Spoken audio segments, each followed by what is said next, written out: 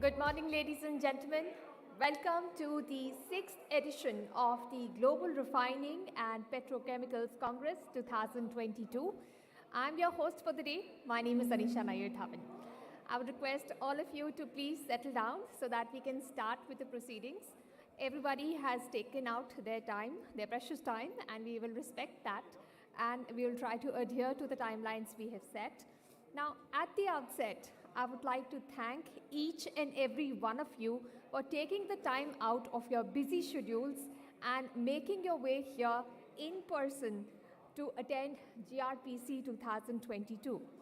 Meeting everybody in flesh and blood has a charm of its own, and we are thrilled to see all of you here.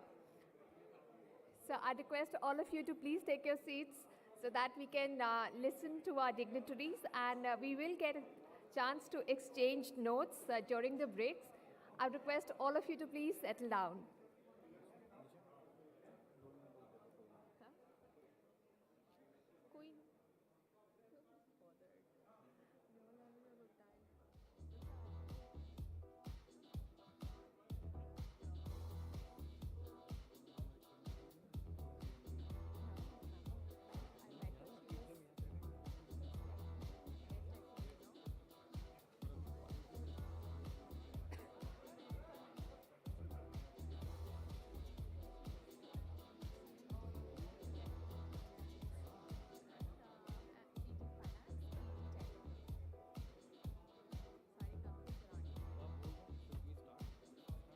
पूछ लेता हूँ।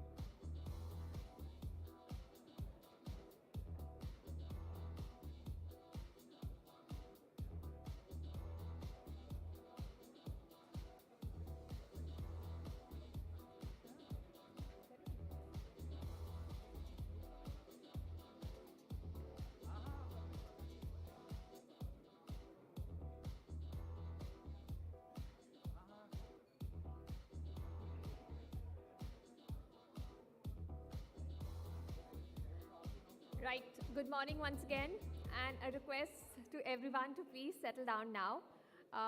We are going to start on time and try to adhere to the time because a lot of our speakers, our dignitaries are taking time out of their busy schedules. We want to respect their time and we want to adhere to the timeline that we have set. So please settle down in your seats and we'll start right away. At the outset, I would like to thank each and every one of you for taking the time out and coming here to attend GRPC 2022. Meeting each one of you in flesh and blood is a different experience, has a charm of its own, and we are grateful to all of you for coming here, and we are thrilled to see all of you. With policymakers, thought leaders, industry titans, experts, and attendees from the entire value chain of the industry joining us this year, for the conference, I'm sure these 2 days will be worth your time and very meaningful for each and every one of you. Crude oil prices have topped $100 a barrel, something which was unimaginable about 2 years ago in the throes of the COVID-19 pandemic. Oil demand too is expected to continue its recovery after rising about 7% in 2021.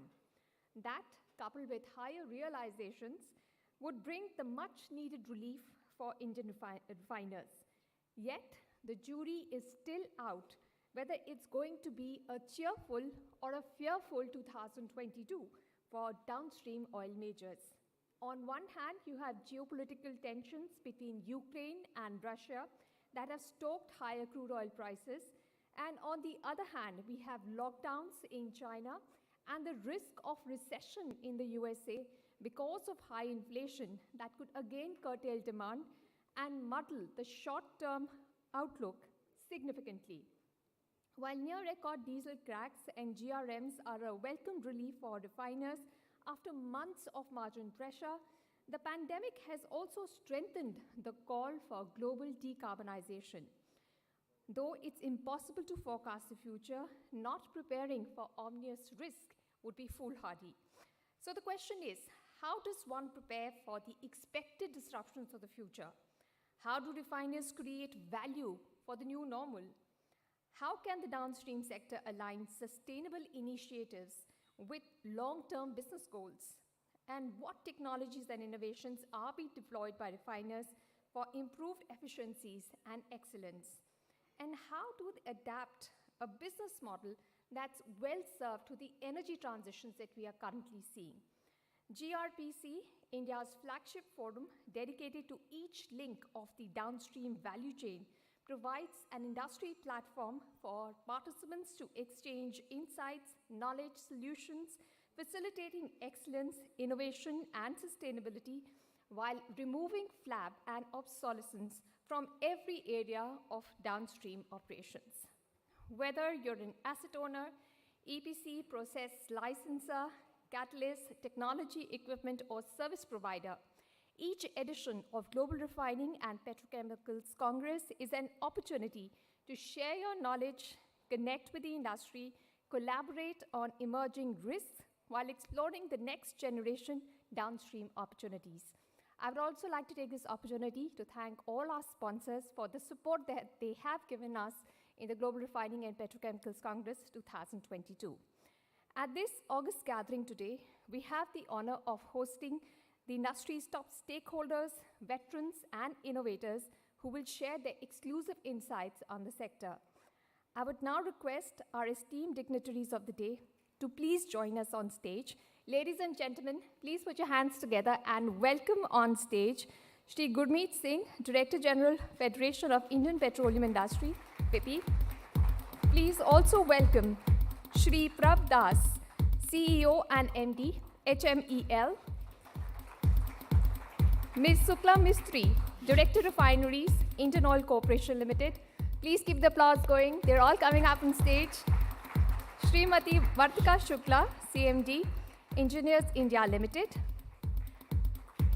Shri Sunil Kumar, Joint Secretary Refineries, Ministry of Petroleum and Natural Gas, Government of India. A warm round of applause for all of them on stage. I would now request Shri S. Mitra, Co-Chairman, Governing Council, GRPC 2022, former ED Petrochemicals, Indian Oil, to please join us on stage and welcome our dignitaries with a bouquet of flowers. Please put your hands together and welcome on stage Shri S. Mitra. I would request Mitra sir to please present a bouquet to Shri Sunil Kumar, Joint Secretary Refineries, Ministry of Petroleum and Natural Gas, Government of India. A bouquet for Shri Prabh Das, CEO and MD, HMEL. A bouquet for Ms. Sukla Mistry, Director Refineries, Indian Oil Corporation Limited. A bouquet for Srimati Vartika Shukla, CMD, Engineers India Limited. And a bouquet for Shri Gurmeet Singh, Director General, Federation of Indian Petroleum Industry, PIPI.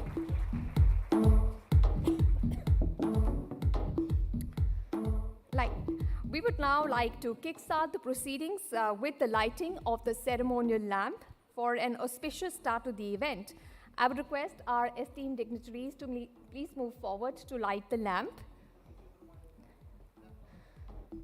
So please, I would request Shri Gurmeet Singh, Shri Prabh Das, Ms. Sukla Mistry, Srimati Vartika Shukla, and Shri Sunil Kumar and Mitra sir to also please come forward to light the lamp. I would also request Dr. Malhotra to please join in lighting the ceremonial lamp, sir. Mr. Bansal, Mr. B.M. Bansal also, I would request him to please join to light the ceremonial lamp. And Dr. S.P. Garg also to please join us to light the lamp.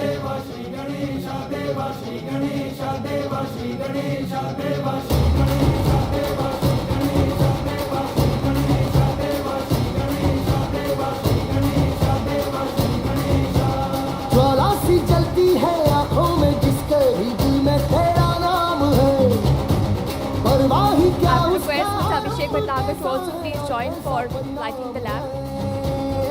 धरती अंबर सितारे उसकी नजरें उतारे डर भी उससे डरा रहे जिसकी रखवाली यारे करता साया तेरा Dewasi Ganesh Dewasi Ganesh Dewasi Ganesh Dewasi Ganesh Dewasi Ganesh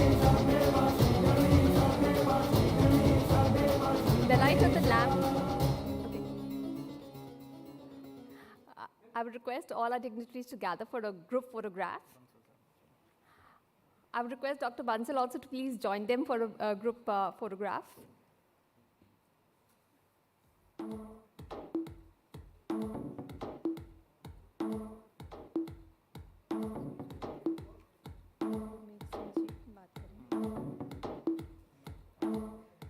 Thank you all for initiating this auspicious start to GRPC 2022. The light of the lamp leads us from darkness towards light, and the flame symbolizes wisdom and knowledge. Knowledge removes ignorance just like light removes the darkness.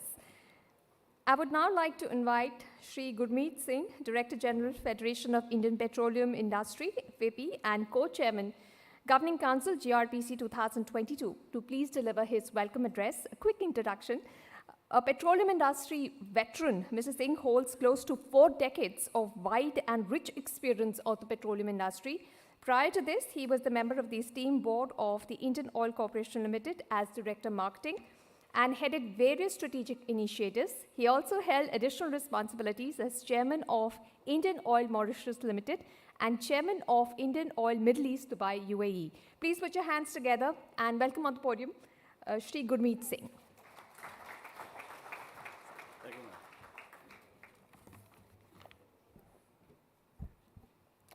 ma'am. Namaskar and very good morning. Adaniya Shri Sunil Kumar, Joint Secretary Refineries, MOPNG. Shri Prabhudas, CEO, MD HEML. Ms. Vatika Shukla, CMD EAEL. Ms. Shukla Mistry, Director Refineries, IOCL.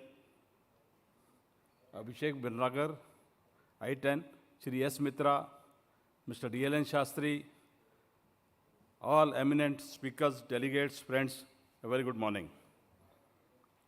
It gives me a great honor and pleasure to extend warm welcome to all of you present today here on 6th edition of Global Refining and Petrochemical Congress being organized by Energy and Climate Initiative Society in association with Federation of Indian Petroleum Industry. I must compliment Energy and Climate Initiative Society for planning this event and giving an opportunity for discussing on various aspects of India's refining and petrochemical industry, along with alignment with low carbon initiatives present in the energy system. Sustained economic growth continues to drive energy demand in India. According to the recent Union Budget and Economic Survey tabled by RBI in February 22, it can be inferred that India's macroeconomic fundamentals are strong and the country is all set for a robust growth on the back of structural reforms, government capex push, and rapid vaccination. The indomitable spirit of oil and gas industry, with their commitment, resilience, and a strong sense of purpose, has kept the pace ahead to energize the nation, strengthen the 4 pillars of energy future as envisaged by our Honorable Prime Minister of India: energy access, energy efficiency, energy sustainability, and energy security. At the same time, ensuring energy justice with the objective to access the safe, affordable, sustainable energy for all the citizens. With a population more than 1.3 billion in India, India is a home for about 18% of global population, whereas in energy pie, we are only 7%. This vast gap, coupled with raising aspiration of Indians for improving the living standards for the key driver of the country's energy demand. As a result, India is set to experience fastest growth in the energy consumption among all large economies.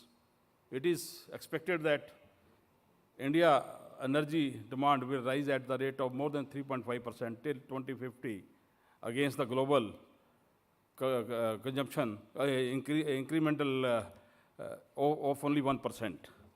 As the need for oil and gas is projected to grow more, the sector has become quite conducive for investment.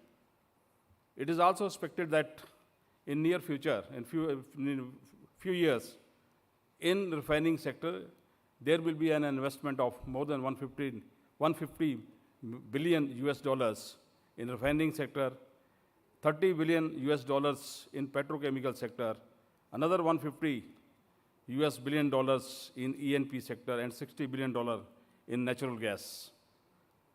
The Indian refining industry has done exceedingly well in establishing itself a major global player.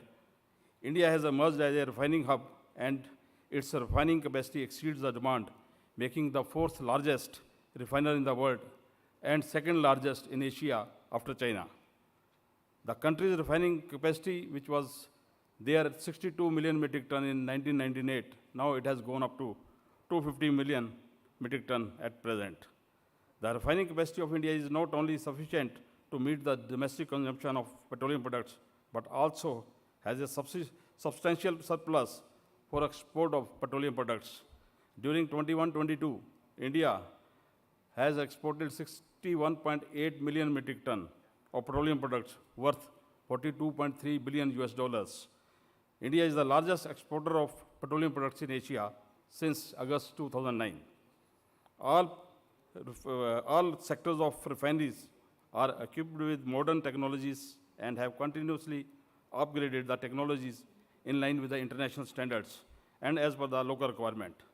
The refiners have undergone major updation to produce ultra-low sulfur, that is BS4, conforming to the BS4. They have directly switched over from BS4 to BS6. So with this, they have done this exercise. I was also during that time, I was working with one of the oil sector, and they have done a very good job within a time frame much ahead of the target date, which was 1st April 2020. They have done much before that. So they have done in a working refineries, all the upgradations have been done on time. Extensive research in alternate energy has also resulted in the development of technologies for the production of biodiesel, 2G ethanol to support government initiatives to reduce crude imports. Biorefineries can help in integrating biomass conversion processes and equipment to produce fuels, power, chemicals from agriculture, forest, bio-waste as feedstock. Further, India's refiners have built and are in process of setting up second generation 2G ethanol plants that converts agriculture waste to biofuel. India's refiners are also looking to produce green hydrogen for utilization of refineries. Currently, hydrogen is produced from the steam reforming of natural gas. Refiners are planning to set up large electrolyzers to produce green hydrogen from water and decarbonize the hydrogen production. All the above measures are in line with the Honorable Prime Minister's target to achieve self-reliance of energy by 2047 and net zero by 2070. Tapping into the low-cost alternatives and syncing with the refining and petrochemical industry will be set up towards carbon neutrality, as enabling policy and regulatory framework are required to achieve suitable R&D infrastructure in support of indigenous manufacturing of critical low-cost technology and high-quality fuels across the country. Thus, surging the demand in domestic and export markets offer an attractive growth opportunity for Indian refineries to stay competitive and be able to meet ever-tightening emission standards. At the same time, the Indian refining companies need to devise viable business models in order to strengthen its competency in petrochemicals, renewables, alternative fuels, hydrogen, as well as working in the core areas of refining efficiency improvement.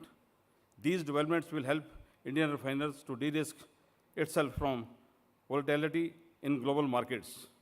I am sure the deliberations and viewpoints of our eminent speakers present in the conference will be a pivotal in giving directions to the Indian refining and petrochemical industry and pave the way forward for sustainable growth in the sector. I once again welcome you all to this Global Refining and Petrochemical Congress 2020. Thank you so much.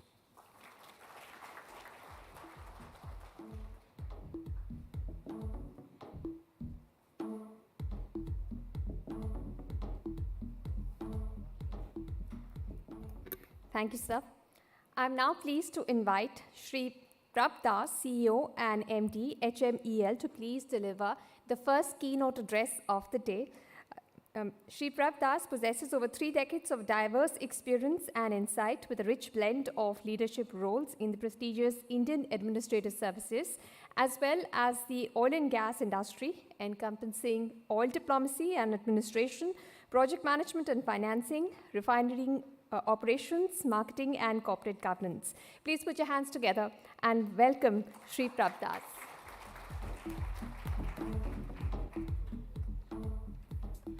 Thank you very much. Good morning. Yeah, good morning. Shri Sunil Kumar, Joint Secretary, Mrs. Vartika Shukla, CMD EIL, Shukla Mistry, Director Refineries, Gurmeet Singh, Mr. Mitra, Soni Saab, Bansal Saab, Malhotra Saab, Garg Saab, and their distinguished colleagues. My job has been made very simple by Mr. Gurmeet Singh, who has given elaborate details of the refinery sector. But let me first congratulate the Energy and Climate Initiative Society and FIPI, and Governing Council led by Madam Vartika Shukla and Mr. Mitra for planning and organizing this global meet, which I certainly see is a wide scale. So thank you very much for organizing this seminar and inviting me.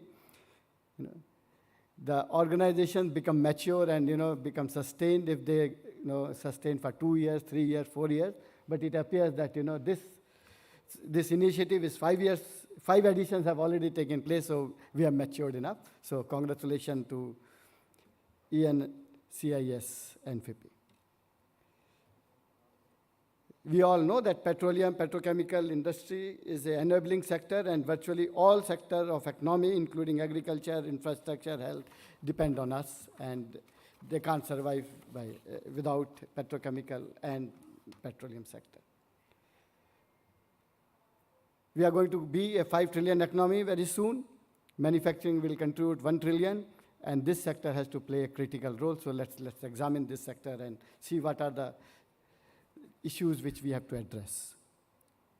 He has already mentioned we are 250 million ton refinery capacity, nearly 11-12 million ton of polymers, polyethylene, polypropylene together.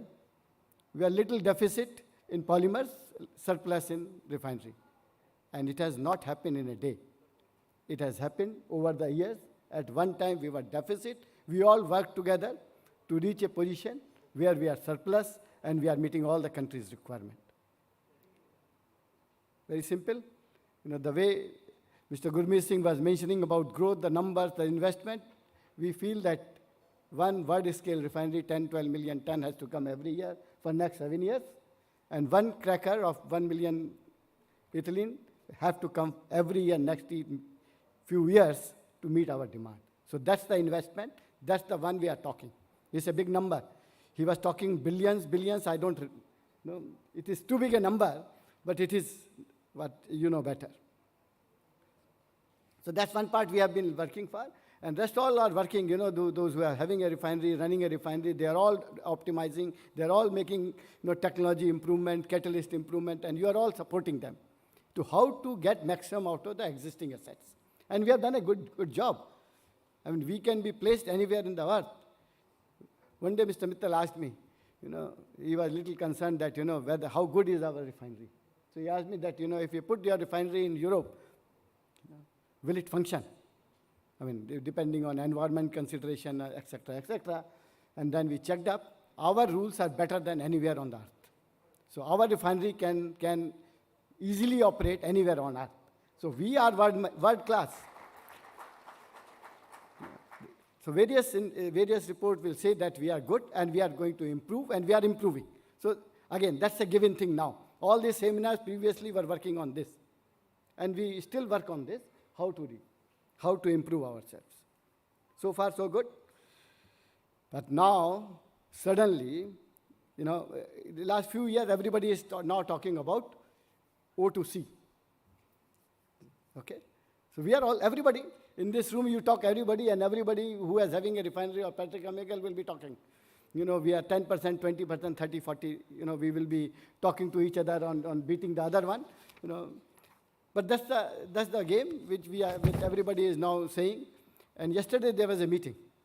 The Minister of Petrochemical took a meeting, and the theme was again how to integrate further. And the simple question he was asking, what the government should do to improve integration. And why are we stopping at petrochemical? Why not chemicals, and why not specialty chemicals? Why not, the pharmaceuticals? And that was the theme. So everybody is now working on integrating because we see value and we see, risk mitigation measures. So good. No questions. And now, last few years, this, I don't know, pandemic or just before pandemic, everybody was talking EVs. In this room, everybody will say, oil is going to last forever. In this room, and most of the people will have opinion that, diesel is not going to go away. All this EV is a thing which of future, nothing to hide us. Because we are all dealing in oil. And we wish, hope, and so our job is at stake. We wish and hope that it continues. And that's why our mindset. I may be wrong, some people may be thinking differently, but that's the general oil sector feeling. It may not so. It may not be so. People are talking of degrowth. At one time, every refinery was trying to maximize diesel. Every. And now every refinery is thinking how to get rid of diesel. Just see and that's happened in few years' time. We don't know. I want answers. I have no solutions. There has to be a clarity in our thought, in everybody's thought, that where are we? If there is a clarity, then we will do accordingly. So the debate should be on what is the future of refineries, especially the diesel. The rest of the product can be sold. So that's the one question which I am posing in front of you. The next question is carbon neutrality. 5 years back in seminar, I don't think that there was any emphasis on this. Everybody is talking fossil fuel is bad. All these big companies, BP, Shell, all that company, they are saying that we will become carbon neutral by this date. Everybody has put a target. Everybody is working on this. They are not saying that they are refinery companies. They are only saying we are green company. Suddenly, the acceleration is toward green and clean, and this is becoming a bad thing. Is it a bad thing? We are all surviving because of this, and we will be surviving because of it. It is not a bad thing. It is going to continue. But the perception in the mind of people is that. So it's our duty to, number one, work for carbon neutrality, work to make sure that we don't emit carbon dioxide or greenhouse gases, make sure that whatever we do is environmentally friendly, climate friendly. However, at the same time, educate the world that, or ourselves, that this is not as bad as people think. Other thing is going to hit us hard is ESG. Again, 5 years back, I don't think that everybody was talking about ESG. Everybody is talking. And everybody wants to beat others. It's a good thing. It is to minimize the impact on environment and communities, have fairness, business transparency. It's all good thing. It's nothing wrong. And we all do it. Each one of us in each of the companies is doing many things on ESG. They're not publicizing. Some of them are publicizing. But that's a good thing. But then imposing restrictions is something we have to be very careful. What all things will come, we don't know. We have to be careful on what is expected out of us. We should be clear on what is expected, and accordingly we should be moving. Everybody is going, gaga on this. Everything costs money. Everything, one has to pay for it. So we have to be very optimizing our efforts to make sure that we are ESG compliant and we are not overdoing things. I'm going to hit with one more, green hydrogen. Again, fashion. If you are not talking hydrogen, then you are off. So that's suddenly hydrogen has become, such a great thing. I don't know. I was just calculating one day that, supposing all our refineries, 250 million ton, has to use green hydrogen, we may have to invest 4.3 lakh crore. 4.3 lakh crore. For Euro 6, he mentioned we were very efficient. We spent only 43,000 crore. And that will go waste. doesn't matter. You know, we have to further invest 4.3 lakh crore, you know, basically 1.3 lakh crore for electrolyzers and all that, and the rest for solar. It's a huge amount. And somebody has to pay for this. The consumer will have to pay for this. Nobody is talking that, you know, diesel prices may go up by 1-2 rupees and petrol prices will accordingly go up. It is good, but let us wait. Let us develop R&D. Currently, hydrogen is a lot of work people are working, and the cost is high. After some time, it will become a little more economical because a lot of R&D efforts will be put. And I think all of us are doing something in R&D. Let's accelerate that step. I'm not against hydrogen. I'm only saying that, you know, it should be developed and accordingly adopted. It should be done in phases. We are all in for it. However, it should be done on phases, and a lot of effort need to be done on R&D. You know, now, as I mentioned that we are on petrochemicals. Everybody is talking petrochemicals. If one has a FCC, he has to put a PP plant. So that's the in thing, already gone. But the society has come up, you know, plastic is bad. Don't use plastic. Serious campaign. Is plastic bad? Can you survive a day without plastic? It's a wonderful material. I mean, it can replace any material in quality and price, or it is better. And suddenly plastic is bad. Good thing has happened that, you know, now government has decided what is bad. Single-use plastic is bad. So that's a very positive aspect of it, that, you know, plastic is a single-use plastic we don't want to use it. But, you know, it should be clarified by us to the society that, you know, what is the good things and bad things. Bad thing is, you know, our waste management is bad. We have to improve our waste management. We have to do a lot of recycling. India does 60% of material, recycled material. We don't know. This is an unorganized sector, all these pickers, etc. But this has to be emphasized that, you know, plastic is good for us. We will do more efforts for reprocessing, recycling, and also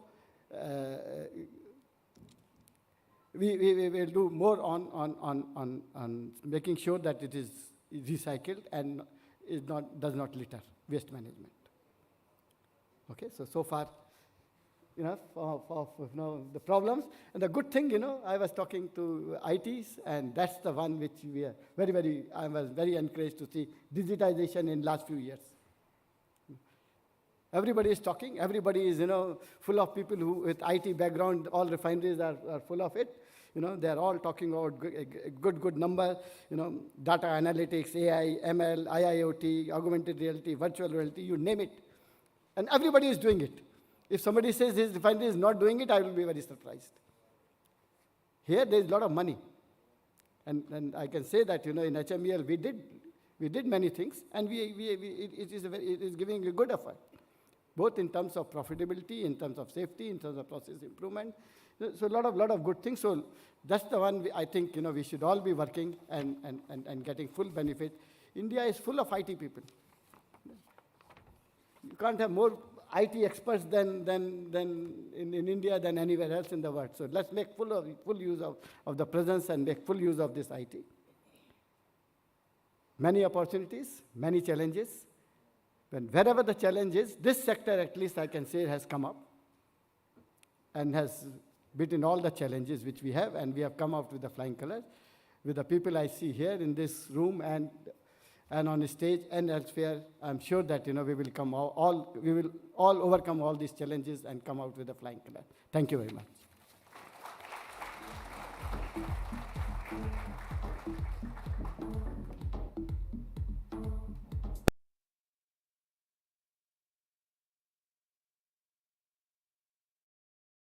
Ms.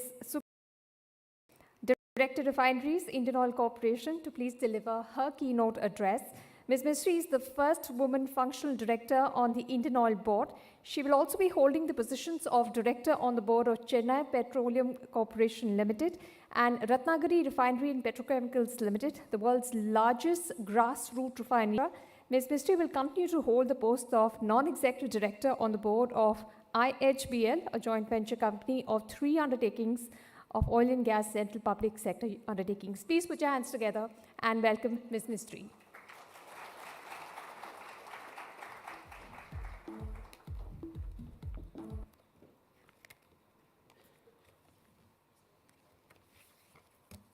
Thank you. Good morning, all of you. So please be a little louder, because let the day start with louder voice, louder smile. Dignitaries on the dais, Sri Shunil Kumar, Joint Secretary, MOPNG, Sri Gurmeet Singh, Director General, FIPI, Sri Prabh Das, CEO and MD of HMEL, Madam Bhartika Shukla, CMD, EIL, and the eminent speakers, industrialists, delegates, and all the guests here sitting before me of the dais. Once again, good morning to all of you. Thank you for the invitations. In fact, it is a good opportunity to interact with distinguished leadership and colleagues from oil and gas sector. The dynamic energy landscape is throwing new ideas and focus areas in the breakneck speed. These outcomes are being prompted by what the world is going through in terms of ecology, that is harmony between nature and humans. Socially, that is how the people are being impacted by the imbalance created due to irresponsible use of natural resources, and economically too, that is how our behavior is affecting the living standards and quality of lives. All these outcomes lead us to strengthen the sustainability agenda. I compliment the organizers for putting together this platform on such an important agenda to understand and explore the benchmark practices. Coming from downstream sector, of course, our incisive attention is on, first, the keeping our core business robust. Second, maximizing energy efficiency in our business operations continuously. Third, at the same time to remain agile to adapt to changing market dynamics. The fourth, to find innovative solutions in our business processes with a revolutionary technologies and bouquet of products and services to meet the sustainable goals. Undoubtedly, the past few years has taught us personally and professionally the value of being flexible and innovative. How to make us flexible? We should look for the business predictions for the next 10 years, being in readiness for that future with adequate preparations. Simply said, one of us can afford to be caught unaware. And I will quote from Ernest Hemingway, an American writer who said, "We are all apprentices in a craft where no one ever becomes a master. So we must learn and strive on." I'm reiterating what all of us know, that with the Paris Agreement 2015, the goal is to limit global warming to well below 2 degrees centigrade, preferably 1.5 degrees Celsius compared to pre-industrial levels. The obvious outcome is that there is a need to be a revolutionary transformation in the energy mix, including bringing clean energy sources. As per International Energy Agency's global outlook, the oil demand is expected to exceed 2019 levels by 2023 before reaching its maximum level of $104 billion barrel per day by 2030. Globally, primary fuels like gasoline, diesel, jet fuel are showing flat to slow growth of less than 1%. The primary fuels are expected to be partially substituted with increased availability of methanol, ethanol, and natural gas. The gradual electrifications of the transportation fleet is also going to have a big impact onto this business. Thus, there shall be a paradigm shift in the energy landscape, not only globally, but also in our country. India cannot remain untouched by this transformation happening in the global oil and gas sector. India, being one of the fastest growing economies, requires sustained energy sources to support growth in the country's economy. The energy map of the India is very, very different than other countries. We know that around 18% of world's populations we have, but we use only 6% of the world primary energy. The per capita of energy consumptions is only around 0.6 tons of oil equivalent, which is 1/3 of global average. India is the largest oil importer, third largest oil importer in the world, with the current refining capacity of 250 million metric tons a year. This scenario is drastically different than other countries, particularly Europe and US. So IEA has estimated that crude oil demand for India shall reach about 325 million metric ton by 2030 and may reach to 379 million metric ton by 2040. And it is estimated that with an addition of over 170 million passenger cars and 25 million of trucks, fuel demand is expected to be double by 2040. In such a scenario, the oil industry in India has to build capacity to meet the projected growth in demand. Driven by this requirement to ensure future readiness, Indian Oil, that means my company, has already embarked on the capacity expansion to process approximately 107 million metric ton of crude by another 5 to 6 years' time.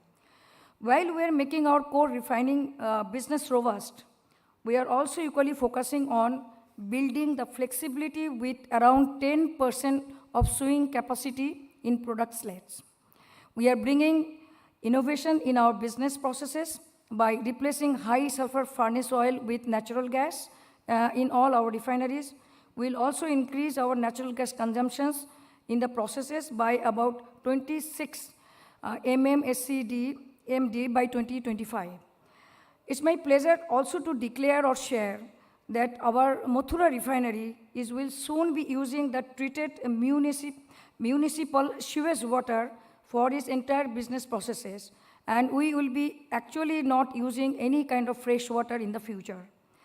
Another capacity that we are adding to our refining configuration is increasing petrochemical intensity index by integrating the petrochemical plants with our refinery business, as already mentioned by Mr. Das and by Mr. Singh.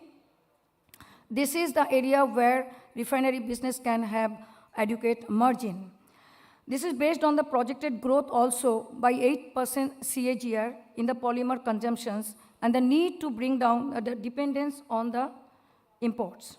India's per capita petrochemical consumptions is only 12 kg. This is 1/3 of the global average and 1/10 of US. With business dynamics, India's current petrochemical intensity index is about 4.5%, and this is going to be increased by about 9% by 2030. Now we have various plans in our hand. The capacity expansion for the naphtha cracker plant, PX-PTA complex, our ALAB plants are on the process, and there would be new plants like polybutadiene rubber. There would be methyl-ethyl glycol plant. We will be having many polypropylene units, oxo-alcohol plants, and various other petrochemical units in all our 10 refineries. For coming to the sustainability part, where the energy transitions is moving from conventional fuel oil to the renewable energy. Government target is net zero by 2070. The transformation of energy mix is definitely very crucial in the business of refinery sector. The ethanol blended MS, green hydrogen, CBG, natural gas, wind and solar energy, carbon capture, these are all the key enablers into these transitions. Indian Oil is rolling out 2G and 3G plants in Panipat refinery. The 2G plant is coming from using the waste material of the agricultural area, and this plant will be first kind of its of its nature in the country. We are also going for 3G, which will be using off gases from the refinery systems. This plant is also going to be of its own new kinds in the country.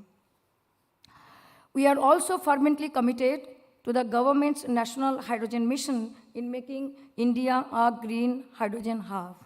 We have a focused approach is increasing green hydrogen footprints.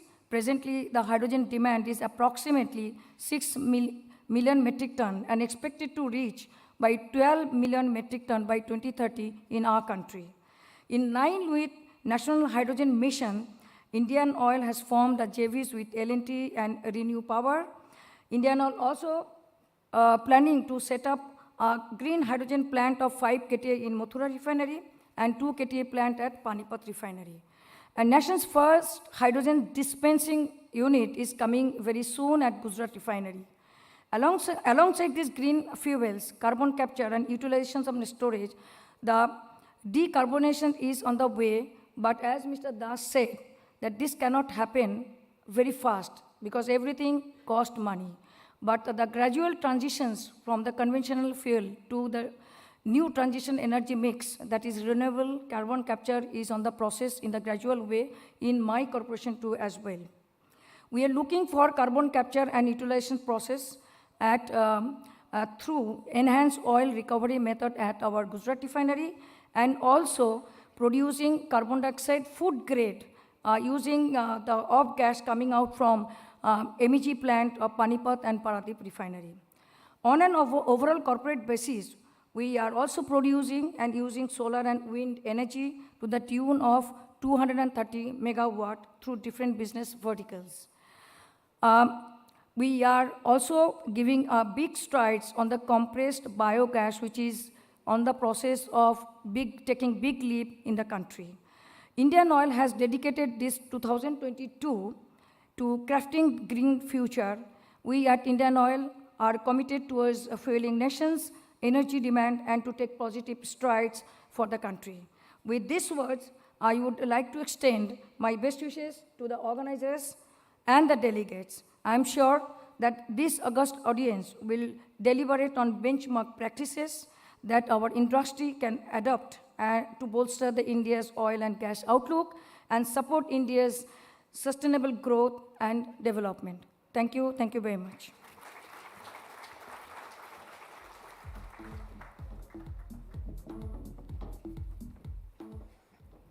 Thank you, ma'am. You said new innovations take investments, and immediately they're not cheap, they're expensive. But petrol and diesel is not getting any cheaper either. So if the prices keep going high, I'm sure alternatives is what everybody will look for. But yes, the demand in our country for petrol and diesel doesn't seem to be going down, even with prices going higher.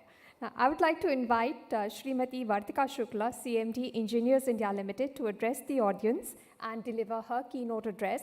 Apart from holding the position of Chairman and Managing Director of EIL, she also holds the post of Director Technical and Director Finance of the company. She has been nominated as member of the Oil Industry Development Board under the Ministry of Petroleum and Natural Gas, and she's also the member in the Performance Appraisal Board, or CSIR. Please put your hands together and welcome Ms. Vartika Shukla.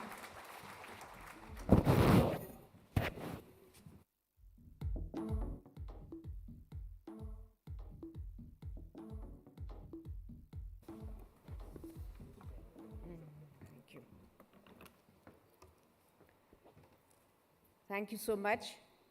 A very good morning to everyone.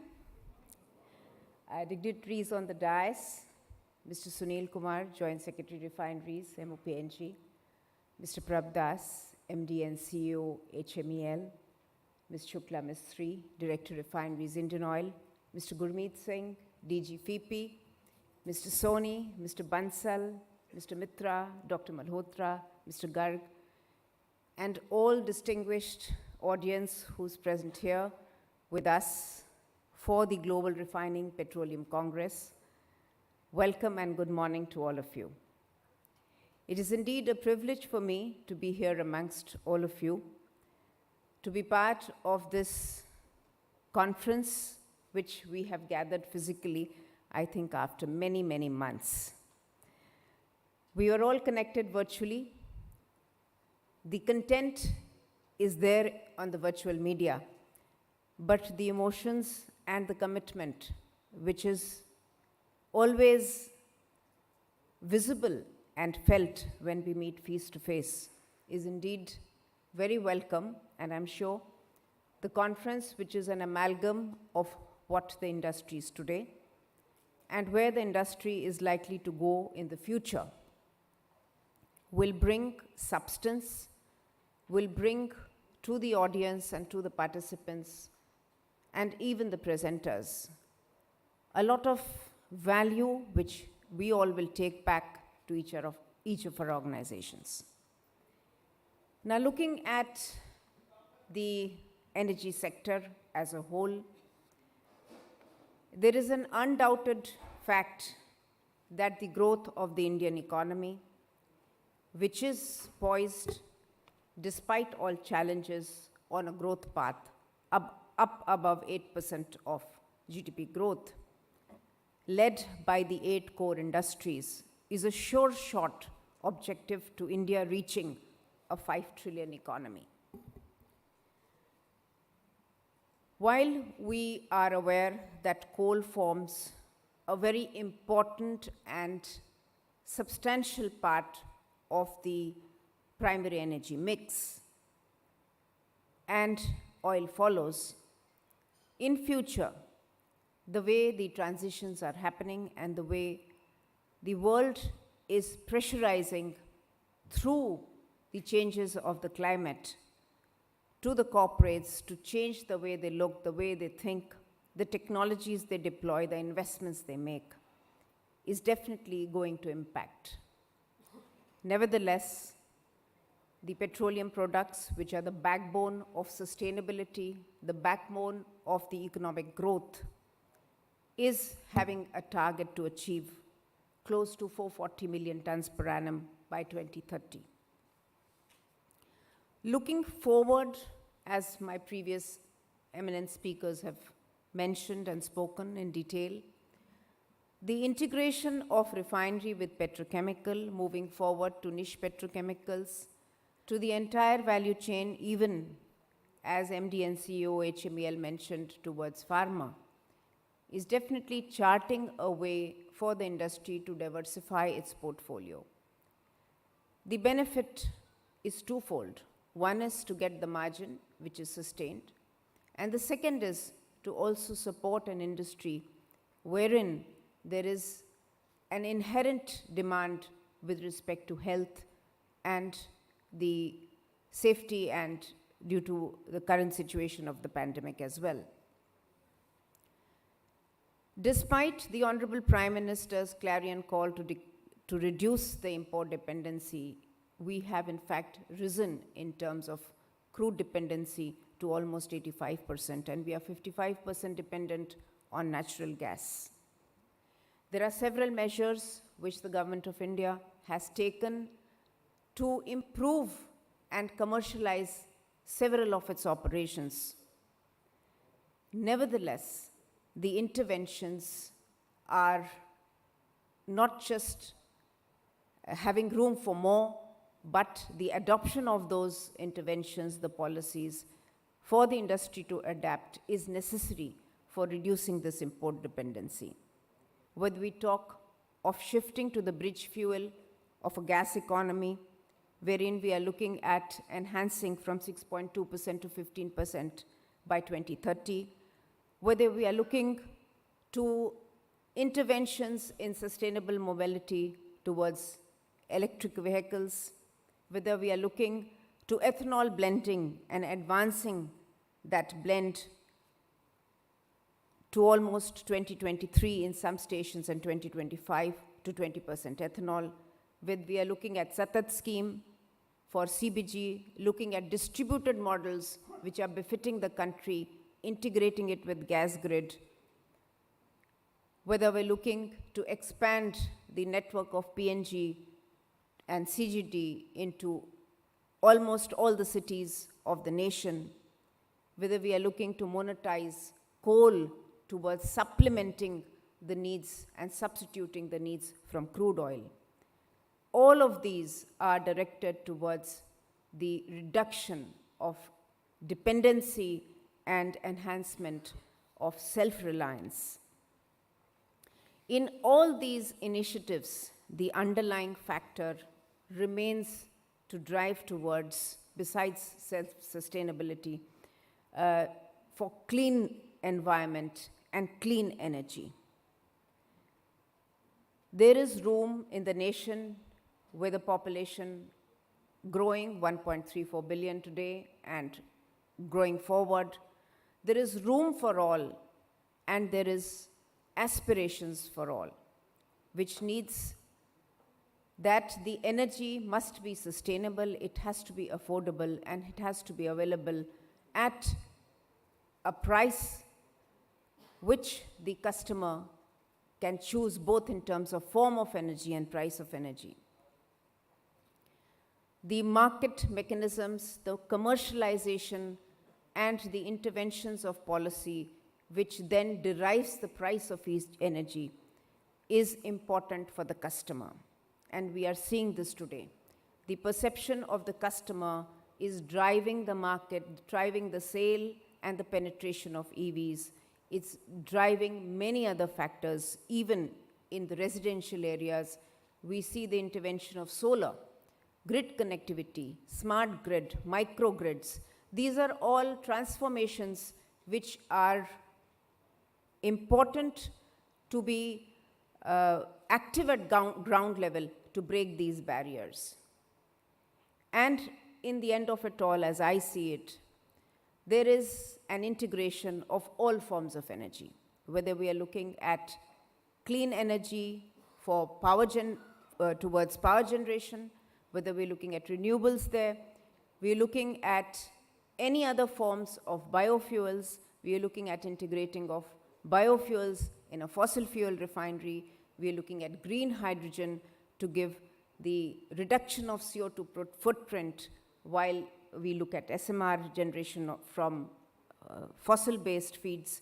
These are all going to emerge in equilibrium, primarily determined by the cost curves as they come down in years to come, the interventions of R&D innovation in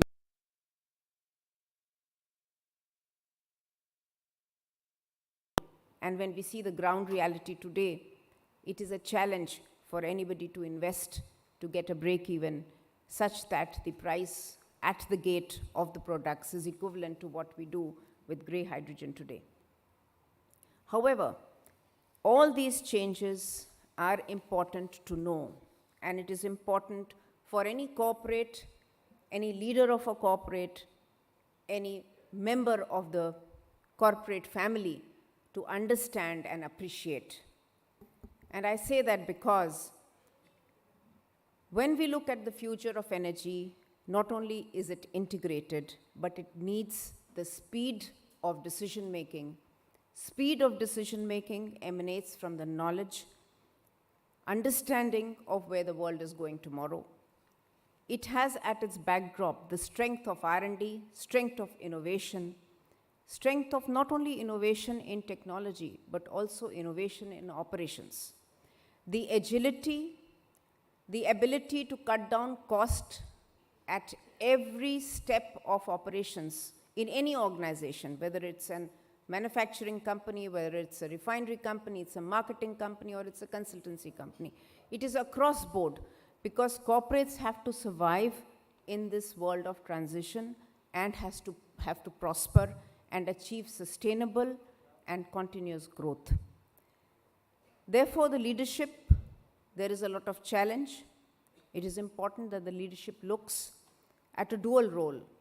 It looks at the visibility of the corporate in terms of how the corporate is positioned in times of tomorrow.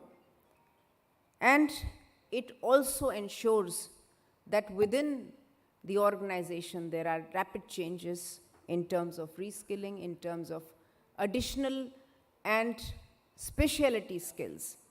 You know, some years back, many of the organizations were having teams who were doing many things at a time. And today, the need is, we need specialists in many fields, whether it is O2C, whether it is biofuels, whether it is green hydrogen, whether it is materials, you name it, whether it is EV, battery technology. These are needing special skills and special knowledge. And this knowledge, the deep knowledge, is going to drive the future. It is important that each of us, each of the leaders in the audience and the young participants that I see who will become future leaders, it's important that we adapt and absorb the change and be ready to face the world of the future. Recently, in the COP26 summit, this theme has been emphasized explicitly and very categorically by our Honorable Prime Minister when he announced the Panchamrit of India's transition. And just to bring them in focus once again, I will just spell them out.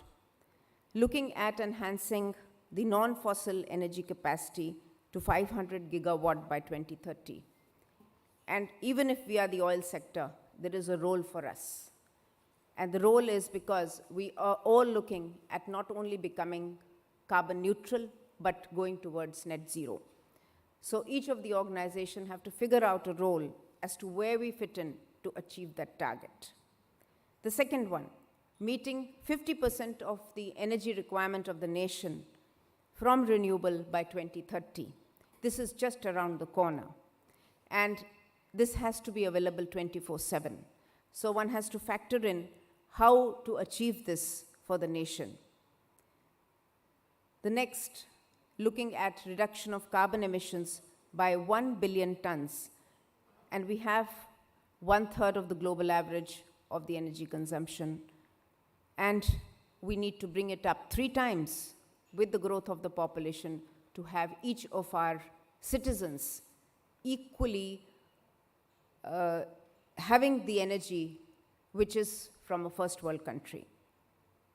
By 2030, reducing the carbon intensity of the economy by 45%, such that by 2070, we achieve a net zero target for the nation.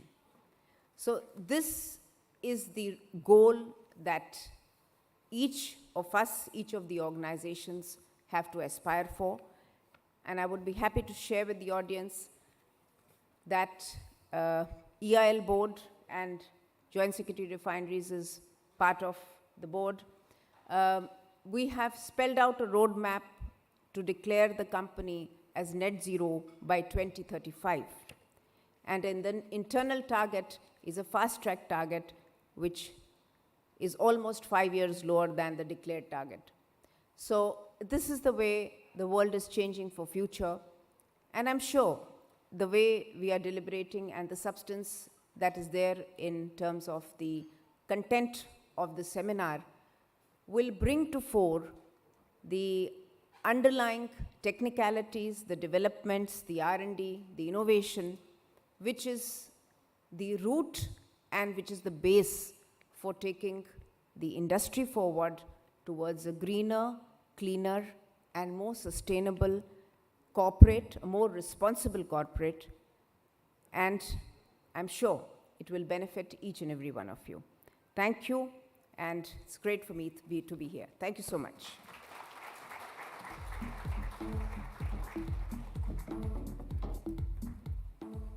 Thank you, ma'am. Each one of us should make a commitment to reduce our carbon emissions, and it's very heartening to hear that companies have already started working towards their net zero goals.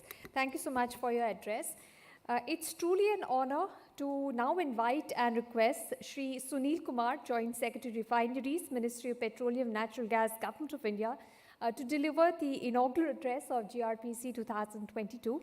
Shri Sunil Kumar is an IRAS officer of 1995 batch. He is looking after matters related to refineries, auto fuel policy, petrochemicals, import, export of crude oil and other petroleum products. Please put your hands together and welcome here on the podium, Shri Sunil Kumar, Joint Secretary Refineries, Government of India.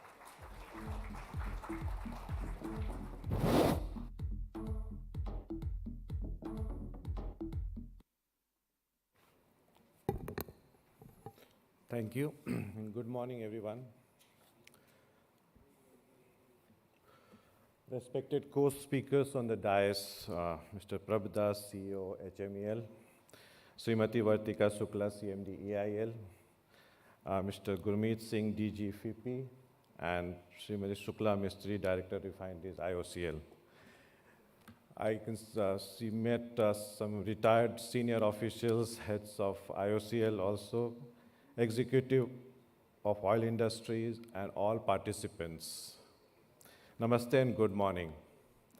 It is indeed a pleasure for me to be part of this conference, which has a focus on this very relevant issue of sustainability, resilience, and excellence in the area of refining and petrochemicals.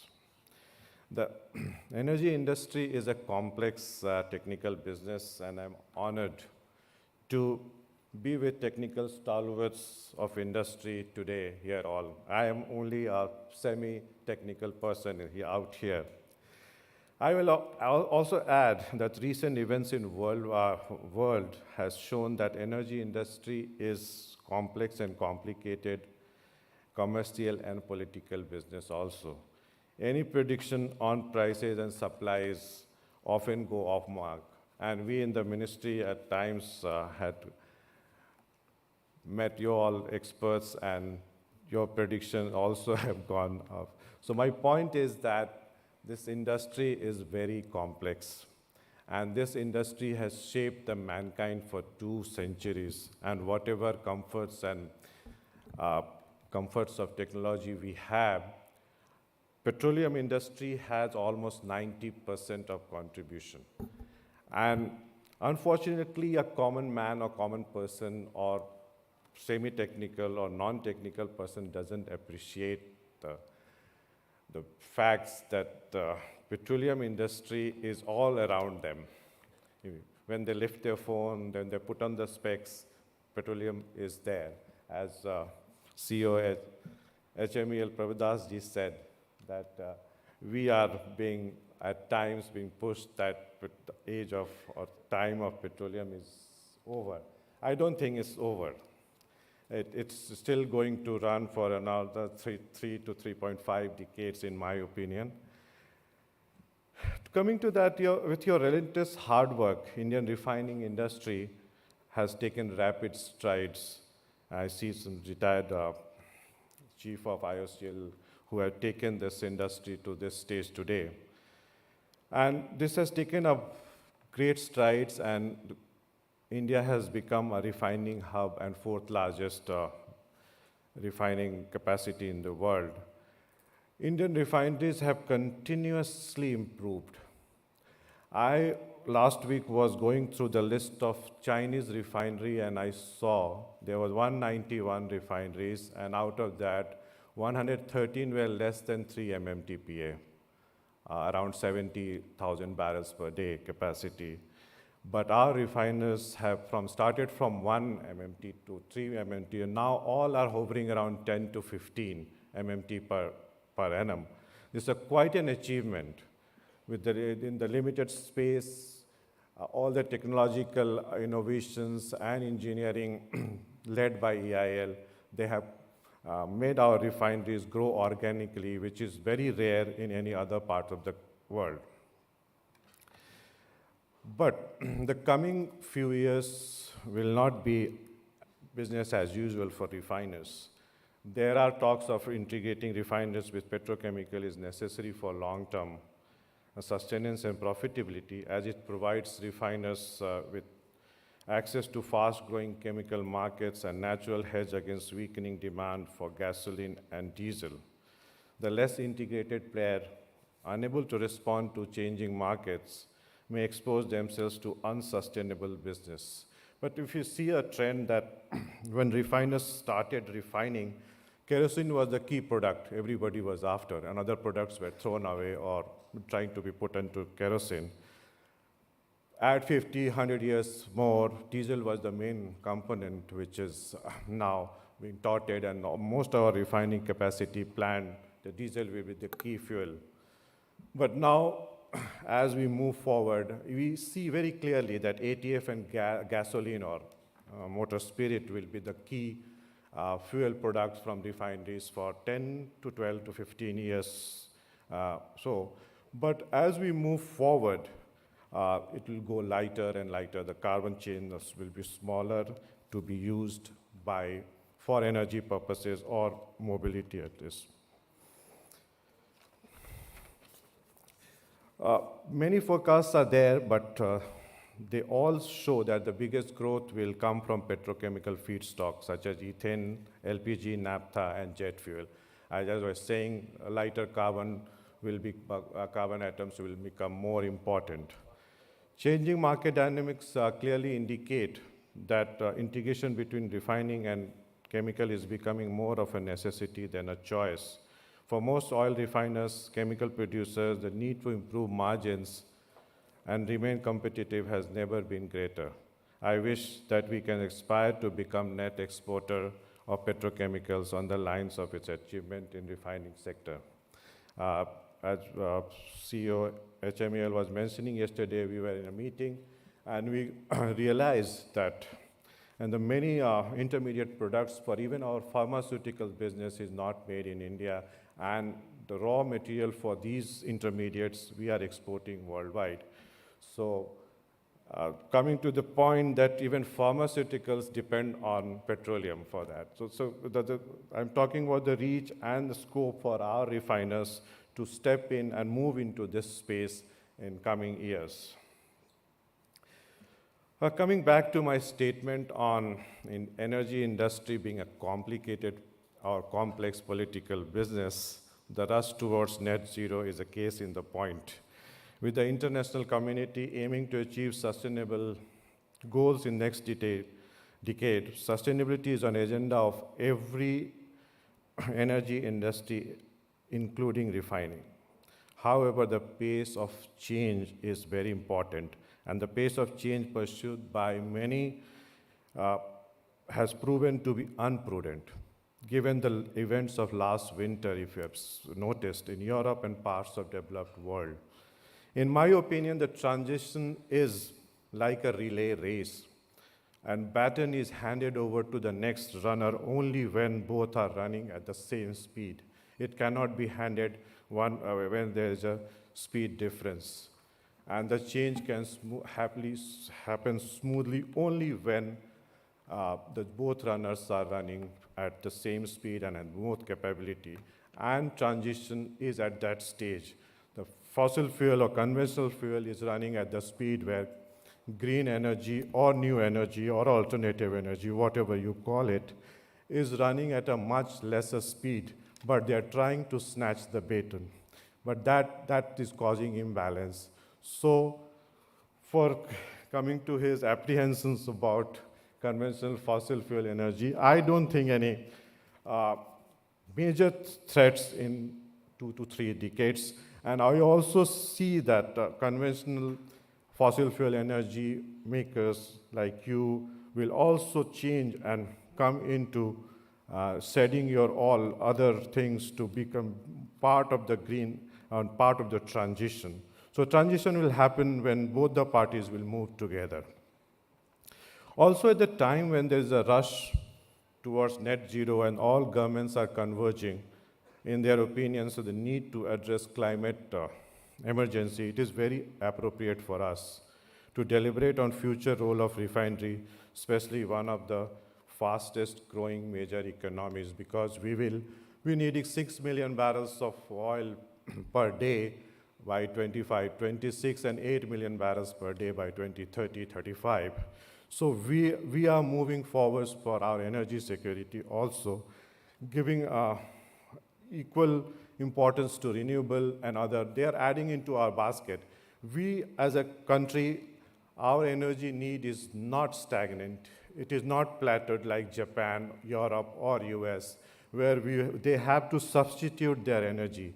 We can add and build up because we need more energy. So we have space for everyone, and petroleum industries will continue to grow. We all know that it is mix is dominated by fossil fuel and oil consumption. I told that it will go double and triple, almost triple by 2040. gas demands, and oil consumption will double by 2040. It is important for refining industry to cope with the expansion, that their energy intensity is in control. There is a plan by new refinery expansion to go for first day Q1, D1, they say, like one of our refiners, Numaligarh Refinery, is aiming to be Q1, D1 in their expansion project, being in the quartile one in refining from day one of operation. That is a very good beginning, and by 2030, I hope many of our refiners will reduce the energy intensity and try to be in quartile one of energy efficient refineries. Therefore, to meet challenges, the complete refining processes have to be individually reconfigured to efficiently use resources like energy and water. Refiners must also achieve lower emissions due to stricter regulation, environmental liability. There is a growing trend to make the processes cyclical from linear. And this process is very important for refineries. Every linear process has to be made into a cyclical, so that the recycling happens in the most of the processes, making refiners less energy intensive. In order to ensure that our commitment towards climate change goals as well as achieving energy security runs complementary to each other, there is a need to create the right environment for developing the refineries of the future that are more efficient, connected, and sustainable. Just to add one more thing, that as refineries are being added in the country, there is also a similar activity happening nearby also. If you see that China, Korea, Kuwait, Abu Dhabi, Saudi Arabia, everyone is adding refineries, because if you see in our neighborhood, Vietnam, Bangladesh, Sri Lanka, Afghanistan, Pakistan, they don't have any refinery capacity. And they don't have electrical capacity also to move directly leapfrog to EV. So there is a great scope that India becomes a refinery hub and add more refining capacity. This is also important because after COVID event, the supply chains in the world are resetting. The old supply chain, which started in 2000, early 2000, has been broken by COVID and the war later on, is being rewired and reconfigured. So keeping in that mind, keeping that in notice, we have to plan for refining capacity and energy security. And given our location in the globe, we can be our exporting hub in petroleum products also, including conventional transportation fuel. I'm happy to conclude that this conference is addressing these concerns of this industry, and theme of the conference actually and aptly captures this. Agility and innovation is needed, and at times it is very evident that agility is not very natural to refining industry, because any change or any alteration takes 2 to 3 years. I hope that will improve further with advent of new metallurgy, new technology, and we all experts will contribute to do that. I would also like to this conference to address the need of collaboration among industry, amongst refineries, to achieve operational optimization. That win-win blue ocean is needed for refineries. R&D also, as per our public sector, there is a need for collaboration, so that we don't waste our resources on same things doing independently. And as I said earlier, that as we are going to have more refining capacity, there is also an area that we have to work on: crude storage solutions, crude blending storage solutions. We also need a trader also of crude oil traders of Indian origin who is based out in India. So the whole gamut of petroleum industry is still at the level it will go and mature into a very powerful force by 2030, 35, in my opinion. I hope that this conference will enable all participants to interact, brainstorm, and share the best practices in the area of refining and petrochemicals. I wish grand success for this conference, and I hope Ministry will get some gist of valuable suggestion from all of you. Thank you. Have a nice day. Thank you.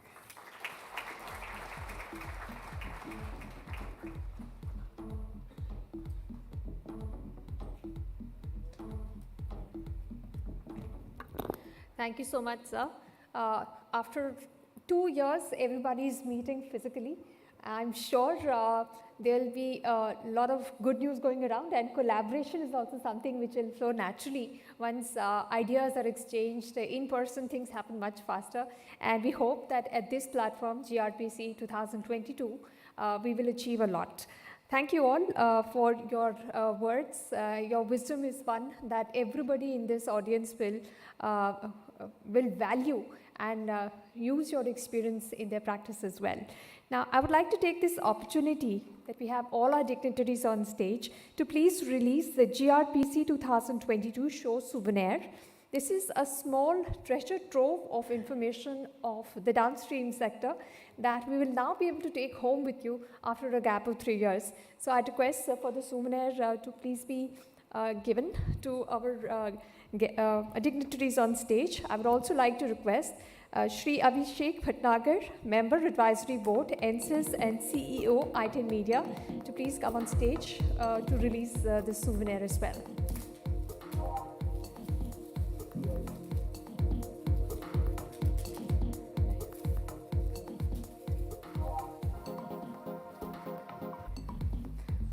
I would request all our dignitaries to please stand with the souvenir for a group photograph. A round of applause, please. This is something that is coming after a gap of 3 years, something we'll all cherish.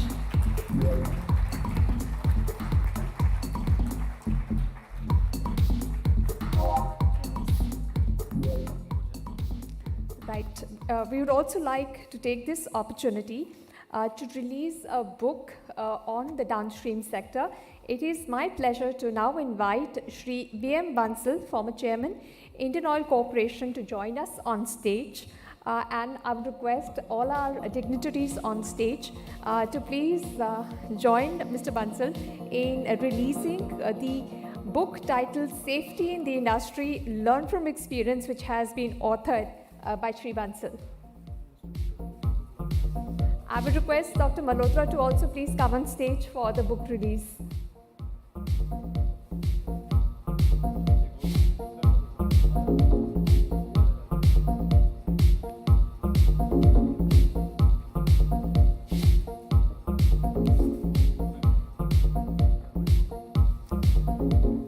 A round of applause, because this is one book which will bring in years of insight in the downstream industry, something that all of you would like to get your hands on.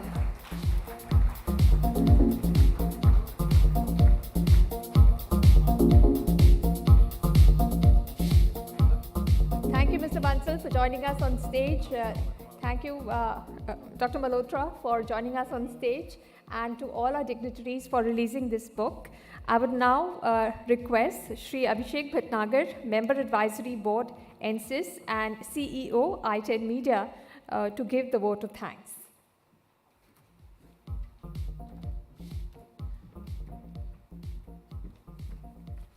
Thank you, Anisha. Esteemed dignitary on the dais, Shri Sunil Kumarji, Joint Secretary Refining, Ministry of Petroleum and Natural Gas, Government of India. Srimati Vartika Shukla, CMD Engineers India Limited.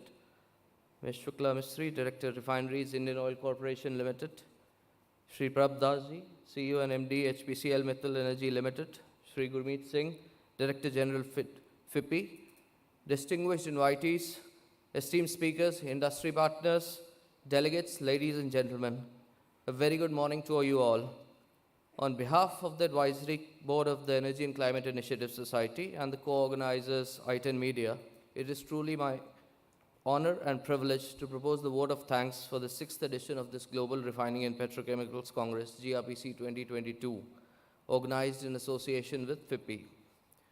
At the onset, I would like to express our profound gratitude to Shri Sunil Kumar ji and the panel of our esteemed inaugural address speakers for sparing their valuable time to join us today and address this August industry gathering. Your participation underpins the commitment from the government and the executive leadership of your organizations to facilitate the downstream industry's transition to an agile, lean, and sustainable future. We are also honored and thankful to the panel of our esteemed speakers, invitees, and delegates for joining us in person at this conference. A big thank you to the host of our industry partners for their overwhelming support to the conference. Without their support, this conference would not have been possible. I would like to convey my special thanks to Shri Gurmeet Singh, Shri S. Mitra, Shri D.L.N. Shastri, and other distinguished members of the GRPC 2022 Governing Council who have actively involved in shaping this conference over the last several months. Before coming to the close of these remarks, we, the members, executives, staff of the Energy and Climate Initiative Society and I-10 Media would like to formally dedicate the 6th edition of this Congress in loving memory of late Shri Anand Kumar ji, who was the former Director R&D, Indian Oil Corporation Limited, and the former Chairman, Honorary Chairman of NCIS. The conference was founded in 2014 under his leadership with a vision to create a forum that partakes with stakeholders across continents in promoting innovation, sustainability, safety, and excellence across the downstream industry value chain. A selfless soul, fountainhead of knowledge, and a karma yogi, Shri Anand Kumar ji was among the most loved and respected leaders of the Indian oil and gas industry. He was an inspiration, a mentor, a fatherly figure to thousands. His simplicity, humbleness, and willingness to help everyone who came in touch with him made him one of the tallest leaders and humanists in this industry. The last physical edition happened in 2019, and that was when Mr. Sri Anand Kumar ji was with us. This is the first edition that's happening after he left for his heavenly abode. With this, I convey my best wishes to all the participants for a very successful, interactive, and meaningful conference. I sincerely hope you make the most of the debates and networking to follow. Thank you, and Jai Hind.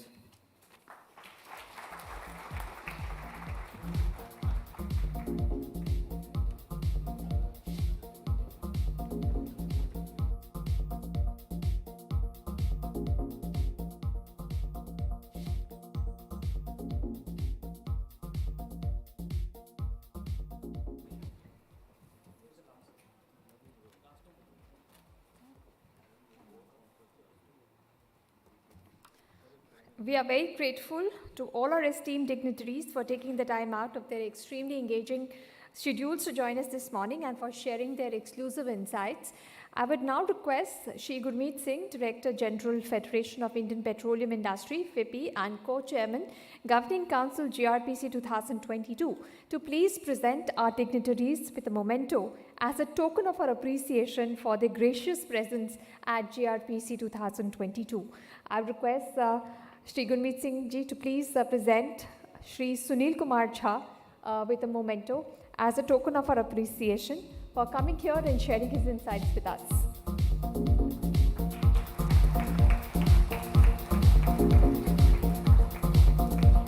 I would request Shri Gurmeet Singh to also give a memento to Shri Prab Das, CEO and MD, HMEL.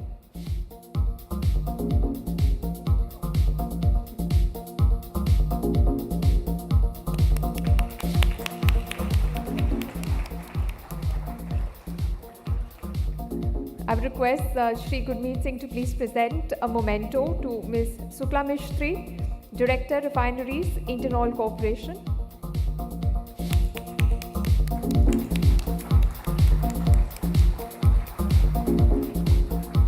I request you to also present a memento to Srimati Vartika Shukla, CMD, Engineers India Limited.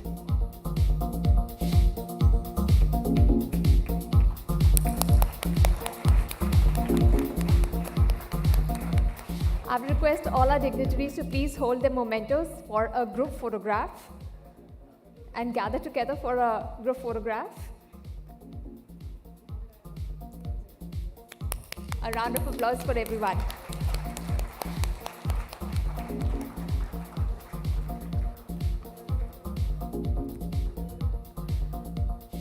I would like to inform everybody in the audience that the book authored by Shri Bansal is available for purchase here, and the publisher has offered a discount of 25% to all those purchasing that book. So do use this opportunity. A big thank you to all our dignitaries for taking the time out and coming here today. Thank you so much for sharing your insights with us. We will now take a 30-minute tea break. This will be a good time to check out the booths of our exhibitors. Do catch up with everyone, which we were unable to do over the last 2 years, and refresh yourself because we have a whole day's deliberations lined up ahead. Do join us again after 30 minutes.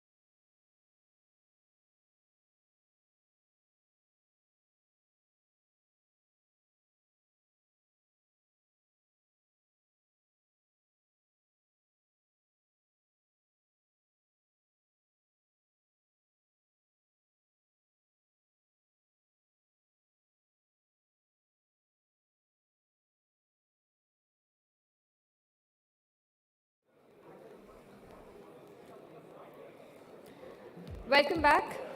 After a cup of tea or coffee, I'm sure the caffeine has kicked in by now and we are all refreshed to take in some more food for thought. We are very privileged to have with us leading lights of the oil and gas sector. They will now sit down and discuss the outlook for the downstream sector, what agility and innovation can do for downstream resilience, sustainability and excellence. The last 2 years of the pandemic have shown us that companies that evolve into more agile operations with a combination of planning and reaction will be the ones to thrive through energy transitions. In a future of constant volatility, companies will have to manage downstream complexities in a way that they can pivot from a plan to reaction when there is sudden change in the market. There is also mounting pressure from investors and eco-conscious customers on companies to become more sustainable. This is our first leadership panel where we will understand how oil and gas companies are diversifying and the agility required for this. We will also try to understand what technologies and innovations are being deployed to reduce the complexity within their operations and achieve excellence. So please put your hands together and welcome on stage our esteemed speakers. Mr. Sanjeev Gupta, Head and ED Corporate Strategy, Group Indian Oil Corporation Limited. Please give him a warm round of applause. Mr. Gupta has an experience of 30 years in Indian Oil covering functions such as LPG, retail, institutional and lube sales, HR, business development, and it was also followed by a stint at the chairman office before heading to Corporate Strategy Group. Please also welcome Mr. Manu Sehgal, Vice President, Strategy and Feedstock Supply Group, HPCL Mittal Energy Limited. He is heading the Strategy and Feedstock Supply Group at HMEL, with key responsibilities being strategy, planning and scheduling, crude and feedstock procurement, liquid product trading and export, shipping and associated commodity risk management activities. Please also welcome Mr. Satyendra Dubey, Principal Consultant, Pre-Sales, Areva. Mr. Dubey has over nearly 30 years of experience, having worked with global and regional energy majors. His focus has been to consult, develop and deliver digital solutions to companies to achieve digital transformation. Please also welcome Mr. Sanjay Sharma, Vice President, Middle East and India, S&P Global, who is joining us virtually. So he'll be on the monitor.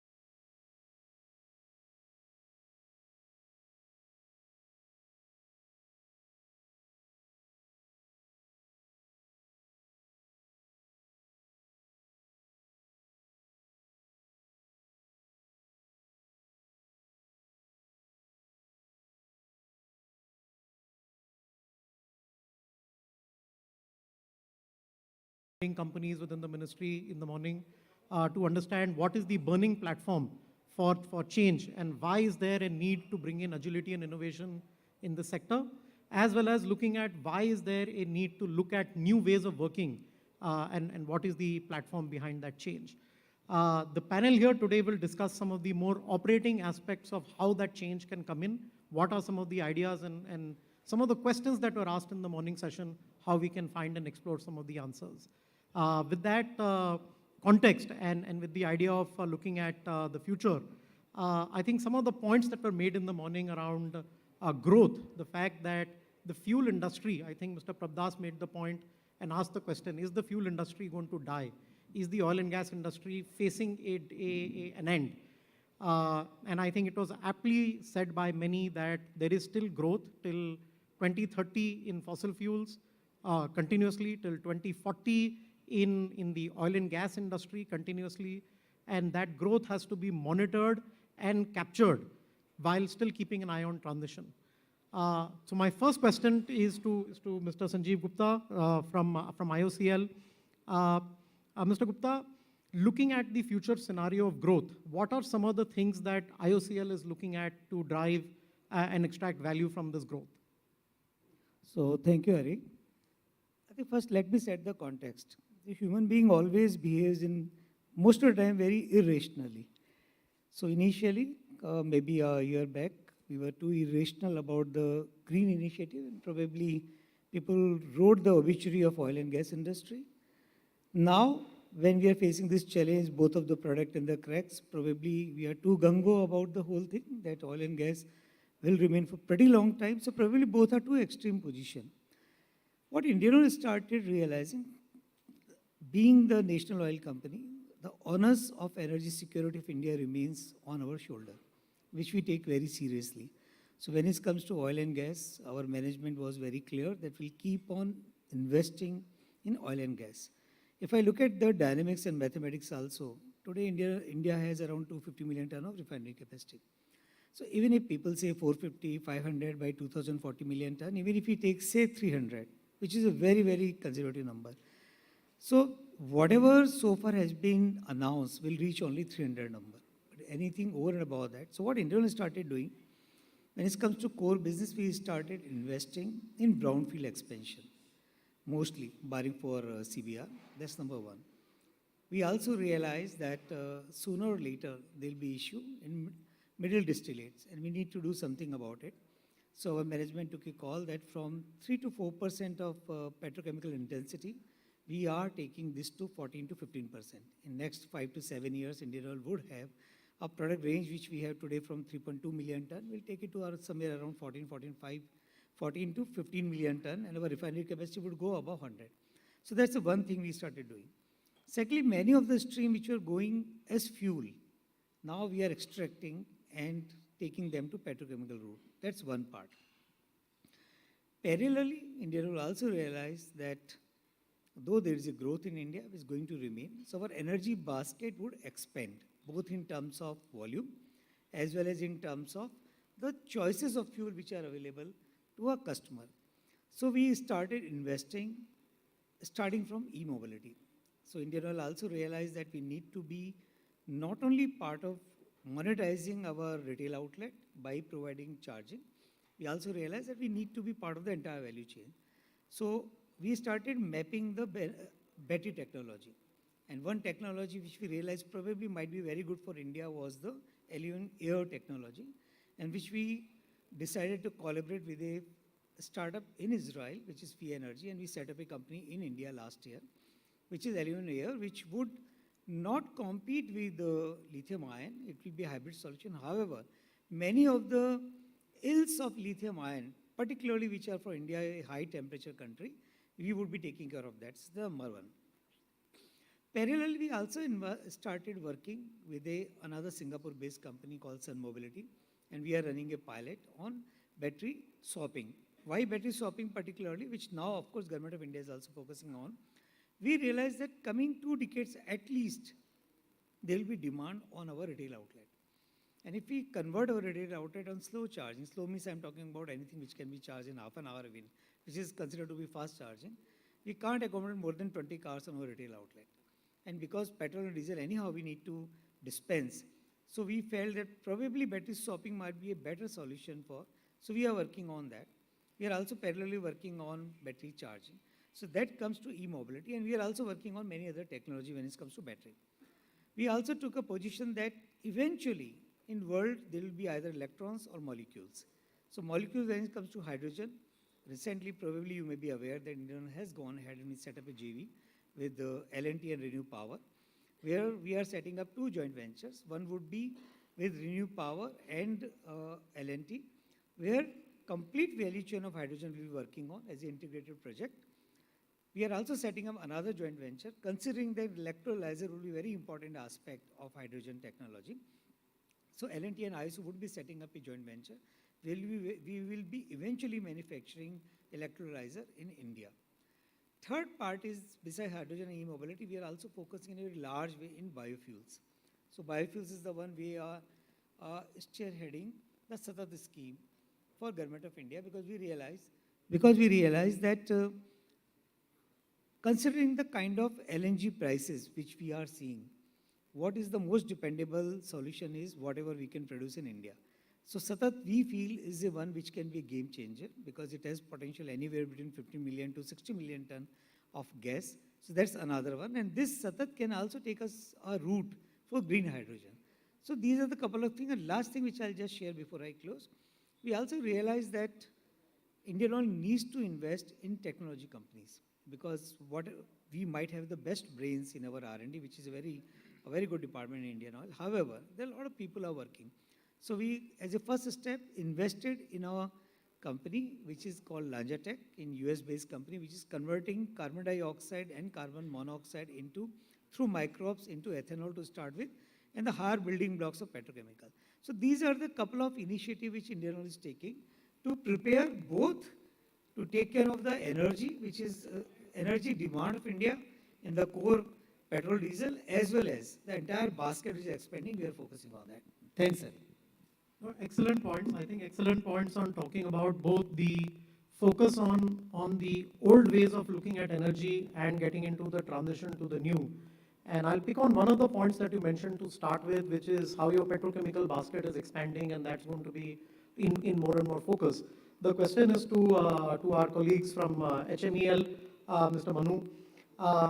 What is it that you see when you look at the journey that IOCL is taking as far as the complex energy transition process is concerned? And you're also an operator. One of the famous things that people talk about is the fact that energy and oil and gas is going to be the new coal and the new focus area for the government of India. What is it that you see as the trends that are emerging for your business and for the industry at large? And what are some of the challenges that you foresee in the same? Thank you, Hari, for the question. And I think we've heard from Sanjeev, and he's already given you the context. It's clear that the country will require energy going forward, whether 2030, 2040, 2050. Various projections are available. Energy demand is supposed to go up by 50% by 2030 and maybe double by 2050. So energy requirement is essential. Now, the question is, would it come all from oil, or would it come from different solutions? India continues to be the third largest consumer of energy, and our per capita is lower. So with the population growth, energy is required.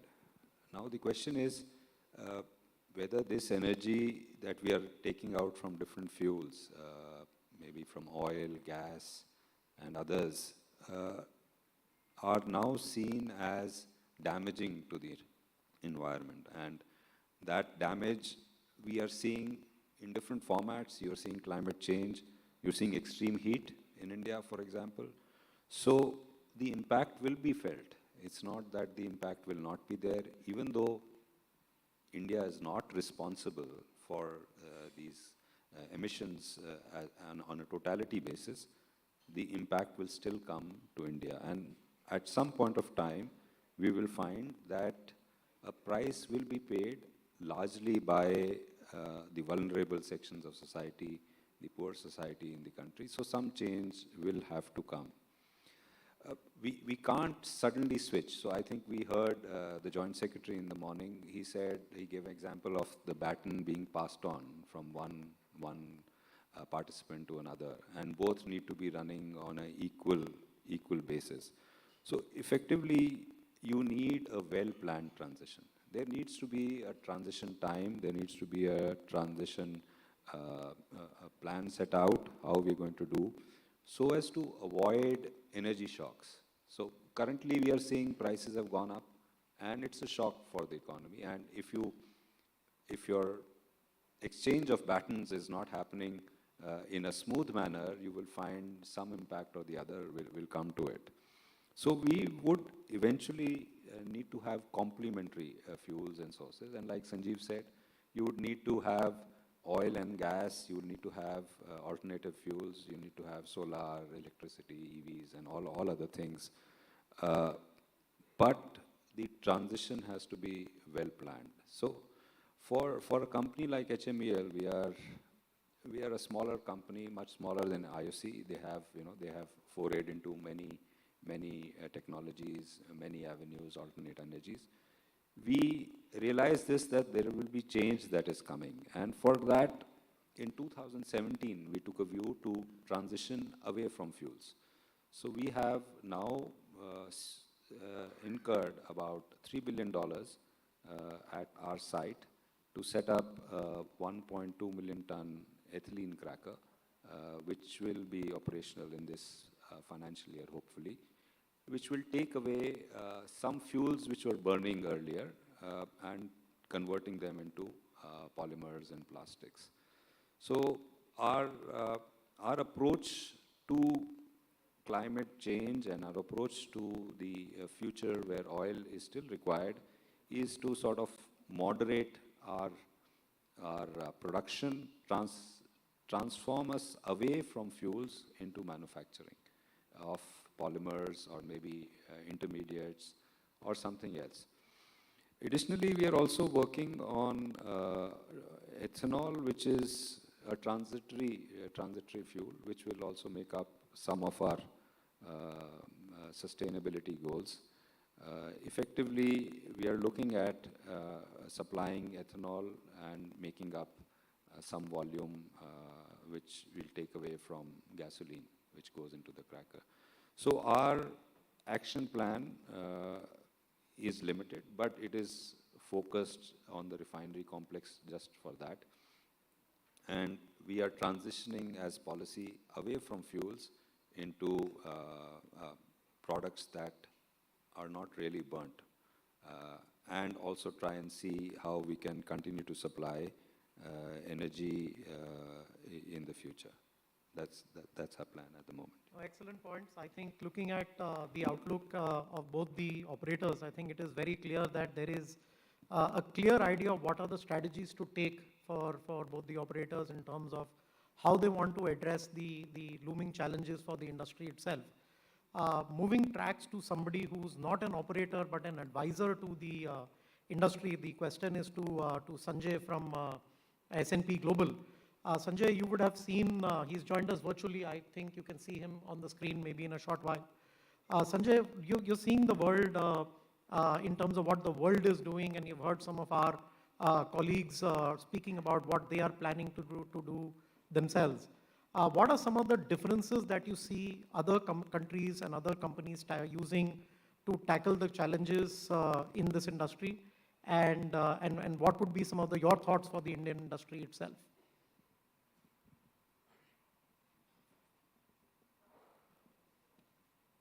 Do we have Sanjay on the call?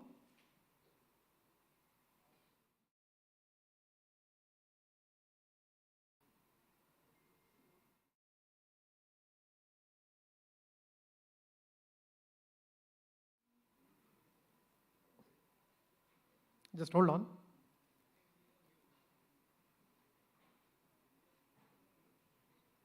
So can you hear me now? Yep, go ahead. Okay. Good afternoon, ladies and gentlemen. I think it's a pleasure to be part of this panel, and I was looking forward to in-person meeting, but unfortunately I couldn't make it.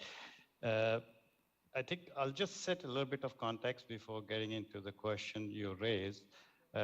I definitely agree 100% with the previous two speakers, Sanjeev and Manu, that, definitely the energy transition is coming. Now, what will be the energy mix after 20 years, 30 years, 40 years, 50 years?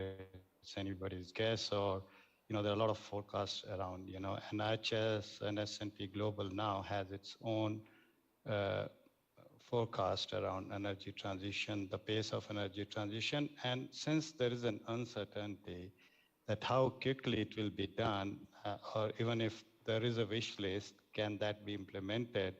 We are running multiple scenarios.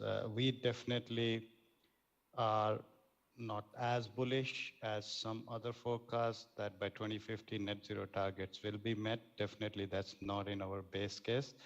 Energy transition is coming, but the pace will depend upon how industry embrace it. And there's a lot of investments required, a lot of consumer behavior changes required here, and a lot of on the ground work. So the energy transition will be there, but it will be slower than what some people were expecting. And we have seen the reaction, the supply chain disruption and commodity prices going up, even before the Ukraine-Russia war, they had started going up because a sudden change, I don't think industry is ready or consumers are ready to accept that.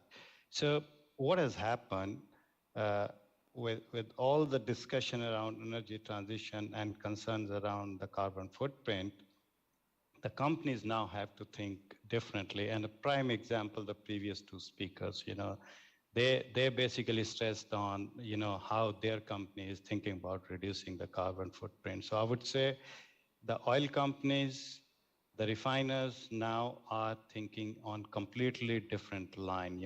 They are thinking the future refineries are going to be different. If you are not in the game of on these thinking lines, you'll be out of the market. So you got to be part of the club which is thinking about this energy transition and embracing it and planning for the future, where the refineries will be different, And one of the questions you initially raised, and I think in the previous panel it was discussed, was, will there be no energy requirement at crude oil as demand is going to go to zero? No, that's not the case, and that's not in our base case, It'll be there. How the carbon will be captured and in what form you get product to the consumer, that will be different. And that's why there's a lot more focus on chemical these days, the refinery and chemical integration, trying to reduce carbon footprint by reducing fuels to market and diverting it to chemicals. And the next question then is the sustainability. There's a lot more focus on sustainability and, the recycling, which is essentially linked to, chemical. And the companies will have to think about that. Now, how the global companies are thinking, they're not thinking differently. They're exactly thinking on similar line. But depending upon the region you are in and the country you are in, your pace might be different. Like most of the companies who are based in Western Europe, for them, I think the choices are limited now. They can't afford to go at a slower pace because there is a carbon tax definitely in the pipeline, right? If you have a higher carbon footprint, you will be penalized. And a lot more than that, there is a shareholder pressure on them to deliver, right? So if you are in Western Europe, the pressure is a lot more, the pace is a lot more. North America, the pace is a lot more. Asia and Middle East is catching up with that. The pace is slower. And now coming back to India, India, China, and Asia as such, that is where the growth is. I would say in all this, what is happening, India, an Indian producer is sitting in a sweet spot. The reason I say that, because this is one of those markets, very few markets, where there is a growth projection for fuels as well as chemical, right? When you talk about building new refineries, building integrated complexes in some other countries and regions, when you build, even if you convert 50% to chemical, what are you going to do with 50% fuel, right? There's no market, right? You have to export. But in India, if you're based in India, there's a market for fuel, there's a market for chemical, and both are growing. Now, of course, if you need to think about reducing your fuel footprint going forward, but right now you don't have to press, the button that you can't build future refineries and petchem integrated complex. So I would say any place, any region, any company, I think the thinking is on the same line. The pace is different because of the compulsion, the region and country where they are. The regulations, in some of the countries, there's already regulation that, certain amount of efficiency you have to achieve. In India, you are sitting in a sweet spot. I think the policymaker and the regulators, there's a responsibility on their part also that how they enable this transition. With all this discussion, and I think Sanjeev talked about investing in some startup companies and on innovation, I personally think that India needs to invest a lot more on innovation and breakthrough technology, and that's where India can take a lead. I don't think India and Indian companies are spending a lot on that, and that's where the huge opportunity is. Hari. Yeah. Thank you very much, Sanjay. Very interesting points, and I think looking to the future, when we look at energy transition, when we look at our energy basket, there are lots and lots of ideas about what we can do. But our growth of oil and gas industry isn't going away. The next 20 years, we are going to see continued investments in capacities. I think all the companies are looking at capacity expansion. They are looking at growth, and the market is demanding the growth as well. Given this, do we just focus on the future in terms of how the transition is going to happen? Not really. We are also going to look at our existing assets and the new assets that are coming up and what we can do with that. How we bring in agility, how we bring in innovation into existing assets is also one of the key burning questions in the minds of most of the operators. And I think in the morning session, one of the couple of themes that were spoken about was around bringing in efficiency, bringing in agility, and bringing in digital technologies to drive this activity of improvement and operational excellence in the existing assets. The question is to Satyendra from Aviva. Satyendra, what are some of the digital technologies and digital ideas and tools that you believe will add value to the downstream sector and will drive efficiency, innovation, and agility in the existing operations? Thanks, Hari, for the question.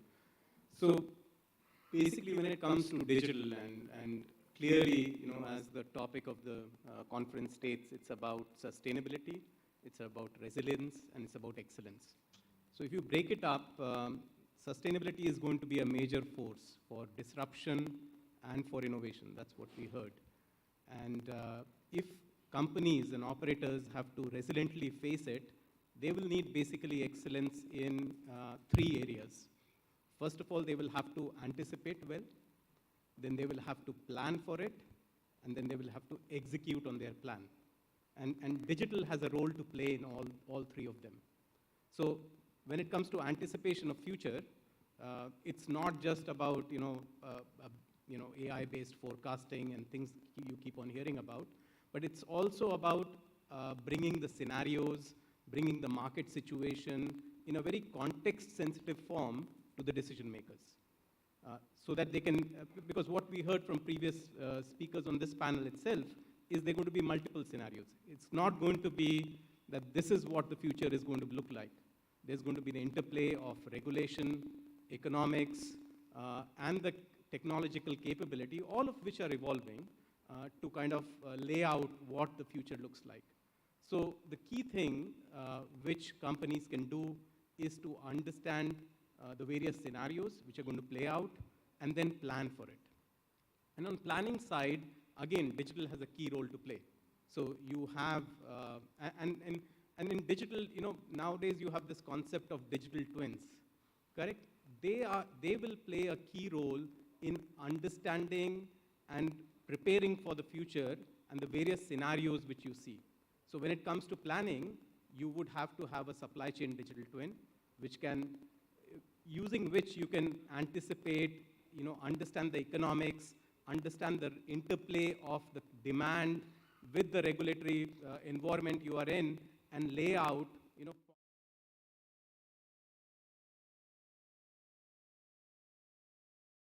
some of the capital projects which you need to plan in long term need to be driven in a very techno-economic fashion using these digital technologies.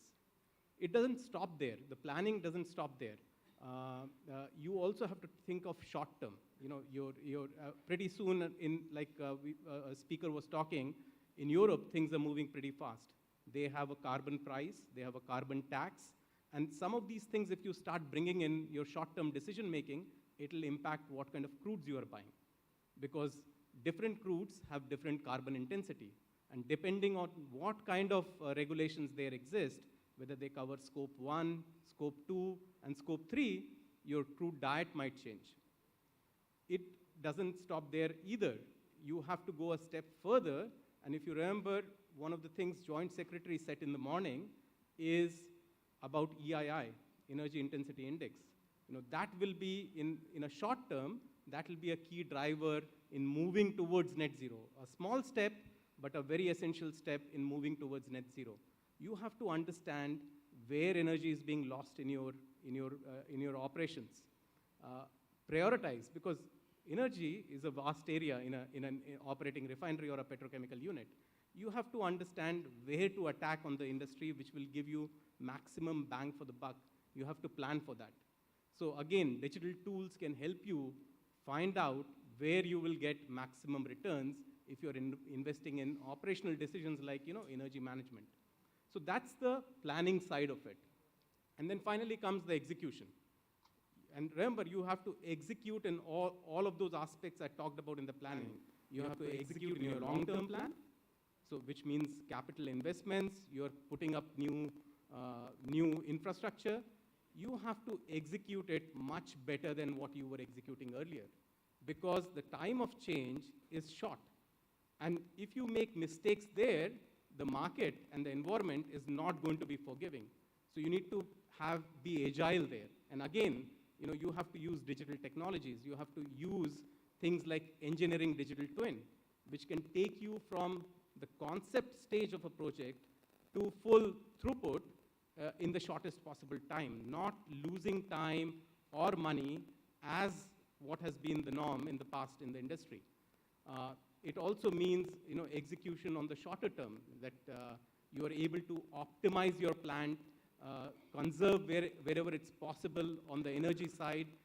So those are some of the areas where digital technologies can help you anticipate, plan, and then execute on this roadmap to a net zero future. No, excellent points. I think looking at some of the points you mentioned around using digital twins and using twins for planning or twins for engineering could be ways to bring in agility and innovation into the existing cycle. I think those are very, very interesting points. But I think one of the interesting points made by Mr. Sunil Kumar this morning was the fact that the energy industry doesn't change very fast. And the word and the theme for the conference starts with the term agility. And agility isn't something that is ingrained very well into this industry per se. Even implementing and getting value from some of the most interesting digital technologies can take 1 to 2 years. Mr. Gupta, what are some of your thoughts on how we can get in the industry to move in a more agile manner as far as adoption of some of these digital technologies is concerned? I think it will be two-pronged approach. One, of course, will be digital part, which something also talked about. Another will be agility in terms of the manpower. Because what has happened, if I look at my own company, there is a very standard input. So there'll be engineers, there'll be CAs, there'll be MBAs, and most of those branches. Now what is emerging out, that we are realizing that in many areas probably we are not really prepared very well. And these are the areas, though we depend on external consultant, by the end of the day, we are the one who have to drive. Whatever consultant does it, we have to drive. So I personally feel the agility will start from one is the whole induction of people has to undergo change, which our companies are now realizing. That's number one. Second, in terms of digital, I think what JS said in the morning that they take time, but I feel that energy companies world over, probably despite being too big, are still moving quite fast. And they are very big companies, they are moving fast. Only difference is that there are many undercurrents which are happening in the companies, which collectively takes time to become more visible. So digitally, the kind of initiative Indian Oil and other companies are taking multi-prong. To many level we are working on digital, because it now doesn't need in our company to understand that digital is the one which is only going to make us survive. And that agility, I think, is going to come, as I said, from both perspective, technology and the people who are using the technology. No, both are excellent points, and I think it's very interesting to and heartening to hear the fact that the focus has to be on the people, and the people have to look at it from a perspective of both upping the quotient from being oil men and women to becoming oil plus technology plus digital men and women to be able to leverage and get value out of some of these new age technologies. Interestingly, there are a lot of thoughts and comments that people have made over a period of time on what some of the ways of morphing and getting the people to engage and understand new digital technologies is concerned.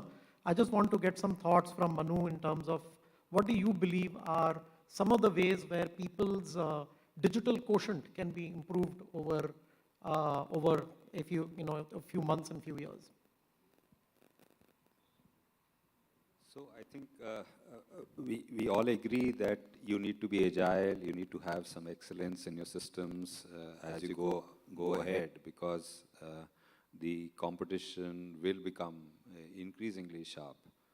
So for us, when we approach this, we would look at in a larger positioning ourselves that, how do we stand vis-a-vis other players in the market, and we would start generally with benchmarking ourselves, and we run some benchmarking studies, and we see how many parameters we remain in quartile 1, which parameters were in quartile 2, and based on that, then we would draw up some action plan.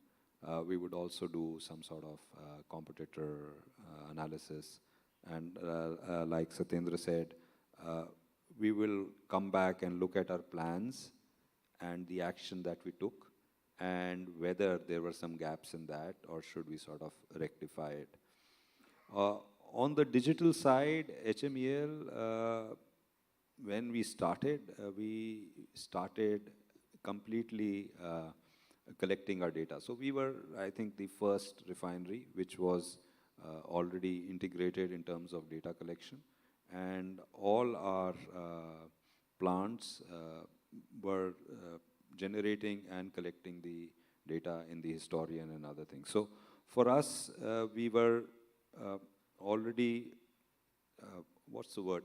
We were born with some sort of a digitization. So when it came to, say, for example, our SAP implementation, we didn't do any legacy stuff.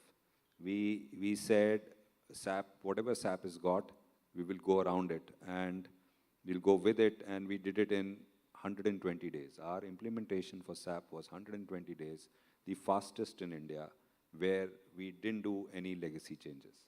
So in that sense, we started with already an IT platform which was already operational. So today we are now looking at optimization. I think optimization is a big subject. There's no straight answer. We've all been running planning tools. We've been doing Aspen tools. We have some Aspen tools. We have many other tools for scheduling optimization and others. But you need to get down to the ground. You need to get to the unit. And I think we've been partnering with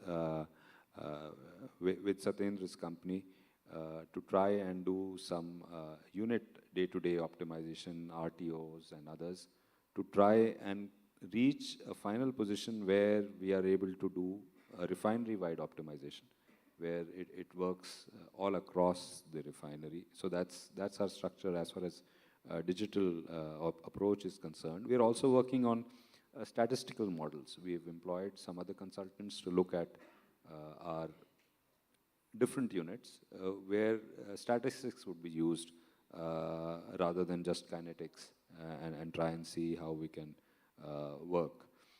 And of course, Sanjeev pointed out, eventually it's the manpower which actually runs the whole place. So you need to build in their expertise, their support, their exposure, so that they buy in to the changes that are happening. If those things are not done, then even if you have the best technology, it will not, not work. So it has to be a composite approach. You look outside, you look inside, you see what you have, and then try and see how best you can reach what your pace setters or your top competitors are doing, or what is possible outside. That's our approach.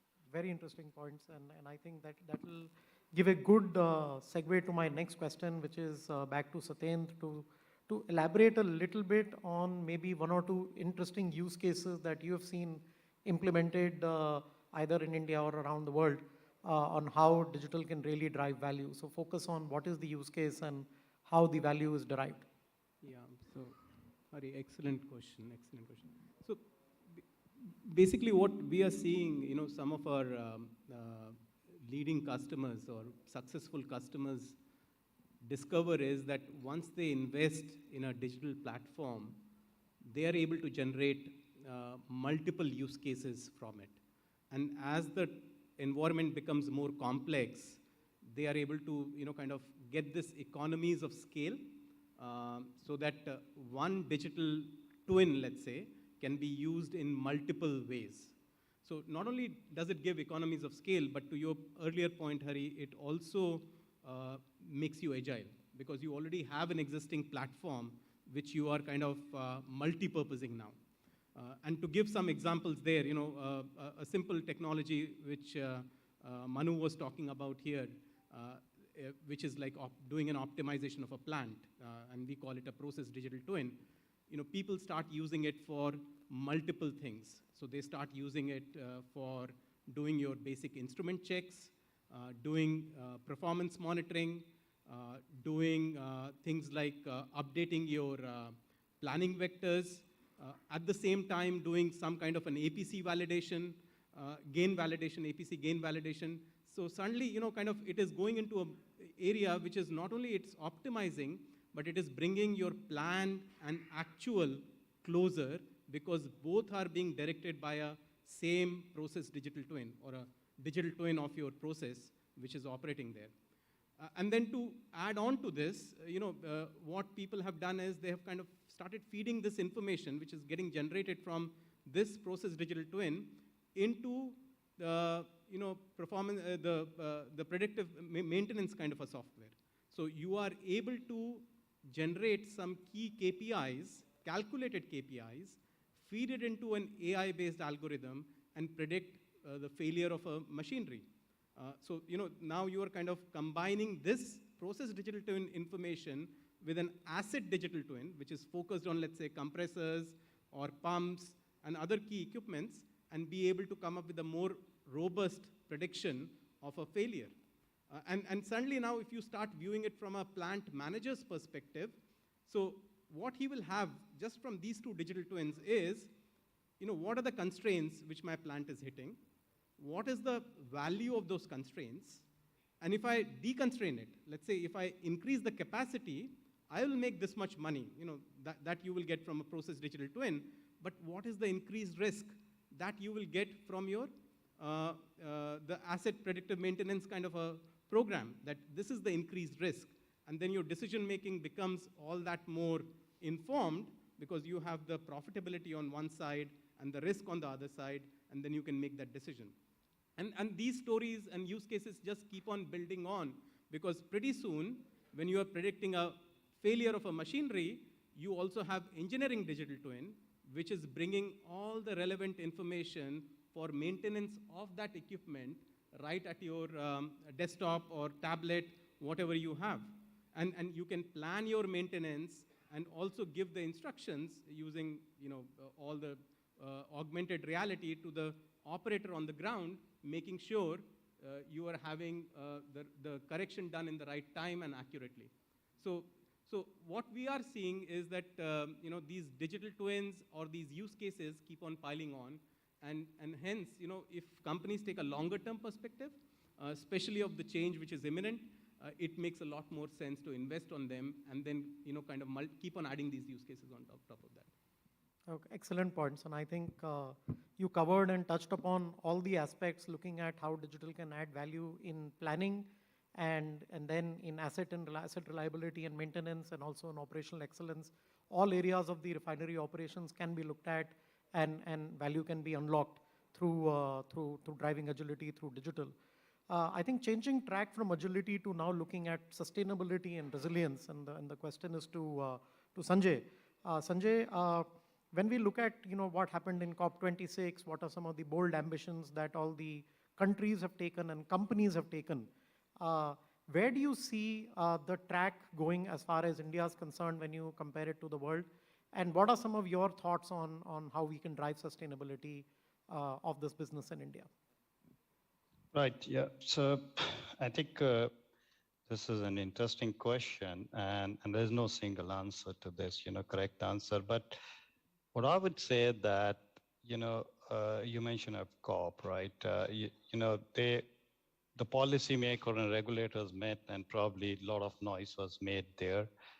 And I always say that in a lighter note that they are good at creating a superficial demand, right? But they don't give you a solution that where the hell the supply is going to come, right? It looks like, after you hear all those speeches, it looks like you just change the button and you move to the next stage. But, talking about agility in the industry, you build assets for 20 years, but they run for 50, 60, 70 years, right? It's not easy to change. Once you adopt a technology, you can make some changes, but just scrapping your asset and moving on to the new asset is not that easy for this industry. This is a very capital intensive industry. So I would say to the industry that regulator, policymaker, politicians are doing their job, right? But as an industry, we don't need to panic. India is on a growth path. India cannot afford to sacrifice growth in favor of some of the initiatives are being talked about. I'm not saying in any way that India will not have to adopt the sustainability or net zero, the policies, but India will have to chart its own plan. India has a relatively higher percentage of young population, and India is still an emerging economy. There's a long way for India to get where the developed world is already. So I think the industry and policymakers should not panic. We haven't come out of COVID impact yet. There are several issues. You need to sit down, how the future refineries will look like. What will be the role of refinery? I hear a lot of talk about hydrogen and other alternate sources of energy, phasing out coal. It's not that easy, right? Do you have an alternative? Has anybody talked about the other manufacturing industry, which are the major emitter of carbon, right? Agri sector, so I would say this industry, refiners and chemical producer guys, let us not blame ourselves too much, right? We are part of this problem. There are other sectors and area also where the problem is. So everybody need to work together, but let the world settle down. Let a consensus come that how the future refineries will look like, and what will be the capital build cycle, what will be the sustainability premium, right? Everybody talks about sustainability. There will be an inflation, the cost of energy will be higher, the cost of fuels will be higher. Is consumer willing to pay that, and who will pay that, right? We are talking about carbon tax, in Europe. Somebody will need to pay for that, right? And we are not still sure about the changes in the consumer behavior post-COVID, right? We need to let this settle down and see how consumer behavior will change. Will people keep working from home? No. I think now, in 1 month, if you see all the news coming around, I think most of the companies want their people to come back. At one time they said, majority of the people will work from home. How, the other areas like plastic waste and recycling will come out. They will all impact the sustainability. So I would say India has a major role to play, but India has its own growth trajectory, right, which it cannot sacrifice. India will need to find a way how to keep on that growth trajectory and still achieve the net zero target. India announced certain net zero targets, and every country has announced their own targets. India will have to chart its own path, how to get there, And I'm pretty confident the pathways to that sustainability or decarbonization for India will look completely different from other developed countries or emerging countries. India has its own compulsions, India has its own natural resources, and India imports majority of its energy needs, right? And are consumers willing to pay that green premium?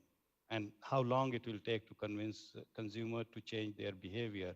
So again, I'll emphasize that as an industry, we don't need to panic. We are part of the problem. We need to find a solution, and solution is not going to come in 2, 3 years, 5 years. It's a long journey. You need to plan for that, right? I don't know when India will be able to achieve net zero targets, and I think even S&P doesn't have an estimate on that. But India, that's why I said, India will need to invest more on its own breakthrough technologies and solution. Somebody in the regulator or politicians or policymakers will need to find a way to incentivize investment into that area. No, very good points. I think excellent points on the fact that some of the talk on green is pretty large, but the action on green is not very clear. Whether it's on hydrogen, whether it's on renewables, I think there is a lot of talk, but not so much clarity in terms of actions. But I think every company is taking some steps, and we have two operators on the stage with us in various areas. And you spoke about, Sanjay, the fact that India has a net zero target and an ambition which is 30, 40, 50 years away to get to the final zero number. But there is a target for scope 1 to happen in the next 5 to 8 years. And the two operators, first starting with Mr. Gupta from IOCL, what are some of the thoughts that you have on the ability to achieve scope 1 reductions in the given time of 2030? I think it's a very important question, though Indian Oil hasn't announced its official position. But we understand that we are doing that mapping, and we realize that our scope 1 and 2, if we take together, 95% comes from our petchem and refinery, which are not very simple to abate. And scope 3, of course, will be almost 15 to 20 times our scope 1 and 2, which is very large. So what we are looking at from that perspective, that the path forward which is available with us is, we are going to take big position when it comes to renewable power. That's the one path. Energy efficiency also we are working on. That's the second path. There's also a debate whether coker, which is the one which is really creating a lot of this carbon footprint, should we look at that differently so that we can cut down? Because then, as Sanjay also talked about, that we can take a very different crude so that our footprint in terms of carbon, so that also thinking is going on. So what I can say is then offsetting also we are working on. In terms of very small CCUS and CCU, we are doing that. We are taking our carbon dioxide, separating it out, and then using it for EOR with ONGC and oil. So I think there are a multi-pronged approach India is working on. When it comes to a cogent plan, that what and how we are going to do that, I think very soon our management would announce something when we are in a position to announce. But we are quite aware about it and taking many steps to take care of our scope 1 and 2 in a finite timelines. Absolutely, some very good points there. And I think as a public sector company, there will be certain compulsions that will come from ministries and come from the policy makers over a period of time. But as a semi-private company at HMEL, ROI becomes a critical aspect, in terms of how do you invest and how do you get money back. Sorry, Hari, I'm interrupting you.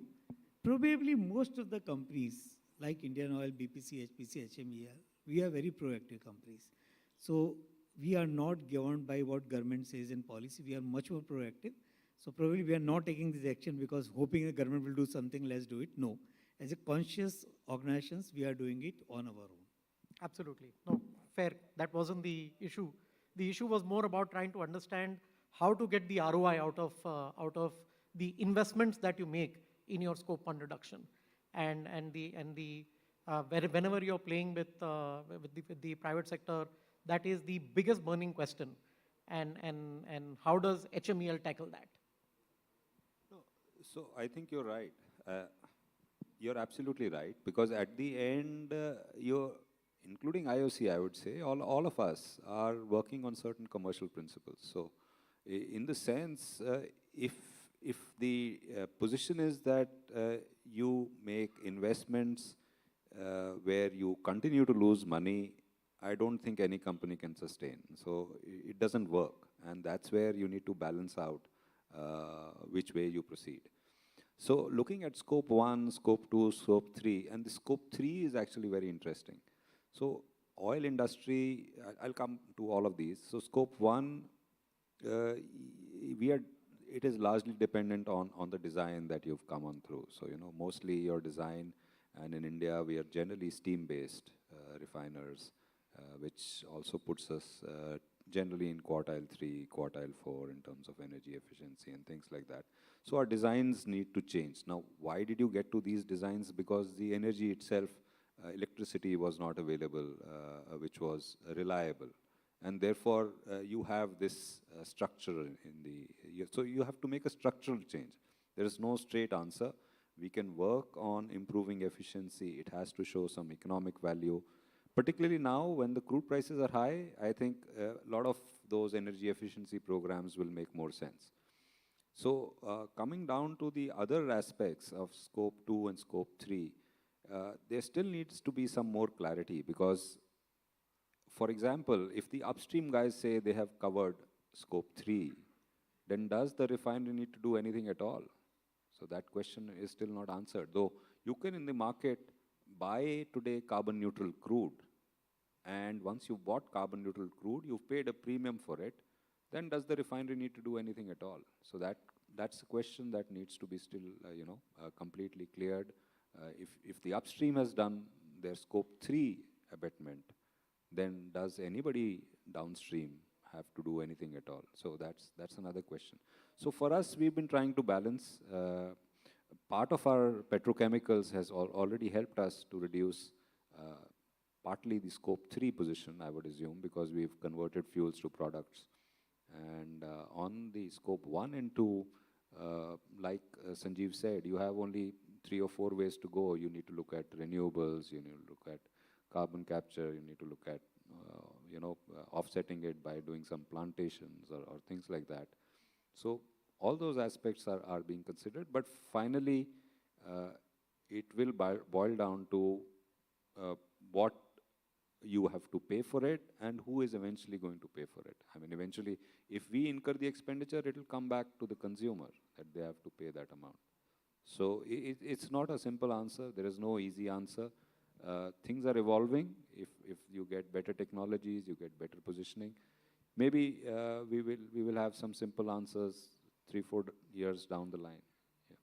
Absolutely, absolutely. Very good points. And I think, so we've heard a variety of topics in terms of energy transition, in terms of emission and net zero, and around digital. And I think each of these topics we will discuss in a lot more detail as the day progresses today and tomorrow. I think for the leadership discussion in terms of setting the context, I would like to thank the fellow panelists for their time, and thank the audience for being a patient listener. If there are any questions, please feel free to catch the experts who are on the podium in the breaks and ask them the probing questions.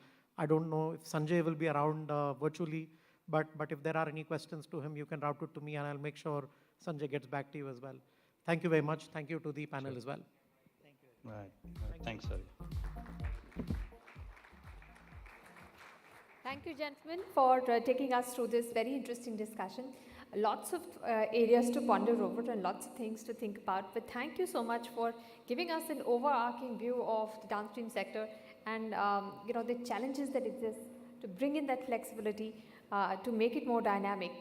We're grateful to all of you for taking the time out to join us in this discussion, and special thanks to Sanjay ji, who is joining us virtually. I would request Hari to please thank our panelists who have joined us and offer a small token of our appreciation. Please present a memento to our speakers here.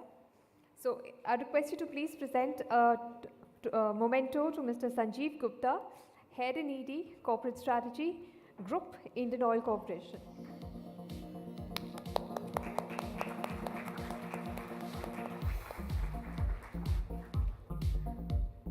Please present a memento to Mr. Manu Sehgal, Vice President, Strategy and Feedstock Supply Group, HPCL Mittal Energy.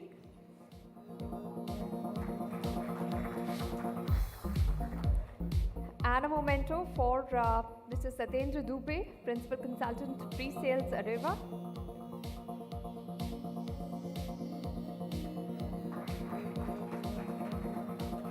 Sanjay ji, will have to send you a virtual memento since you're joining us virtually. I would request Mr. Ajay Deshpande, former Director Technical EIL, to please come on stage and present Hari with a memento for steering this discussion and bringing in all the points possible from our speakers. Thank you so much, Hari, for conducting this discussion.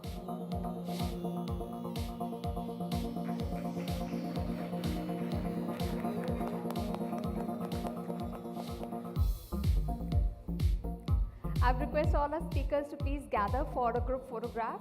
All our speakers on stage.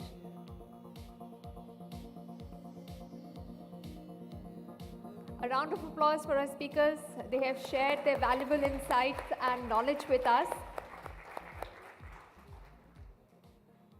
I would request all of you to please hold your mementos so that we can get a group photograph with the mementos.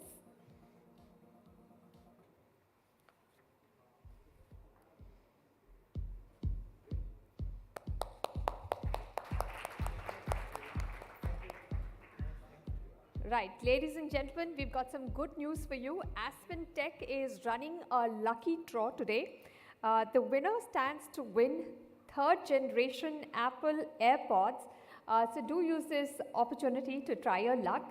There is a bowl outside this auditorium, outside the gate. Do drop in your business card into that bowl and do it now, because we shall be drawing the name of the winner in the subsequent session. So do take this opportunity to participate in the lucky draw as well. We will now take about an hour-long networking break. We will have lunch during this time and reconvene at 2 p.m. To go ahead with the rest of the sessions. So please do join us again at 2 p.m.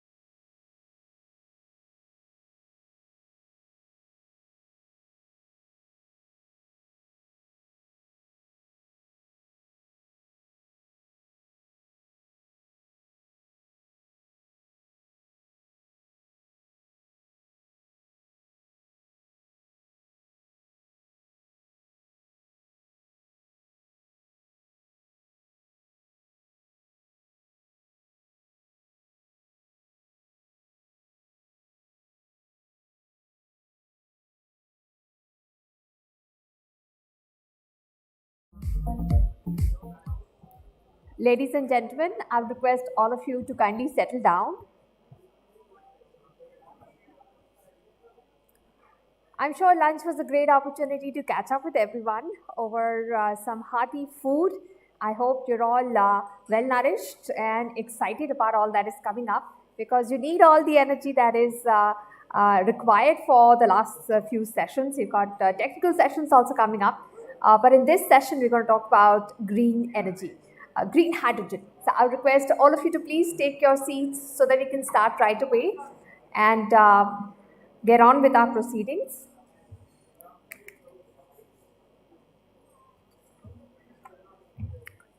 So welcome back once again after the lunch break. India has great ambitions to become the world's biggest green hydrogen hub. Prime Minister Shri Narendra Modi has cited ample availability of renewable energy power that gives India an inherent advantage. The government has also announced tax incentives for green hydrogen producers for the next 25 years. Private sector companies like Reliance Industries have announced huge investments in clean energy and have promised to bring the cost down of green hydrogen to as low as $1 a kilo. So, are all pieces of the puzzle falling into place, or is this too good to be true? Does abundant renewable energy assure green hydrogen producers open access to renewable energy generators anywhere in the national grid? Would India import electrolyzers, or would it join the global technological race to manufacture electrolyzers and their systems locally? These are some of the areas that we will delve upon in this leadership panel, where we will talk about green hydrogen. So please welcome our esteemed speakers on stage. Please put your hands together and welcome Mr. Alok Sharma, Executive Director, Center for High Technology on stage. A round of applause for Mr. Alok Sharma. Please also welcome Mr. Sunil Patil, Senior Director, Solution Consulting, Engineering, Aspen Technology. We are also very happy to have with us Dr. Ravi Kumar V, Chief General Manager and Head BPCL R&D Center, who will be joining us virtually. Also joining us virtually, we have Mr. Som Shantanu, President, Engineering, GE Gas Power Asia. Please welcome on stage Mr. Rajiv Agarwal, ED Technical Engineers India Limited.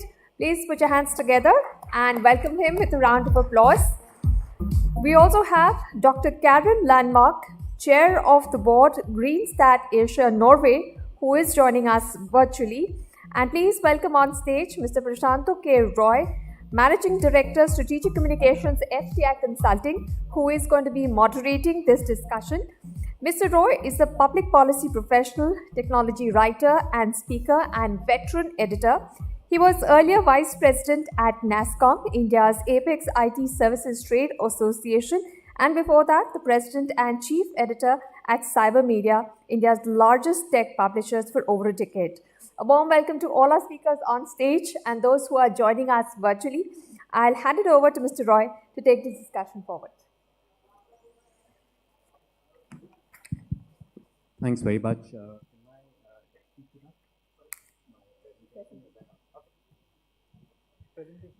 Delighted to be here. I'm going to just set the context. I have just 2 slides I want to show. And you're all familiar with, there's been a lot of discussion which has ramped up on green hydrogen. Hydrogen itself, of course, is very well established, and especially in your industry. But I think since the Prime Minister on last August spoke about green hydrogen and the National Green Hydrogen Mission, there's been a lot of excitement about green hydrogen and where this will go, and cemented with COP26, the net zero target for 2070. Where does hydrogen and green hydrogen fit into the mix? So I'm going to just quickly show you 2 snapshots. Thank you. Oh, yeah, okay. So hydrogen in India, about 7 million metric tons. Now contrast this with green is 0 right now. There is a target, and we've been discussing this with the government and the industry and so on. So there is a sort of a rough target of 5 million metric tons by 2030. So it's fairly modest as far as the target goes, because we're already at nearly 7 million metric tons, but all of it is gray. And maybe some of it is, blue or moving to blue, etc. Now, the green hydrogen mission is, of course, very tightly focused on green hydrogen. But just taking a look at where this 6.7 million metric tons is going, and that's important because when you look at green hydrogen, you've got to figure out where it's going to be consumed, especially if there's a delta in price. Okay, so most of it is, in petroleum refining, or 54%, and the rest in fertilizer production. So that's pretty much where it is. And if you actually look at some of the other, so the green hydrogen mission I mentioned, that's been, really, it was startling, and it was great that it was part of the Independence Day speech and all of that. Unfortunately, the union budget, we didn't really see a specific, figure in terms of a budget for the mission. But presumably the green hydrogen mission, as it comes out, will kind of take care of that. Power, from the Ministry of Power, we saw some sort of a policy which spoke about renewable energy banking, defined green hydrogen also as hydrogen which is produced with banked renewable energy and not just, straight renewable energy from solar power, etc. So that was interesting, and this has been actually pretty good. And finally, last slide here, steel. We believe that apart from, of course, refineries and fertilizers, which is anyway consuming hydrogen, there's huge potential as far as steel goes, and steel is looking at DRI. DRI itself is not predominant as the technique now for production. But when it goes in, and whether it uses gray hydrogen or blue hydrogen or whatever, the point is that once it starts using hydrogen, and hydrogen doesn't care what color it is, the potential for green hydrogen use and green and renewable energy use and green steel is very high, and especially post COP26, when there's been a commitment by Europe and the US and so on to import green steel. So there's very high interest in that. That's all I will do in terms of context setting. So at this point, what I will do is I'll just request my fellow panelists to just come in with very brief and introductory remarks of maybe 3 minutes, where I'd like to hear about their perspective in terms of one or two key points that they have on this. So on this, could I start with Mr. Alok Sharma, who's Executive Director, Center for High Technology. Mr. Sharma. Thank you. Thank you, Mr. Roy. Well, you already set the tone that our Honorable Prime Minister has given us two tasks. One is Atmanirbhar Bharat by 2047 and then net zero by 2070. So these targets, like to me actually, we started way back in 2005 regarding hydrogen, and that time a lot of apprehensions were there, that why hydrogen, why you are working on this, and a lot of questions were there. But slowly we set up we did a lot of projects in the area of hydrogen. We set up the first station in Indian Oil R&D Center, and then the second station at Dwarka. We did a lot of studies on hydrogen blending with CNG, and then slowly, there are now projects on fuel cell bus demonstration, and also on hydrogen production in a big way, the big electrolyzers are being set up, even at the demonstration scale, and a lot of GHCO, you must have heard about this, that green hydrogen consumption obligations are coming up. So refineries are now going to set up a lot of hydrogen plants based on electrolysis. So about 1,25,000 of tons per annum of hydrogen is being targeted by 2030. So this is a big aim, and to me, basically the main challenges opportunities and challenges both are there. But first I will touch upon the opportunities. There are opportunities to manufacture electrolyzers in India. So a lot of companies are approaching, they are approaching CST to take this forward, and we are having some joint meetings with some of the prospective Indian companies also, so that they can come up, the foreigners can come up and they set up the facilities in India. Then the opportunities are there for one of the main aspect which I see that electrolyzers supply will be an issue. Though the targets of 2030 are very ambitious, but I don't know the supply of electrolyzers, that can be an issue because all the electrolyzer manufacturers are right now, they are under pressure, and their orders are totally booked, and the delivery timelines are really they are going to, I don't know how we are going to meet these 2030 targets. Regarding one aspect, main aspect of hydrogen, which is a big challenge, I think, is the transportation. See, I can give you example that we are producing hydrogen in refineries, say about $1. Now it is about $2 because of natural gas price increase. But what we get at the, like, for the labs and other places is about $10. We are buying at about 700 rupees a kg. So that you can see the main issue is there on the transportation side or the storage side. So a lot of work needs to be done on the hydrogen transportation and storage, and opportunities are there. There are blinding mandates may also come in the natural gas line. There is also a ISO 193 being set up. I am part of that. I am the convener of that ISO 193, where hydrogen blending will be there for in the CNG lines. So that will also set like the tone for the hydrogen economy in India. So as far as CST is concerned, CST is funding a lot of projects in the area of hydrogen. We have recently given about 100 crores to Indian Oil Corporation for a fuel cell bus demonstration project, where 15 fuel cell buses will be running, and they are being developed indigenously. Parallelly, they will be setting up about 90 nm cube per hour of electrolyzer facility, which will have all the three types of electrolyzers. These will be alkaline, then you must have heard about PEM, and the recent technology of solid oxide electrolytic cell. So SOEC, I think, is the future, because in the current electrolysis of alkaline or PEM, the energy consumption is about 5 units per nm cube. But as we go to SOEC, though it's at a development stage, the energy consumption comes down to 3.2 units per nm cube. So there's a big difference, and I think SOEC can take the future in the area of electrolysis. I think that's it from my side to start with.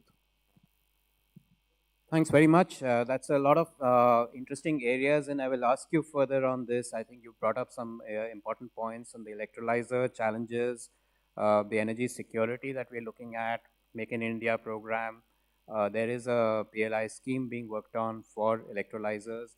So that's, of course, a very key area, and anyone looking at electrolyzer, green hydrogen implementation in whether it's refineries or steel plants is actually looking at this question of where the electrolyzers will come from, and who's going to do the estimation, the planning, and all of that. So let me quickly jump to Sunil Patel, Senior Director, Solution Consulting. He's with Aspen Technology. Sunil, your thank you. Good afternoon, everyone. So I come from a software solutions company. So the way we look at today here is the scaling up the hydrogen green hydrogen manufacturing processes. I think we have a net zero targets, which probably we all can know. We know that we can meet that with the green hydrogen, but at what cost? So the challenges in front of us, at how do we address that, right? Because green energy, although we call it a green, it still requires an energy, and that's a renewable source energy. So it's not that straightforward, and as Mr. Raji rightly mentioned, right? How do we get the electrolyzers quickly? There's a shortage, there's a lot of electrolyzers in market, but then are they really meeting the production cost? And second aspect is about the scaling up. How do we help enable the owners as well as engineering companies to scale up the hydrogen manufacturing, right? Specifically around green hydrogen. And third aspect for us is about safety. It's not about manufacturing, but it's about transportation, storage, and of course the end user. So these are the key aspects which we would like to discuss in today's panel discussion. So bringing down the CapEx and OpEx, safety, and scaling up. I think these are the key things which we would like to discuss. Thanks so much. Could we move on to Ravi Kumar, is Chief General Manager, Corporate R&D Center, Bharat Petroleum Corporation. Sorry, he's joining in virtually.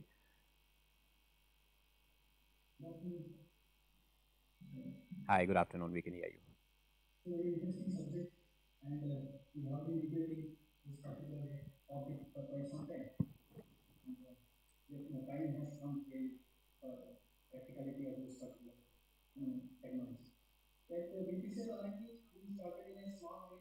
This hydrogen usage with a small auto, and there were the two types of hydrogen transport used. One is Western canister, where we store hydrogen in the form of metal hydrate, and then as during the course of operation, it gets released and then was used. And other one is normal, like a high pressure HCNG, the way IOC, etc. have done. So similarly, we have not taken this. This experience basically what we understood was it is feasible to use hydrogen as a fuel, but the cost and the paraphernalia that is required for storage and operation is huge. And it requires basically simplification, and as my previous mentioned, the capex and opex issues have to be sorted out. By doing this, I think we can make it a reality and achieve the green hydrogen mandate objective. This is from my side.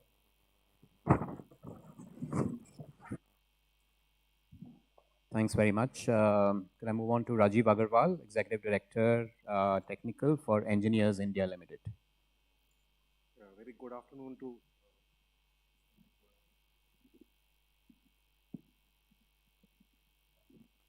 Am I audible?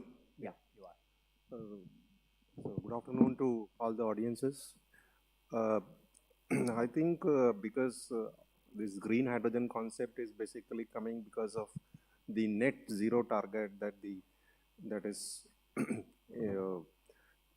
because of the climate change is being forced upon by the environmentalist, and as a part of this, I mean, it is industry's responsibility that we moved towards net zero. While for net zero, I mean, there is a, it's a multiple strategies that needs to be worked out to achieve that net zero. And the country is working in that direction. One is biofuels, where a lot of work is being done. Then the electric vehicles is one of the areas which will help us to reduce CO2 emission. And green hydrogen is also one part of the same, is one of the strategies towards the net zero.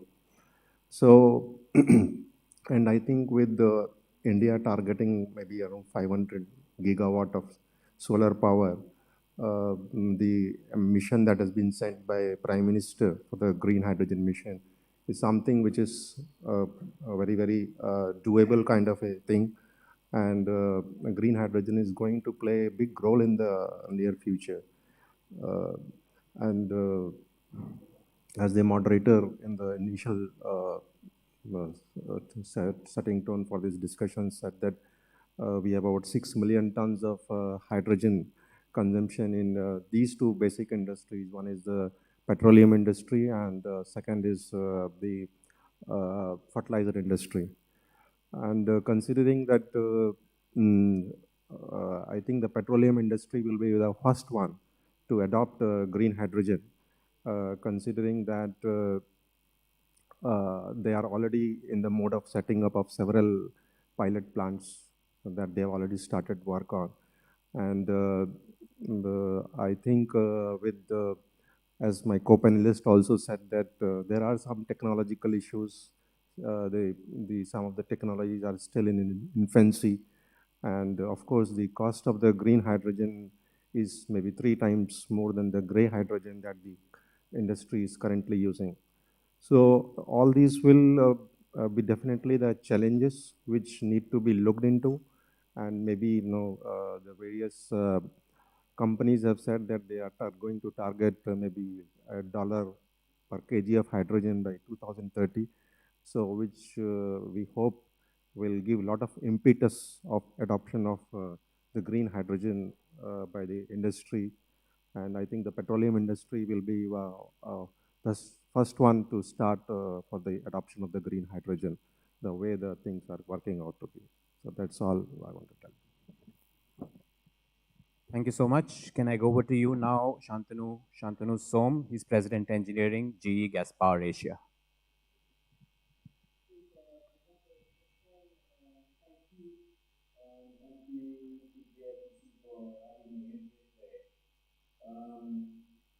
Look, this is a humbling moment, right? We all are in a time and space in the industry where major change is happening. I've been in the district industry for about 20 plus years. This is the first time I feel energized as this huge transformation is taking place. And I think if we do this right, and I use this word cautiously, if we do this right, probably we will be creating the stepping stone for a greener future. And if we look at the power industry today, in the power industry, such 40% of the carbon emission happens from us, right? The way different industries are embracing this, or different countries are embracing this net zero target, it's a multi-speed thing, it's a multi-phase system. Today, our key is before even waiting for a green hydrogen to become affordable, transport, store, sustainable, scalable, right? It's a waiting for that time to happen today. We're launching to be as a software solution today. We can generate mix that we buy. Coal, wind, hydro, renewable gas. How do we do the right mix so that our net zero emission, we are reducing gas? Right? That's the one. Two is digital. And I'm sure CEO is from PETROCHEMICALS. There's a lot of things that we can do in these space so that tomorrow, which we are generating this, consuming this, using, there's a smartness around it, right? That's the second space. Third space could be our infrastructure base. As we are working towards going to more greener hydrogen, how do we make our grids smarter, more efficient? We use our grid just on grid, right? So there are a lot of small things which we can do right now while the carbon neutral fuel becomes more affordable, sustainable, scalable. I mean, I see that we have more questions as we go in our discussion, right? Yeah, thanks. Thanks very much, Shantanu. Yeah, great start and great points. I just want to check if Dr. Karen Landmark is joined in, or is she joining in a little? I understand she was joining in a little later in the. Okay, if not, let's get into the conversation. So I think this is it's a great start. We've got a few very key points, and I think it's interesting that we're discussing green hydrogen in this event. Which is predominantly, in the industry of the petrochemicals side. And it so happens that the refineries are the largest consumer, 54% we saw of the hydrogen being made today. So I think it would be interesting to see what all is going to possibly push this transition from gray to possibly blue and more importantly green, more importantly from the national green hydrogen priorities kind of concept. So that's something I'd like to know. We've heard a little bit about that. There is of course a mandate which is in the works, of requiring a percentage of this. I think it's 25% to be sourced from green and renewable sources. So essentially green hydrogen. So I think that's one starting thing that I'd like to say for this industry. Going beyond that, of course, fertilizers brings up the point that ammonia in some ways is a little easier to handle than hydrogen, but in other ways, of course, it's corrosive, etc. So there is green ammonia also as an alternative, which has different storage challenges and opportunities. And what about other industries which emerge from this? Because this industry is huge, and one thing we've been seeing is that scaling has been a problem. We've simply not got to scale on projects, on hydrogen-related projects. The things we're talking about, for example, transportation, okay, fuel cell buses, etc. These are fairly tiny in terms of the scale of projects. They're important. They're very, I mean, for example, NTPC is, I think, working with 10 buses on the Delhi-Jaipur and the Ladakh route. And, Kerala is also talking about return to base trucking operations, etc. But China, for example, has 10,000 buses, which are, that was last year, and the figure probably is higher this year. So in terms of scale, we've seen scale as far as hydrogen goes clearly in this sector, the refineries. What else? Where do you see scale being tackled? That's what I'd like to first put to my panelists. And I think it's also interesting that we have a mix here of a lot of the key traditional industries. And Shantanu, you're associated with the power industry. And I think it's very interesting to look at where the power fits into this roadmap of the net zero thing. I mean, India clearly, right now, we are at about 70% coal. And there is a fairly ambitious roadmap of going to 50% by 2030.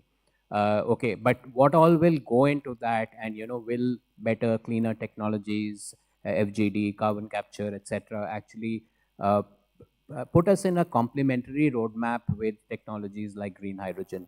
I don't know, would you actually, Shantanu, like to go with that first? And I'd like to ask how you see this aspect of it to my fellow panelists. Shantanu, yeah.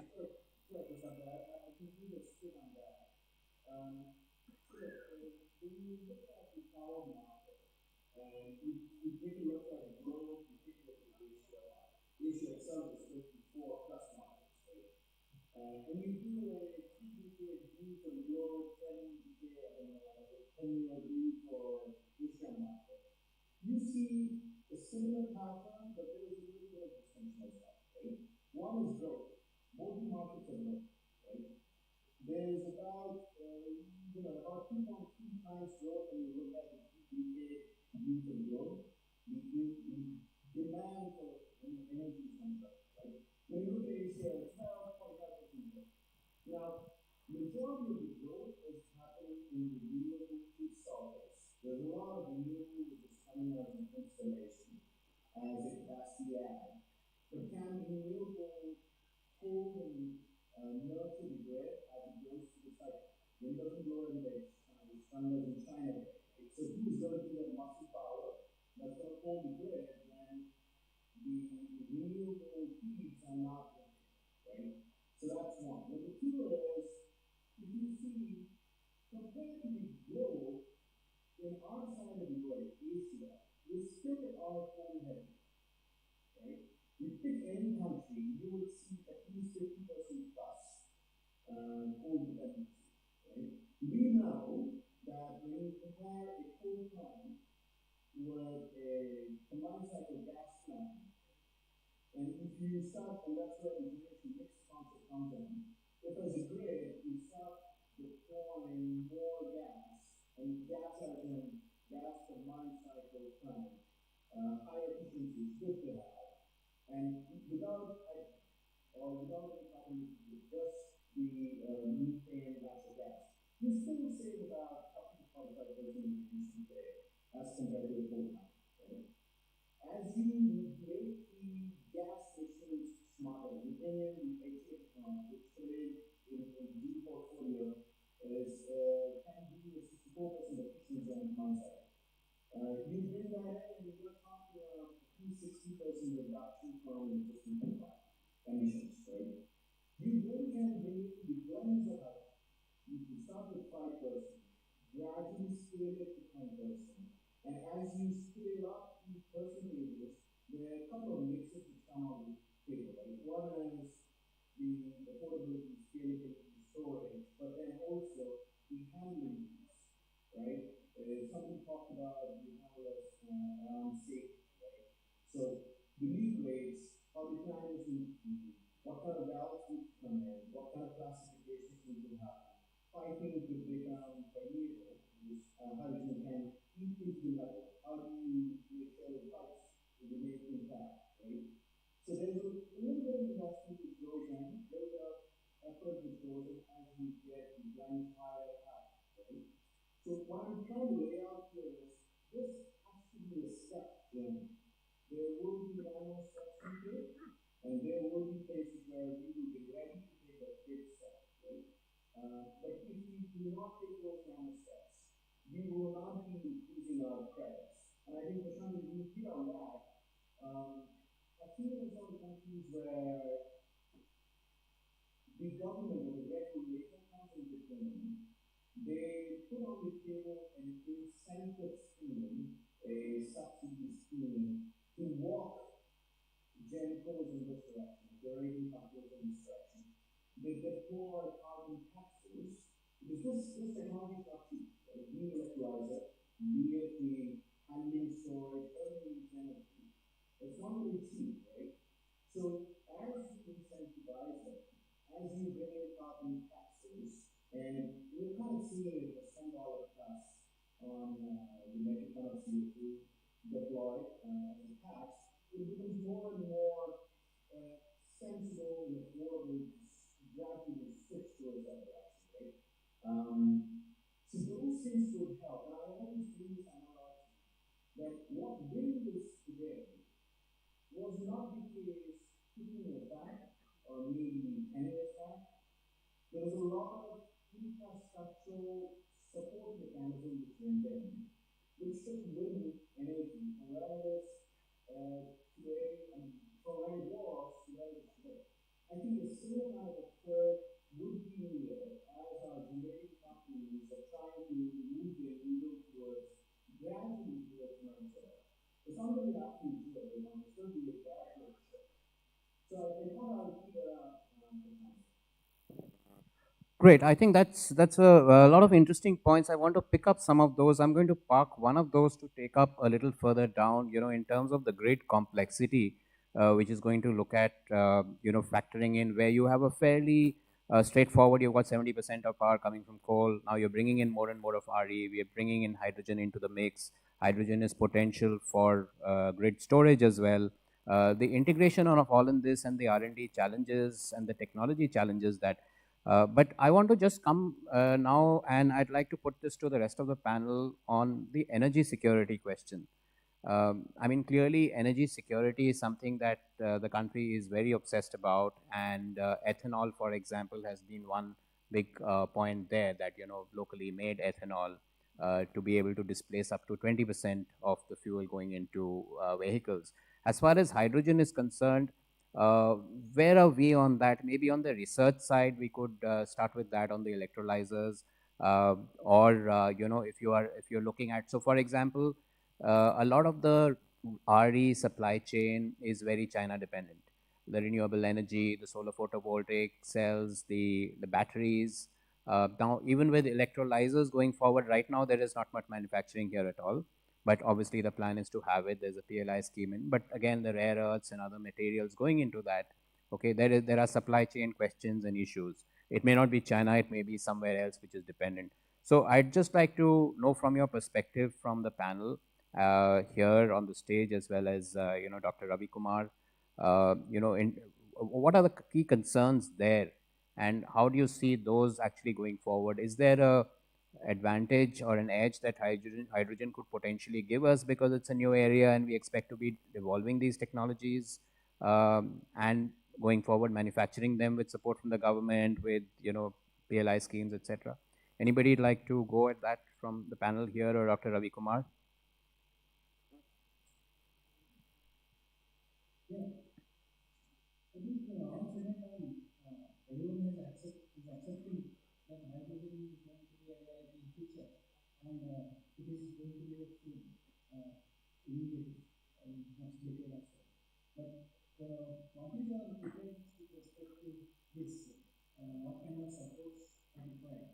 So this is a debate point. But still, my understanding and my view on this particular subject is, so like earlier solar energy, some 15, 20 years back, when we set up our first solar plant, our cost was 15 to 20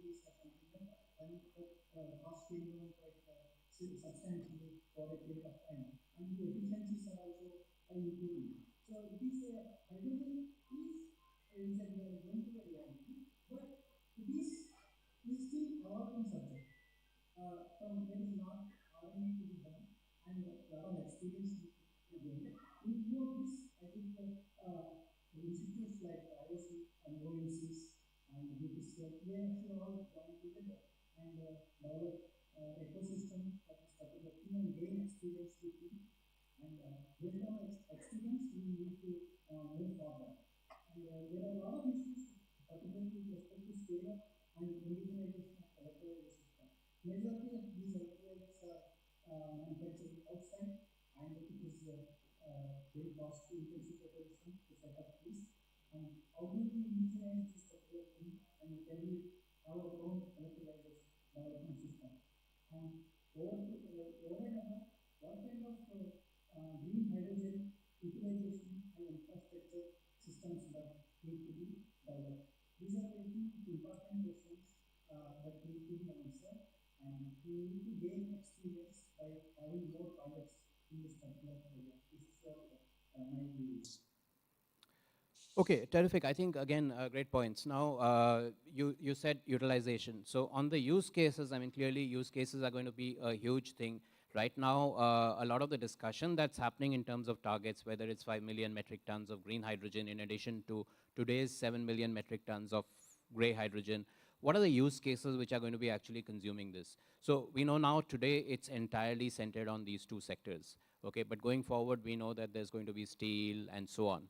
So the size of these use cases and demonstration scale projects, is anybody able to talk about projects where, I mean, they see potential there, I mean, on the panel in terms of, projects which you've spoken about in terms of, what the government is supporting.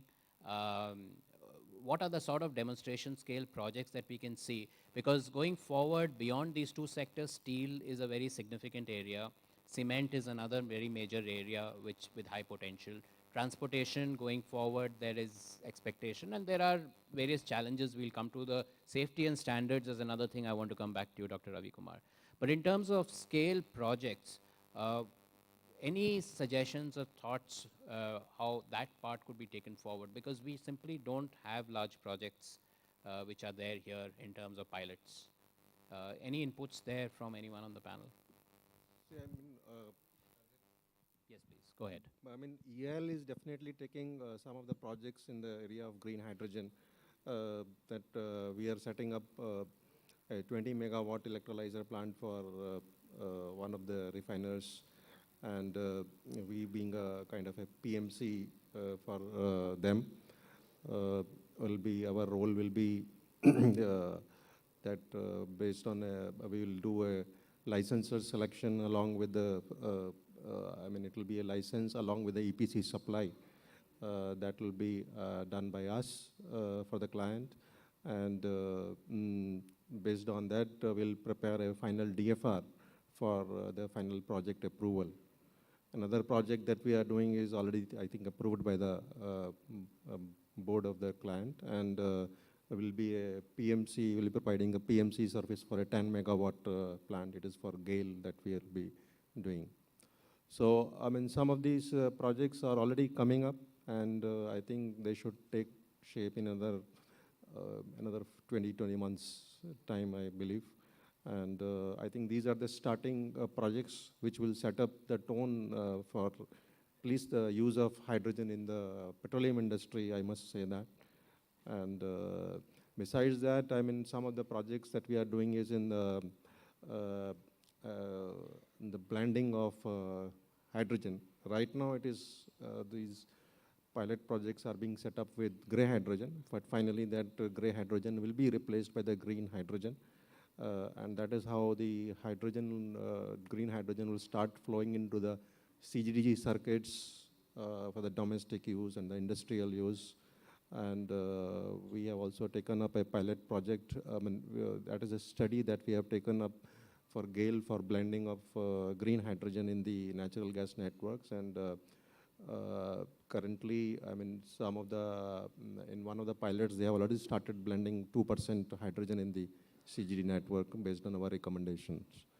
So, I mean, these are the projects that are coming up, and I think more companies are looking for hydrogen blending in the CGD networks. Adani is one of the areas. I mean, they are also looking for this. Okay, terrific. That's very helpful. Thanks. Anybody else on ideas for? So, I mean, if you look at the problem statement a little differently, what are we aiming for? So, 2030, there are some targets we are discussing. There are some figures which may be a little arbitrary at this point, like 5 million metric tons of green hydrogen. There's no clear mapping to the demand side. So that's challenging because when you look at electrolyzer capacity and you look at PLI schemes, etc., you then have to map it to that figure which may be a little hypothetical. So it's obviously a very great idea to be able to visualize or have very clear projects in mind, which are, hydrogen clusters, hydrogen valleys, etc. Okay, so another way to put this question is this sector, clearly, I mean, what will it take to actually move aggressively to green hydrogen? Is it the government mandate? Will that do it? Is there anything else that's required in terms of the cost? The cost of green hydrogen, I mean, that's dependent on electrolyzer capex, it's dependent on RE. RE power cost is going down fairly quickly. So that's less of an issue. We can visualize RE being at near zero, and you're just looking at electrolyzer capacity. Any thoughts on this? As Mr. Agarwal said that already a lot of initiatives have been taken up. As far as OMCs are concerned, they have already taken the lead, and but the target of 5 billion by 2030, I think is too ambitious, because these oil companies have taken the initiative. I can just give a figure that by 2025 the target is about 31,000 tons per annum, and by 2030 it is 1,26,000 tons per annum. So all the oil companies are taking initiatives like IOCL. They are setting up one plant in Panipat and one in Mathura. So that's about 5,000 tons per annum. This is about 10% of what Mathura refinery produces. So 10% is what we are targeting at most of the OMCs, but the total comes out to be about 1,26,000, which is way below the 5 million target. Ultimately, there will be like fertilizer companies and other companies will be there, but I don't know, 5 million will be a target to achieve, I think. Yeah, I think few aspects on the scale up, safety and target. I don't go into the details because we all talked about the targets and net zero. But being a technology provider, right, being in the space of modeling and simulation, some of the aspects, the way we are working, we are actually co-innovating and working with the owners, EPC companies like EIL and others, as well as the technology providers to accelerate the design, manufacturing, and up to the operations. So unless we have that in place, unless we accelerate the design, unless we optimize the design, and then scale up to the point where we reduce the capex by, let's say, by 50%, 60%, right? It's not going to scalable because cost is an important aspect. And in order to do that, we actually trying to templatize the design aspect. Worldwide, if you see the data points, right, there are about 350, 400 large green hydrogen projects announced, right? But when are they going to be reality? Is it next 1 year, 2 year, 5 year? How much time it's going to take? So how do we, instead of doing re-engineering for each and every project, right, can we templatize, can we have a process defined with certain electrolyzers, right? And then try to, we call that as end-to-end optimization, right, from design, concept, all the way up to the operations and optimization in the plant. So how do we do that? Is the entire value chain, right? So that's something we look at from a digital solutions point of view and we're working towards. Second aspect, I think the safety, which we talked earlier, I think some of the fellow panels also mentioned. While we do that, right, when it's going to be reality, because it's not just manufacturing of hydrogen, it's about transportation, it's about storage, right? And it's a lot to do with the temperature, cryogenic handling, right? So how we deal with that? Because at the end of the day, we all can talk about sustainability, but safety is the topmost priority for everyone, right?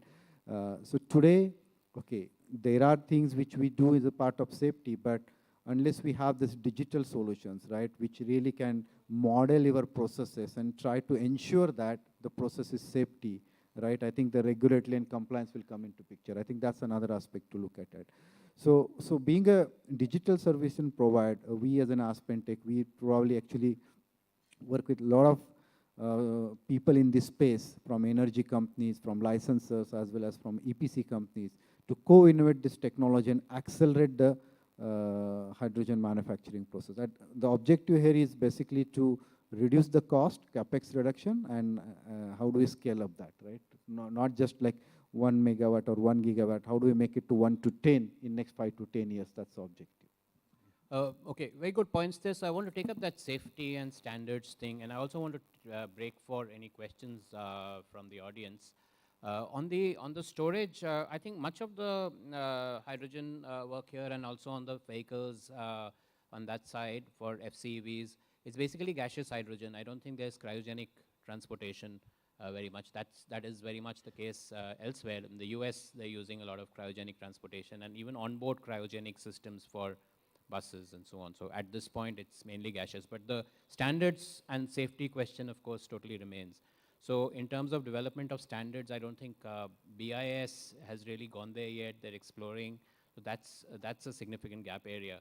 I don't know, Dr. Ravi Kumar, would you have any thoughts or inputs on that, on India's role and where we are as far as standardization is concerned, especially around the safety and transportation side?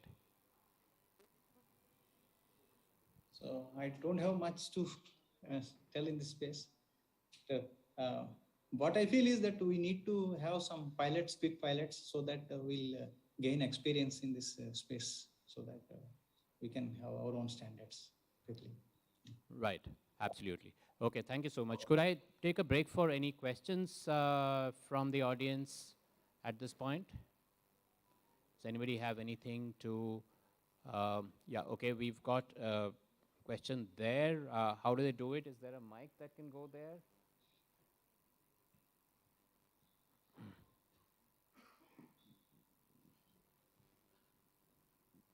Okay, and anyone else meanwhile, so that we know where you are?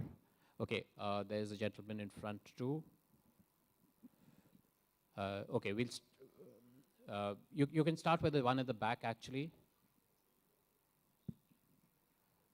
All right, if there's some confusion, sorry, but okay, after that please, the gentleman at the back and then in the middle. Yes, Can I go start? ahead, sir. Yeah, I'm KK Jain, President Telugu It Company, and I had been working in the CST prior to this.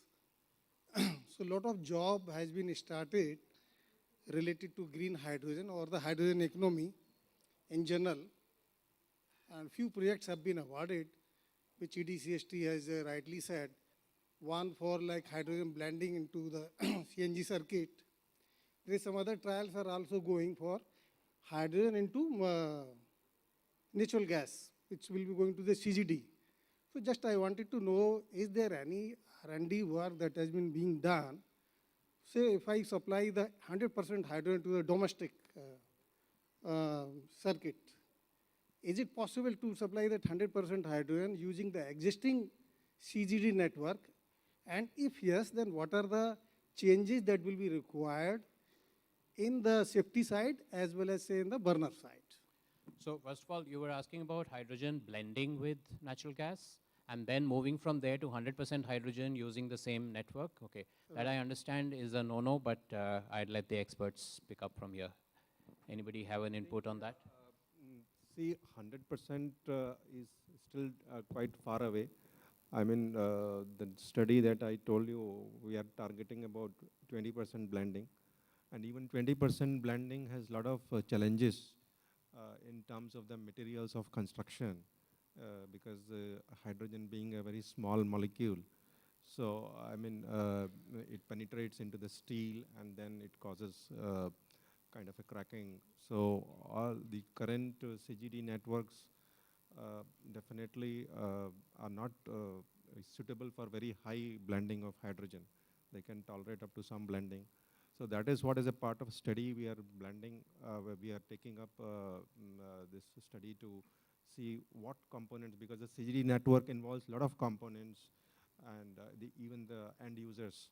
So as a part of the study, we are seeing that what will be the impact of hydrogen blending, and we see that 10% definitely we can go in near future, but 20% also with some component replacement can be done. But of course, I mean, 100% is, I think, quite far away in the sense that the long distance pipeline network definitely has to be looked into. The current materials that have been used for those pipeline network is definitely not suitable for those. But the new pipelines that will be built up, that can be built up at least for those hydrogen. That is what I can suggest. See, in this direction, we have discussion. We have already had discussion with some of the companies, and SNAM in Italy, they have already done a lot of studies up to 50% of blending of hydrogen in the CNG network. And as far as like, there is no standard as such right now on blending, blending mandates in the natural gas line. As I told you, there is a ISO 193 which is having a technical group on hydrogen blending in CNG pipelines, and I am part of that. And we are now in discussion with various countries, and whoever has taken the initiative and how they have approached this and what percentage maximum they have used. Because see, ultimately it will also depend, like CNG network metallurgy may not be same in all of the countries.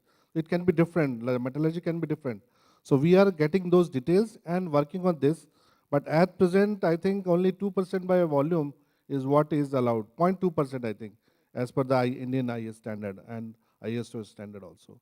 So work is going on. I think there will be a mandate from ISO side what maximum can be allowed in the natural gas line. So that will take about a year. Thank you so much. Could we go over to the back? There was a question there. Yeah. And then we'll come back to you, sir.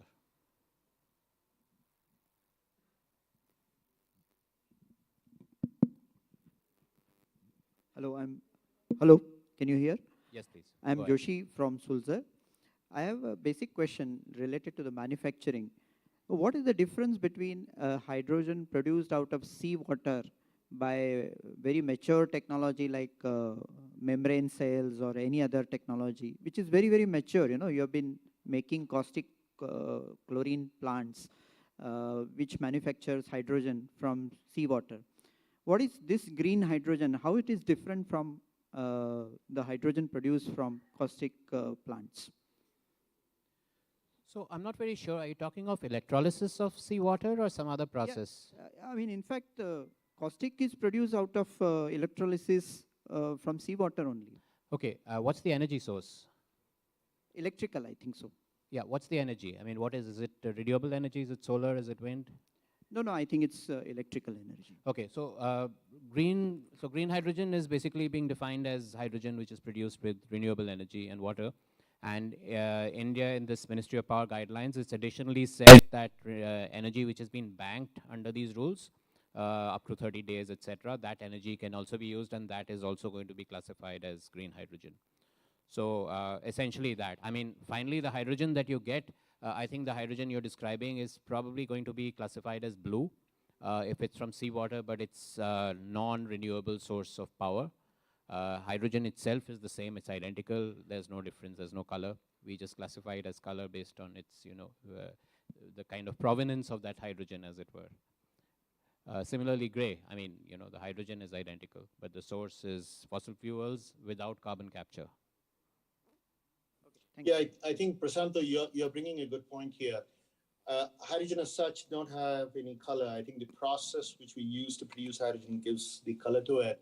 But essentially, so long you're capturing the carbon that you produce as a byproduct of the process as you go ahead and produce hydrogen, you would move from a gray towards a blue, towards a turquoise, towards probably a little more greener hydrogen. But green hydrogen essentially is where you don't have anything to do with carbon, right? You're using electrolysis process altogether. But to your point, Prasanto, today the SMR process, which the oil and gas industry uses a lot, right?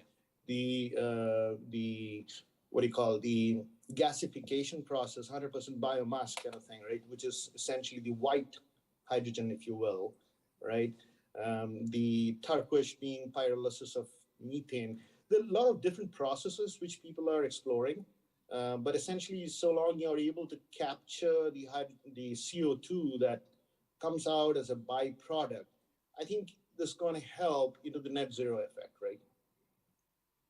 So since you brought that up, whether it's steam methane reforming or any of this, how established and efficient is the carbon capture process? I mean, for example, I know in coal thermal plants, we're really talking of FGD, but not so much carbon capture. So here, is the carbon capture developed and efficient enough to have a substantial roadmap for blue hydrogen, where you've basically captured all the carbon? Any thoughts on that? Interesting question, Prashanto. So carbon capture is a huge chemical plant sitting next to either a power plant or we call it a DAC, direct air capture, right? It sucks in the air up in the atmosphere, trying to pull out all the CO2 in the air. Now, if you look at technology-wise, there is a technology. The amine technology that we use today, which is kind of more industrialized, does exist, right? Solid solvent is more of an exploration. It's not yet there. But the amine technology is usable.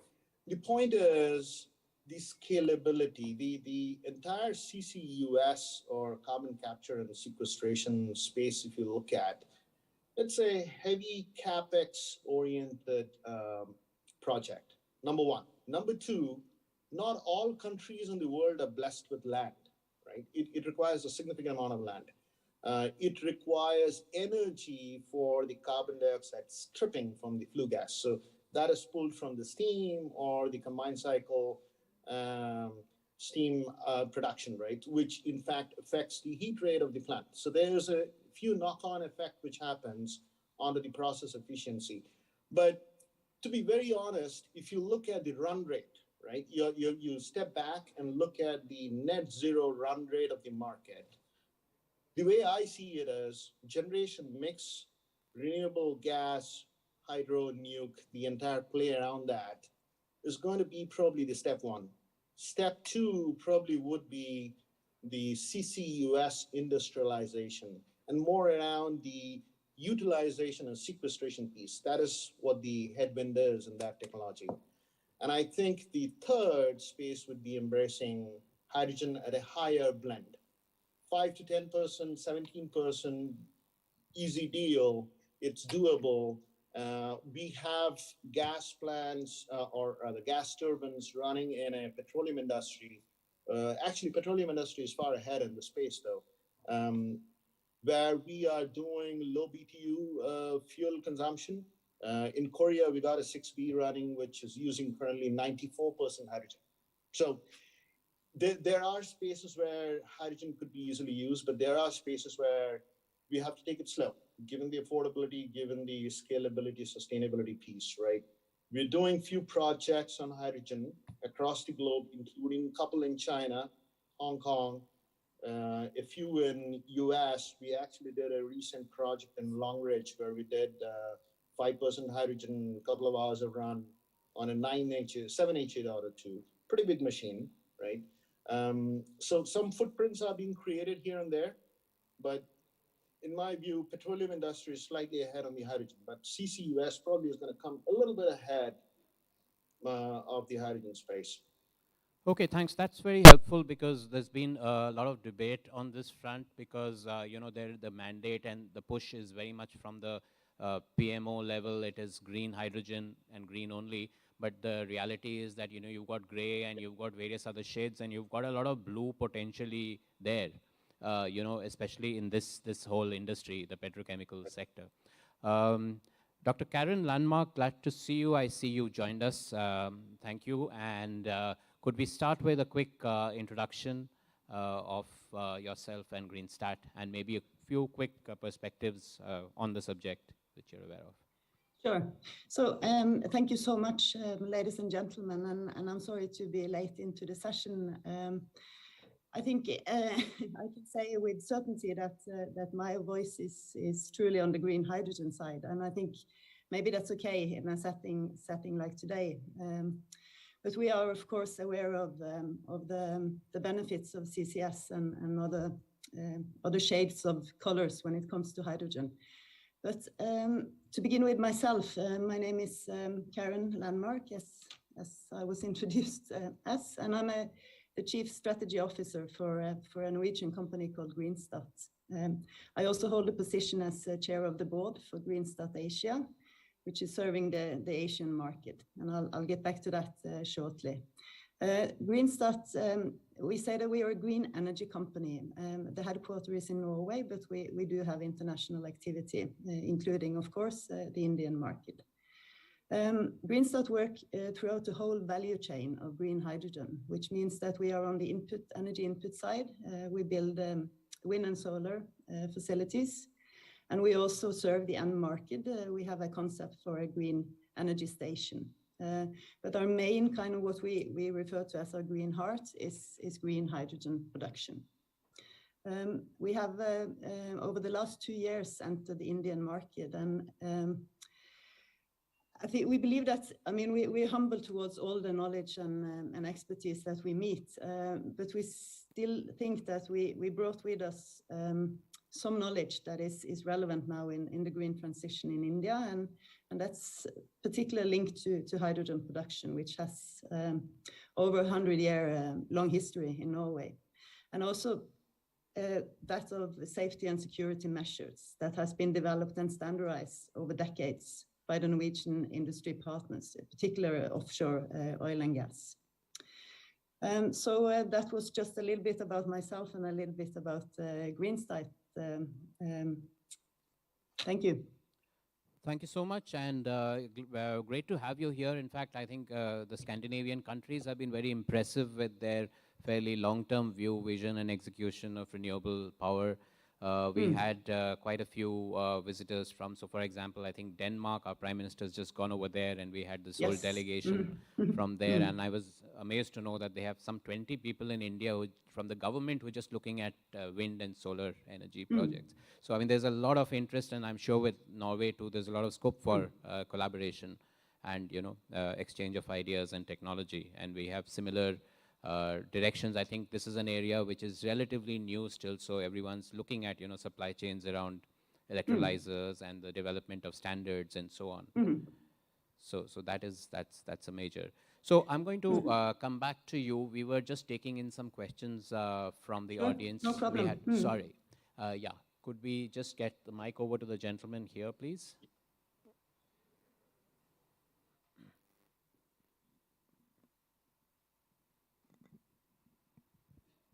Hello, good afternoon. My name is Rakesh. So I have a typical question. Hope this is something very much into the initial context discussions. This is regarding the raw material source. I mean, basically, what are the hydrogen which you are targeting for? We are targeting through the electrolysis route, which eventually means that we will be using the water as a raw material.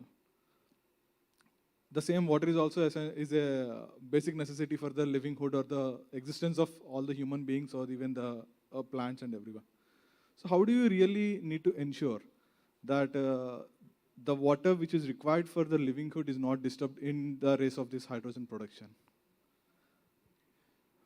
Water, well, the water, it goes back to water. So that's the great thing about hydrogen. When you, you know, you recombine it, you burn it, or, you know, you have the space shuttle powered by hydrogen, you get water back again. So in that sense, I don't think water itself is the problem here. It's primarily the energy, but I don't know if, I think, Karen, this would be part maybe up your street. I think the question was that, are we looking at depleting other resources in the process, especially water, if, you know, water is going to be a primary source of, well, the hydrogen through electrolysis?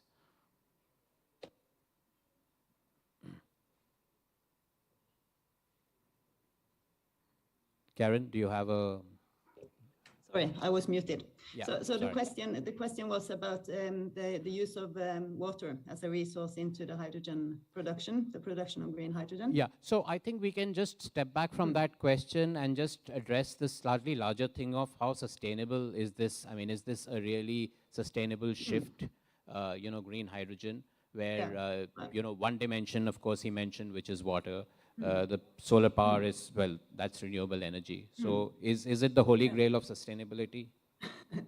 Well, thank you so much for that extremely relevant question. And I did my PhD in sustainability, so this is something that I kind of argue with myself every day, because it's not necessarily sustainable in all locations. So I think the planning of all new industry from this day and forward needs to take into account resource use, also the creation of industrial symbiosis, the creation of energy hubs, the use of areas and land, which is, we know now from the UN point of view that we don't really have any more nature to use, not even for energy production. So there will always be a battle between goods here. And I think what we have to do is just take that into the planning from the very start. When it comes to water in particular, there are ways to solve that because there are also technology you can use, you can reuse, and you can also use the excess water to other production of other things, or put it into use. But I think it's a matter of thinking that, I mean, on a threshold that has been defined as kind of the defining decade for humanity, I think that all industry planning and development needs to take into account the ESG perspectives. And I don't think there is one size fits all, because it will depend on the location. I would say that in India, where you have areas that are really big on solar energy, you will have excess energy, and then it makes perfect sense to produce green hydrogen in certain places in India and the world. And in some places, it's potentially not the best way of using the energy. Then maybe the energy should be used directly to something else. So I think it's just a really, it's a question that we need to keep high on the agenda for the next decade, I think. And I think we all need to come up with good solutions to that problem. Yeah, thank you. I think that was actually a pretty deep question, because if you're setting up, for example, green hydrogen clusters or valleys in the Rajasthan desert, you've got a lot of renewable energy there, but you need the source for the water. And your atmosphere too doesn't have a great deal of humidity to be able to try and capture it from there. So great question, thank you for that. Any other last questions? We've got, I think, a few minutes. We started about 10 minutes late, but we want to wrap up more or less on time. Yes, last go ahead. question. To me, overall, it looks that these efforts, the top priority, this carbon capture, that is seems to be important till cheap power becomes available, like solar or wind, because that is not available in abundance. So what are the efforts, because it is not a CCUS industry point of view, industries may not go for investment, even if it is a big, so at national level or maybe government level, any efforts to build some carbon capture network. So that would be probably really helpful in reducing or maybe carbon abatement point of view till this cheap power becomes available. Okay, I'm going to just park that and see if there are any more quick questions. It's a little outside syllabus, but we have discussed carbon capture, so we can definitely take it up. Anybody else? Any last question? Okay, there's one at the end, please. Could we have the mic over there? I wish we had a second mic because we're losing a little bit of time. Yes, sir, go ahead. Do just introduce yourself, please. Sorry, is the mic reaching the back?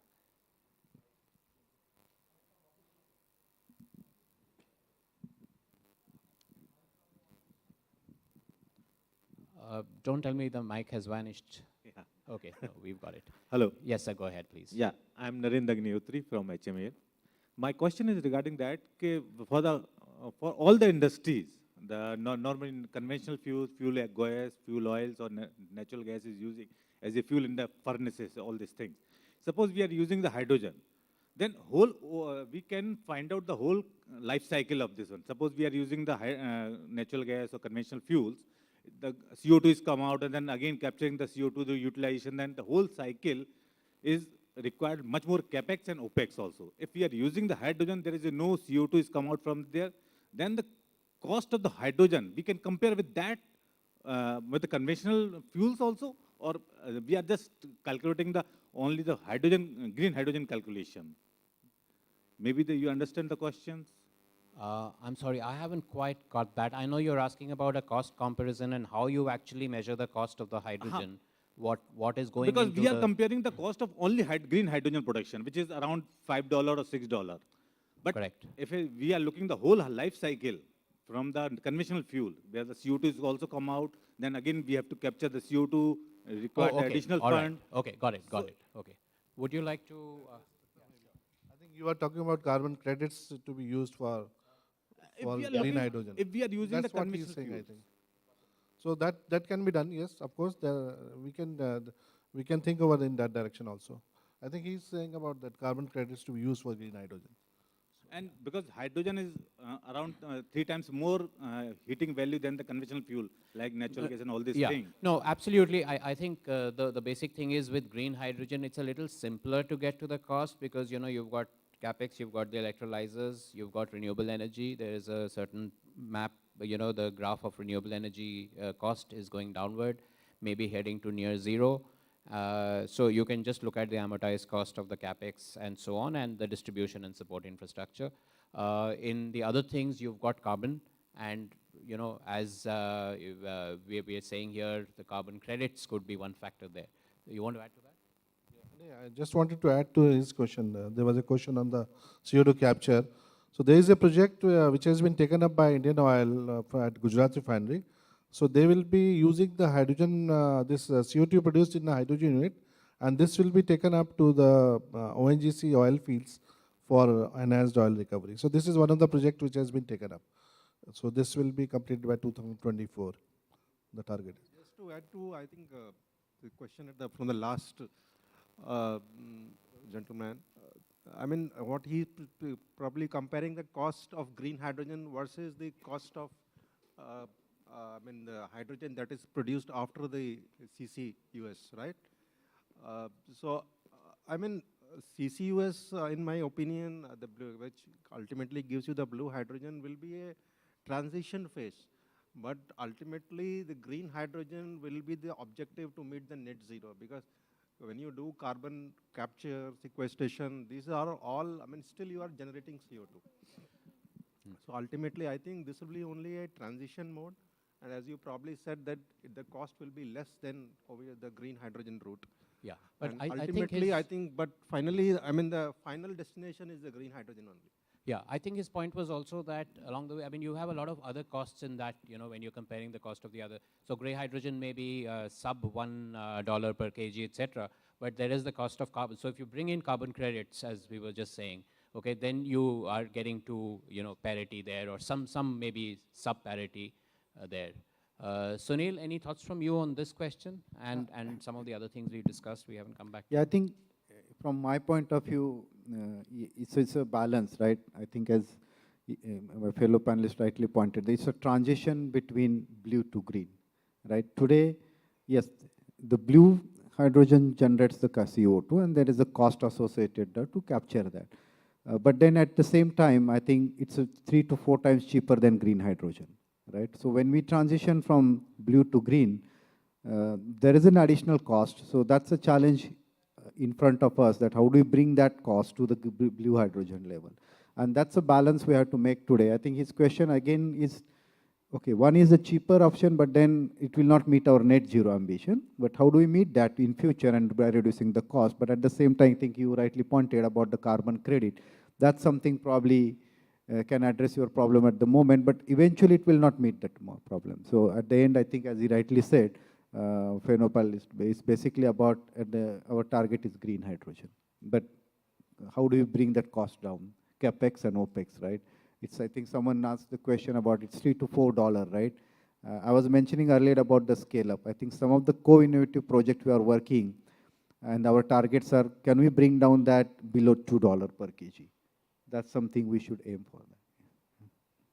Okay, so I'm going to wrap up with, if there are no more questions, with just this last question for quick last words from everybody. We spoke about this earlier, the need for, where are the large use cases? And today for hydrogen, clearly the only two large use cases are with the refineries and fertilizer at 54% and 46% or something like that respectively.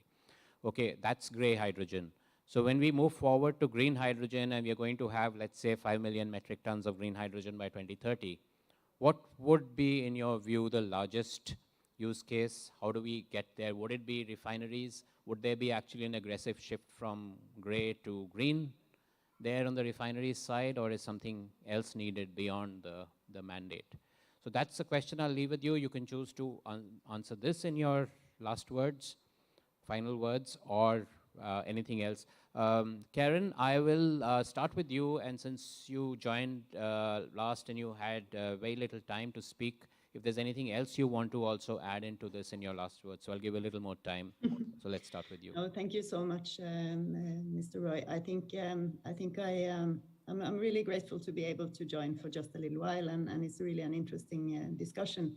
And as I said, our point of view is definitely that we need to move towards green hydrogen for many reasons. But I still think that both the refineries and the fertilizer industry will be very important in that path. So that will be the first large-scale projects from our point of view. And then I think many things will happen in parallel, and the markets will probably overlap each other once the cost is driven down by technology and also the prices of electricity, which has to be done, and including governmental incentives and a predictability in the market. So I think there's many things that has to happen at the same time, and I think that India is beautifully positioned to really become a global hub for green hydrogen production. And it's also extremely nice for us to see how forward-leaning the government are in these issues. And as you said, your honorable Prime Minister is in Scandinavia these days, and I think he shook hands with our Prime Minister just yesterday. And they were talking, amongst other things, about green hydrogen. So I think we are looking forward to cooperate with you all and be part of this green shift in India. Thank you. Thank you very much, Dr. Landmark. Shantanu, could I go over to you? And I'll just, place this additional point that, we started by saying that the Ministry of Power has actually come out with the first significant part of this hydrogen policy. So that's interesting. So clearly the power sector is a very key part of, that is the major component that goes in apart from the electrolyzers. So last thoughts from you on how you see the sector scaling up to 2030 in India. So look, I think I agree with Dr. Kran. Most likely petroleum industry or the oil and refinery industry would be taking the first steps towards being the supplier or the source of hydrogen at an affordable price. But in the power sector, what I feel is there are a couple of ways we look at it, right? Pre-combustion and post-combustion, that's how we look at it, right? Post is where your CCUS technology comes into play, and pre is where managing the fuel, right? Although there's a lot of talk around ammonia and such, but definitely hydrogen has a lead on this. Handling hydrogen could be tricky given the characteristics it comes with, but it's doable. We in GE, we have about close to 100 plus machines running today with about 8 million operating hours, mainly in the petroleum industry, where we are doing certain blends of hydrogen, 5 to 17, to some cases, 90 plus, right? But if you look at hydrogen, it has a flip side too. It is not easy to detect, flame scanning, right? It burns high at a higher temperature, so NOx becomes a headwind. You now got to do investment to manage NOx. So why I'm throwing this out is it's going to be a journey. But I agree that we want to go towards a green hydrogen scenario, but it will be a journey, and the journey has to be laid out well. If it is not going to be laid out well, then I think we will be talking about this topic and the progress would be slower. But to your point, Prashanto, I think the first step would be from the oil and gas industry, because they are smarter in this fuel. They have been handling it for some time. They know the intricacies of this fuel. They're pretty smart in that. So I think they will lead that a bit more than rest of the industries, right? Thank you so much. Dr. Ravi Kumar, last words from you. Thank you. say as all panelists agreed that capex and apex operating costs are the major driving force for any transition. And someone has asked about CO2 emissions question. I think Yes. some questions regarding even solar power generation also. While manufacturing these solar panels, you end up spending a lot of energy. What about the emissions coming out from that energy? Perhaps we need to look at the overall CO2 emissions from cradle to grave, so that we'll be comparing all these things on the same level. And of course, there must be a lot of development that might have happened over a period of time. And renewable power is going to be the ultimate winner in all these CO2 emissions factors. So we need to take it with reality. And second, these the prices of electricity, of solar energy are going to come down, and definitely it is going to be a big boost for refining industry. And the sooner we adapt, that is going to be better for us. And I added to this water usage, especially the places like Bombay, etc., where you don't have so much of availability, and of course availability of seawater is there. How we can effectively use that water for producing hydrogen, this is a moot point. And most of our refineries are landlocked and basically the space constraint. Because of that, we cannot use solar or so much easily. So how we are going to, even if our intent is there, how we are going to move towards green hydrogen, this is a challenge. And these two major challenges, basically affordable electricity for hydrogen production, as well as availability of water. These are the two key challenges as far as hydrogen adoption in refining industry, especially for VPCL type of refineries where they are located close to cities, etc. So, but definitely the transition has to be made and beginning has to be done.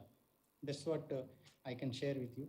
And regarding CO2, what are we going to do with the CO2 capture? Even if we go for some SMB, simulated moving bed, these kind of technologies we are looking at, they are very energy efficient and definitely cost effective also.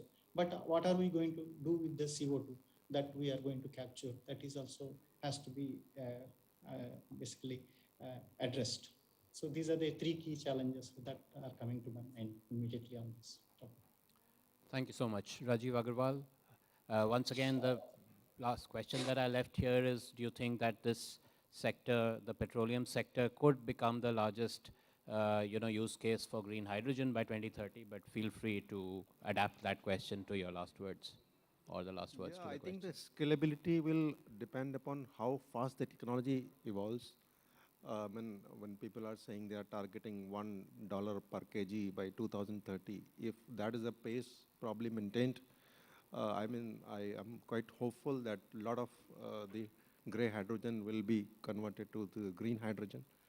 And of course, the other technology challenges like banking of energy and all storage, those also need to be looked into by appropriate government policies.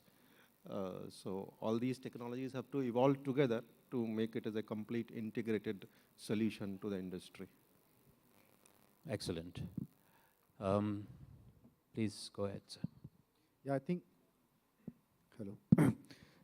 I think as fellow panelists talked, and I also mentioned earlier, it's going to be challenge for at least from transition from blue to green from a scalability point of view. Of course, I think you mentioned about $1, but at least next 5 years, right? Can we at least target $2 per kg, right? That's something a challenge ahead of us. And at the same time, I think use case you mentioned repeatedly, right? I think we heard about refining industry, power and other things. But I think I would go beyond that and look at transportation as the next generation industry where hydrogen would be used. But at the same time, the safety aspect is most important, which I talked about. So definitely there is a lot of R&D type of investment required to come up with the safety aspects. How do we store it? How do we transport it? Those aspects also has to be looked at, not just manufacturing. Of course, manufacturing is the key thing we all talked about, but then taking to the transportation, storage, safety, and then bringing the cost down, which is affordable to the common people, is again another aspect to look at it. But Sunil, do you actually see transportation scaling up? Yes. Because, very clearly the focus is on essentially large, heavy transport, buses, etc. We don't really see FCV cars in Yes. the decade ahead. It's probably just EVs that we are stepping into. Yes. But you do expect to see heavy transport Exactly, scaling up yeah, in terms of green hydrogen. Yes, yeah. Like we all talk about EV now, right? But maybe a generation will come, people will talk about hydrogen cars, yeah? And I don't think it will be very far away, maybe a decade along. At the moment, yes, energy is the focus, power industry is the focus, steel is the focus, but then hydrogen cars would be the next generation. Terrific. Alok Sharma, last word yours. I echo what our my fellow panelists have said, that refineries will be the largest user for green hydrogen. Then what he said about the transportation, I think transportation sector can also become a major user. Like in Japan, the major focus is on the transport. They have set up about 170 stations. So the major focus there is on the hydrogen usage in the transportation. So that sector can also become a major user. And then the power sector, a lot of work is going on the turbine side for use of hydrogen in the power sector. So that can also become one of the bigger users for hydrogen. So that's all from my side. I think one point he raised about the water usage. That's a very relevant point in the present context for our country also. And for this also, we are working on some of the projects on using this seawater directly for the electrolysis. So that technology, of course, will have to be matured for, I think, taking this forward, for the electrolyzers to be taken forward. Because 1 kg of hydrogen requires about 10 kg of water. So that itself is a big challenge. Absolutely. So water does become a very critical issue depending on where you're going to be creating your green hydrogen. Terrific, really enjoyable session. Thank you all for your questions, and to the panelists. I think we have a very interesting point in this sector, the petrochemicals arena, where you're the largest consumer of hydrogen. There is zero green hydrogen there. There's an aggressive roadmap for green hydrogen from the government. The question is, how quickly will this sector adapt with mandates, with policy push, incentives, etc. And we know a lot of it will depend on the other set of associated policy pushes apart from the mandate, including electrolyzer manufacturing, the energy security related things, the carbon credits. There is that the whole $100 billion fund which is supposed to be there from developed nations, and the utilization of that has not yet started. So there's a lot of imponderables, but clearly a very exciting space to be here. So thank you all very much, and a great thanks to my fellow panelists and those joining us over Zoom. Thank you, Shantanu, Dr. Ravi, Karen, and Mark. Thank you very much. Pleasure. Thank you.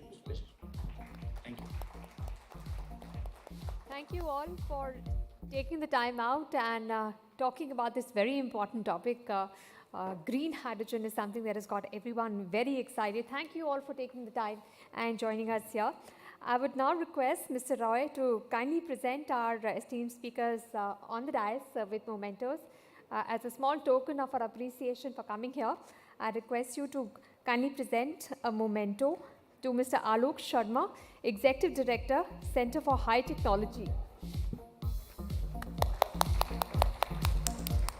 A memento for Mr. Sunil Patil, Senior Director, Solution Consulting, Engineering, Aspen Technology.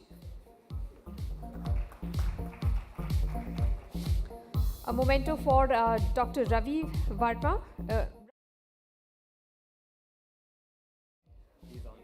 Oh, he's virtual. All right.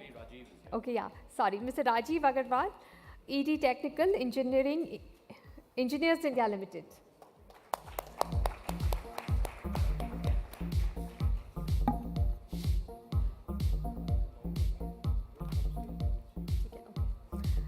I would request Mr. S. Mitra, former ED, Petrochem IOC, to please come on stage and present Mr. Roy with a memento from our side as a token of our appreciation for conducting this session.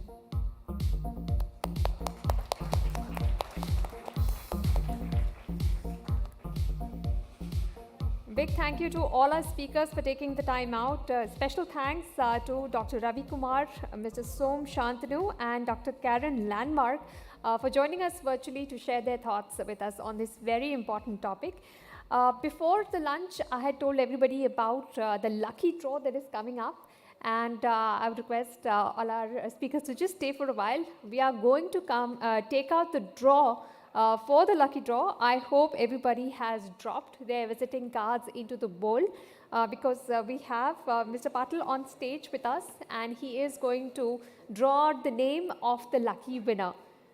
So without further ado, I request Mr. Patil to please take out the name of the winner. So I request all of you to please stay on stage till we conclude the lucky draw.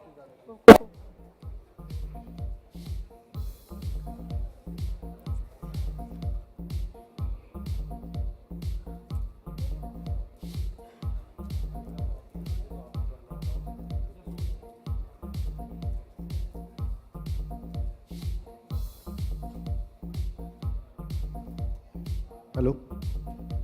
Yeah, the winner from Aspentech for Aspentech Apple Airport, Mr. S. Bharatan, Head R&D HPCL.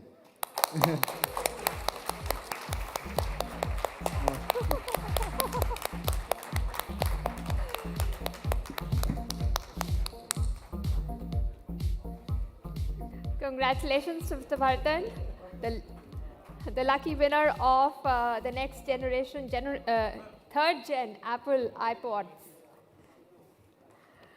Thank you all for joining us for this session and discussing green hydrogen. We are going to take a short tea break and reconvene soon with some of our technical sessions. Do join us again.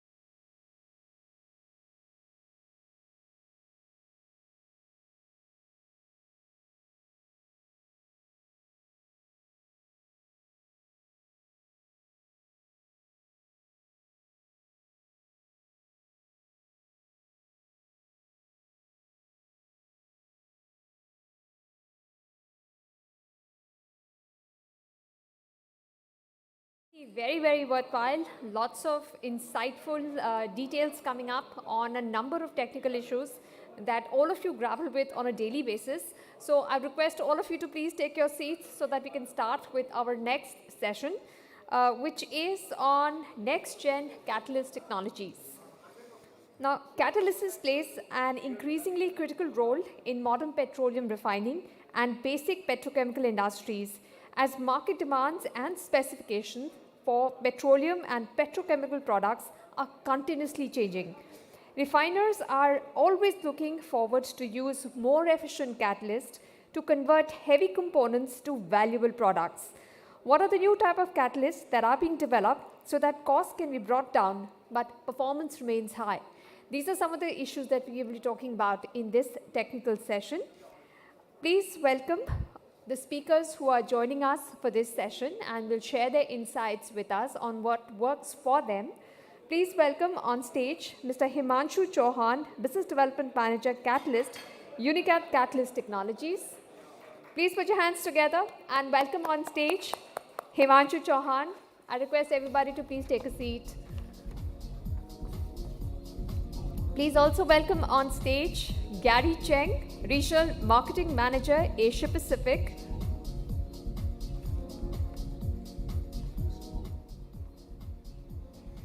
With W.R. Grace. Please also welcome on stage Mr. Ravinder Kumar, Deputy Group Manager, Technical Services, Axon India. Please put your hands together and welcome Mr. Ravinder Kumar on stage. And please also welcome Mr. S. Bharatan, Executive Director and Head R&D HPCL, who will be the sessions chair for this session. Mr. Bharatan has worked in operations and technical in HPCL's Vizag and Mumbai refineries for 24 years and in the corporate office on margin management and project processes for 4 years. He has varied research interest in all areas of refining and sustainability, development and the application of them all. I would now like to request Mr. Bharatan to please take this session forward. I'm sure everybody is really looking forward to understanding the best-in-kinds catalysts that are available in the market and what improvements are being made. Over to you, sir. Thank you very much. Very good afternoon to all. We have an exciting topic now, which is on catalysis. Catalysis as since it helps in improving the rate, yield, various efficiencies of different processes in the refineries, it's always evolving. Every time we think best catalyst has come, this is the ultimate, you will see within a very short time another catalyst coming and beating this performance. So catalysis area is very exciting, and the developments that take place are continuous. We are now starting from going into the nano scale, and more new materials are being used, which not only improves the performance but also the cost of the catalyst. We have 3 exciting speakers today, each one representing one of the critical processes in a refinery, mainly FCC. We have on accents and Himanshu on reforming, especially on the Himanshu's topic, since in the previous panel discussion, all were talking about green hydrogen. So we are very eager to see how Himanshu is going to sell his reforming catalyst to this audience. Without wasting much time, I will first introduce Mr. Ravinder Kumar, Deputy Group Manager, Technical Services, Accents India, for his first presentation. He has joined Accents in 2009. Previously, he has worked with RCF and Indian Oil Corporation. Right now, he is working on various technologies. He is a graduate from Indian Institute of Technology. Over to you, Mr. Ravinder Kumar. We have about 1 hour time. Hope each one of you, if you can complete in 15 minutes, we will have a question answer session for another 15 minutes. Over to you. I have an humble request to all the speakers. You need not talk about your company. All of us know all about the 3 main catalyst companies well. Straight away you can come to the topic. Thank you.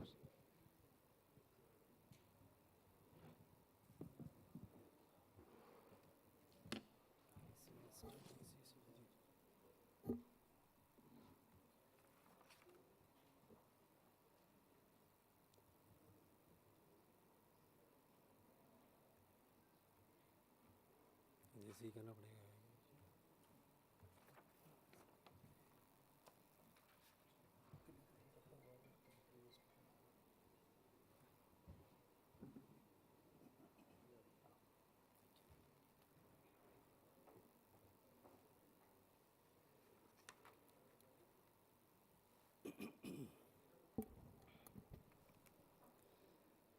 afternoon, everyone. So let's have something of, about the technical. We all in refining and petrochemical industry strive to improve the process so that we can increase our gross profit margin and the challenges while ensuring the harmony with the environment. So today I am going to present actions endeavor to achieve the same objectives from reforming Symphony Catalyst. So I will start with the introduction, then little bit about the reforming catalyst function, what are the axes of catalyst development, superior catalyst carrier, and superior metal interaction, reforming catalyst portfolio, and in last, Symphony for CCR application. So what is our expectation with the reforming catalyst? What is the market looking for? First, no doubt, the better C5 plus hydrogen aromatic yields with the initial catalyst performances. Second, better economic throughout the catalyst life cycle with the high activity and the yields stability.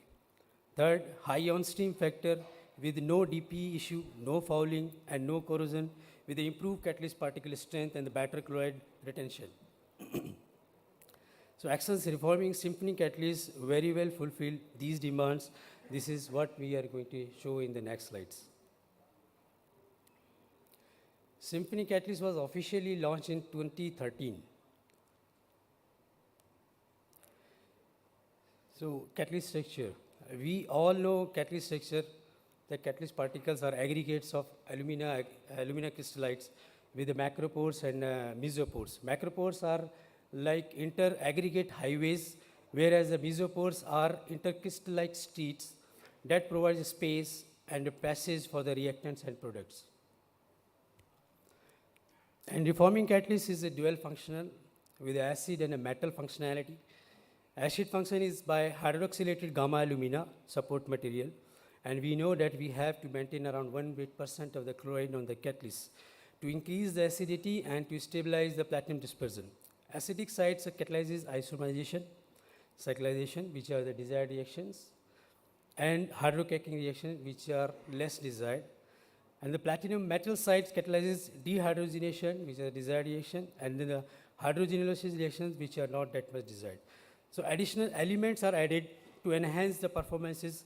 Example, tin in the CCR catalyst. So tin, which interacts with the platinum for the better yields and less coke generation. Tin also interacts with the alumina surface to improve yields by reducing cracking and to increase the catalyst stability. Therefore, acid and metal function must be balanced for the best performances.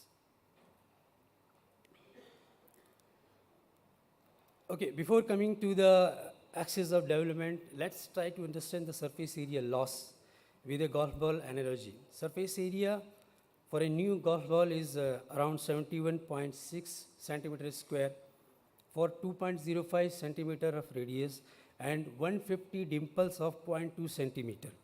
Whereas for equal solid volumes pair, the surface area is 50.3 centimeters square. So here what I am trying to say is there is a loss of around 30%. Now the hydrothermal stability decreases with the water and the temperature. We know that reforming reactions are endothermic in nature. So the average temperature in the reaction section is lower than 500 degrees Celsius. But we need to regenerate the catalyst. We have to burn the coke in the regeneration section. And the temperature is comparatively high in the range of 540 to 580 degrees Celsius, depending on the coke content. So, and high moisture is also there. So here is the surface area stability with the temperature. We can see with each step increase of 50 degrees Celsius, there is a loss of surface area. Similarly, here we can see with the increase in the moisture in the catalyst, there is a decrease in the surface area. So high moisture also reduces the phase change. As we know, the gamma alumina phase is the active. And at very high temperature, this phase, gamma phase, can change to the alpha phase, which is an inactive state. So at the high moisture content, this phase temperature will also reduce. Okay, what is the impact of surface area loss? So loss in the chloride retention, resulting in higher chloride injection rate, higher chloride content in the gas phase. That could lead to the corrosion, short duration of chloride traps, problem of green oil, and increased downtime of compressors, that is high maintenance work. It also leads to loss of platinum dispersion, less active sites, increased coke impact at lower coke percent, fast deactivation, shorter catalyst lifetime, more regeneration in CCR is required. So therefore, based on that, the first axis of development is the superior catalyst carrier, which is alumina. Alumina support properties depends on the source of raw material, manufacturing process control, crystallite size, pore size distribution, transition alumina phase, control of the crust strength, and the surface area. Additional elements are added to enhance the yields and the stability of the catalyst. And the second axis of development is the superior metal interaction. Reactions like dehydrocyclization and hydrogenolysis reactions require adjoining platinum atoms. Here you can see in a 13-atom platinum cluster, 12 atoms which are adjoining and available to catalyze the reactions. Moreover, very few, around 4 to 5 large clusters can exist on a single crystallite. That ensures good platinum dispersion and better metal interaction. So our long track innovation leads us to the Symphony catalyst family with both optimized metal and acidic functions. So we have worked a lot on enhancing our supports in terms of the surface area stability, which is the key to ensure the maximum chloride retention, specific surface area to disperse the platinum, which reduces the chloride injection and minimizes related issues. So our supports are characterized by their high alumina phase purity, and this contributes to the improved catalyst properties such as long and higher yields. So innovation of the metal functions improves the yields and the platinum dispersion retention. So Symphony's catalyst series offers optimized catalyst properties and outstanding robustness thanks to the Action's latest innovation on both metal and acid function. Now the Action's reforming catalyst portfolio. So we have a wide reforming catalyst portfolio that fits any kind of technology. All catalysts are designed to ensure the maximum profitability. So for the fixed bed reforming catalysts, these are the Symphony series catalysts P152 and PR150, PR156, and the new catalysts which were introduced are P252, PR250, and PR256. So here are the results of the third-party pilot test. Comparison of the new PR256 with the old RG series catalyst indicate superior selectivity and the improved activity of the PR256. Activity of the PR256 is high by 5 degrees Celsius, and the yields are better by around 0.58% at the beginning itself, and around 2.8% at the later stage. Stability is improved by around 37% at the longer catalyst life.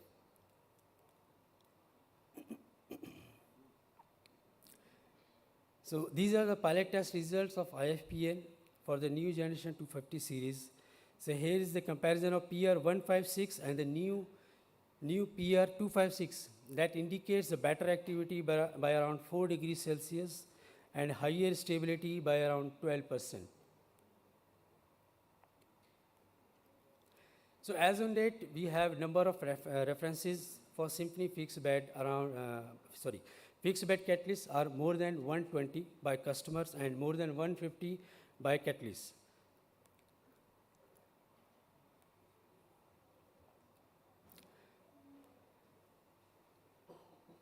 So PS100 is a symphony catalyst, and the new symphony catalysts introduced are highly active CR157, AR151, and PS110. So PS100 and 110 are low density catalysts for competitor units. So we have over 50 references as of now till March 2022. All types of design, repeated orders from the majors in units loading Axens catalysts for the first time. So we have been just awarded in the Asian region with the CR157. Now the application of the symphony catalyst for CCR units. The PS symphony stability. So high hydrothermal stability is the key parameter for catalyst performances on the long run. Same surface area decline range for the symphony PS40, PS100 and PS110 has been observed. CR157 also offers same high hydrothermal stability like PS100 and PS110. So Axens catalyst outstanding hydrothermal stability is demonstrated in both Axens and non-Axens design units. So here is the comparison of the PS100 with the new Symphony PS110. PS110 is more active by 5 degrees Celsius and high C5 plus and hydrogen and aromatic yields. Here we can see the C5 plus and aromatic yields are around 0.8% higher, which definitely boosts the reforming unit margins. So here is the activity performance feedback of PS110 from the competitor design unit. So here we can see the normalized weight is in line with the projection estimate with only plus minus 5 degree Fahrenheit of variation. Normalized weight accounts for all variation in the daily operations. And the selectivity performance feedback of the PS110. Here we can see the normalized C5 plus yield are doing better than the projection estimate with only 0 to 1 volume % of variation. And Symphony CR157 and AR151. So CR157 for the gasoline mode was launched in 2016 and AR151 for aromatic mode was launched in 2017. So like all other Symphony products, these are also offering the best hydrothermal stability and to maintain the best performances on long run. Symphony CR157, based on the actual data, CR157 is 5 degrees Celsius more active with around 15% of high stability compared to CR607. And same CR157 selectivity is same as CR607. So I would like to share few references for the CR157 catalyst activity and selectivity. In the first reference, that is for the competitor design unit, here we can see the delta performance, actual delta performance, and with the guarantee parameters is varying from 0.6 to 2.3%. So average is around plus 1.2%. And the second reference we have, that is also from the competitor unit. So we have received the recommendation letter from the customer. So I would like to read the letter. The objective of this unit is to produce high liquid yield reformant with a high octane number around 102 minimum at the stabilizer column bottom. The unit includes the following section: reaction section, stabilization section, atmospheric catalyst regeneration section. Unit until April 2017 year, the catalyst supplier of this unit was another competitive catalyst company.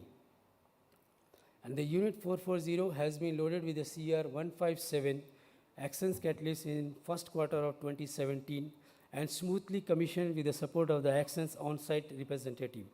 Ever since, the unit has been operated satisfactorily and produced desired products specification and did not require any specific unit parameter adjustment with the Axens CR157 catalyst. Third reference is comparison with the former generation catalyst regarding the activity. So CR157 was loaded, and after here we can see after loading the CR157, the weight requirement is 505 degrees Celsius compared to the last catalyst weight of 512 degrees Celsius to achieve the same RON. And regarding the selectivity, the C5 plus and hydrogen yields were similar to the last catalyst. Therefore, same selectivity with the improved activity. And the fourth case study is again a comparison with the former generation, the activity. Here we can see the CR157 catalyst is more active by 5 to 7 degrees Celsius compared to earlier CR601. And yes, again, the performances are confirmed, same selectivity with an improved activity. Fifth case study. So this is in the competitor CCR unit. Here, all the performances are above the guarantees. We can see all hydrogen yield, C5 plus yield, aromatic yield, RON, all were higher than the guarantee parameters, and that were at lower weight of 522 degrees Celsius compared to the guarantees, which the estimation was at 528 degrees Celsius. Sixth case study, this is again in the competitor design unit. Here, after replacement of the catalyst with the CR157, weight is lower, yields are comparatively better. So again, we can say the battery activity versus CR600 series confirmed. Selectivity is also slightly improved. So today we have 80 plus catalyst references worldwide in non-Accents design CCR, including repeated orders. So 35 plus competitor design units in operation with the Accents catalyst. All competitor CCR design type, atmospheric, pressurized, cycle max generation with and without closeout, replacing all catalyst density types. So today we have almost 200 references in 9 years, so which shows the success story of next generation Symphony catalyst. Thank you.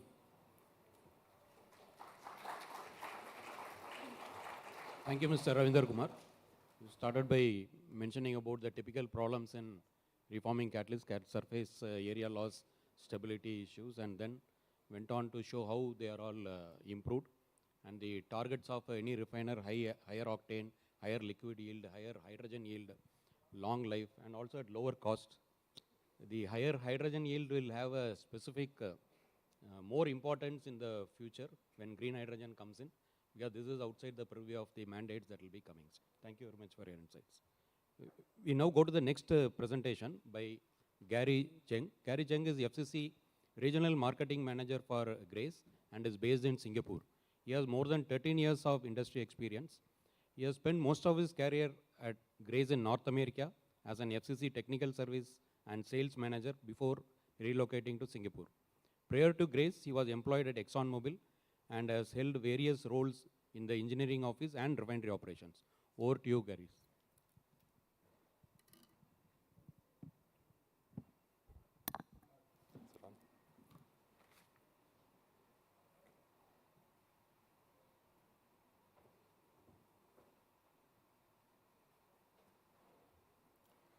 Okay.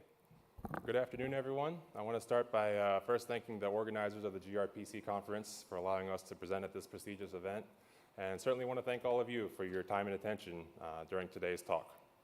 As mentioned, my name is Gary Chang, and I'm proud to be up here representing Grace and talking to you about high rare earth FCC catalyst technologies for maximum refining profitability.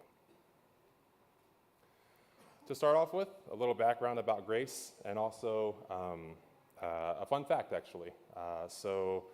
This coming Monday marks the 80th anniversary of the first commercial production of synthetic FCC catalyst, which was done by Grace. And towards the end of this month marks the 80th anniversary of the first commercial FCC unit, which started up in Baton Rouge, Louisiana. So throughout that 80-year history, Grace has been proud to be the market leader globally in FCC catalysts, and I'm honored to be a part of such a great company.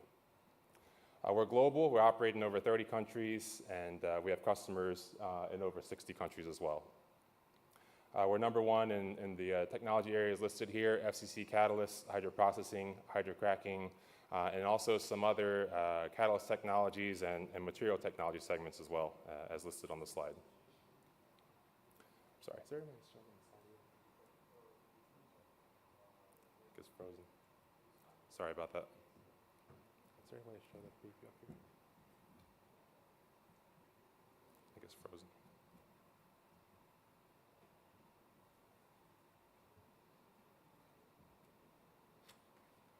Oh, I think it's back here.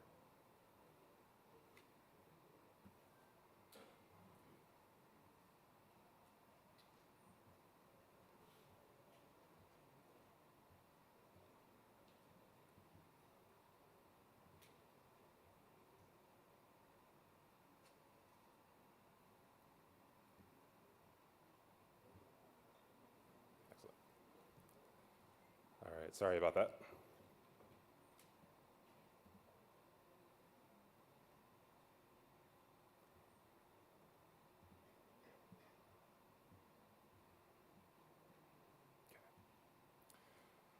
Okay, so on today's presentation, we'll start from a macro view, talk a little bit about the market, refining economics, refining outlook, and then drill down to FCC technology, and then ultimately to FCC catalysts and what catalysts can do to improve refining profitability. So consistent with the theme of some of the earlier talks, it's a great time to be in refining. Margins are strong, global major products demand are very strong relative to prior years. Shown on this graph on the left side is a plot from some industry consultants, IHS Markit, about global products demand by region versus 2019 levels. And the lines at the top of this trend are from Asia. So Asia Pacific region is leading the recovery and has contributed to the majority of the growth in recent years and expected to continue to do so in the coming years. Top right chart shows global average gasoline crack spreads, which are again above the 5-year average.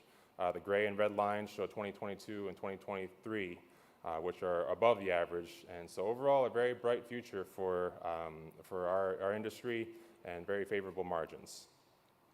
As a result, refiners are delaying maintenance. Global refinery turnarounds are expected to be at 5-year lows in the coming near future.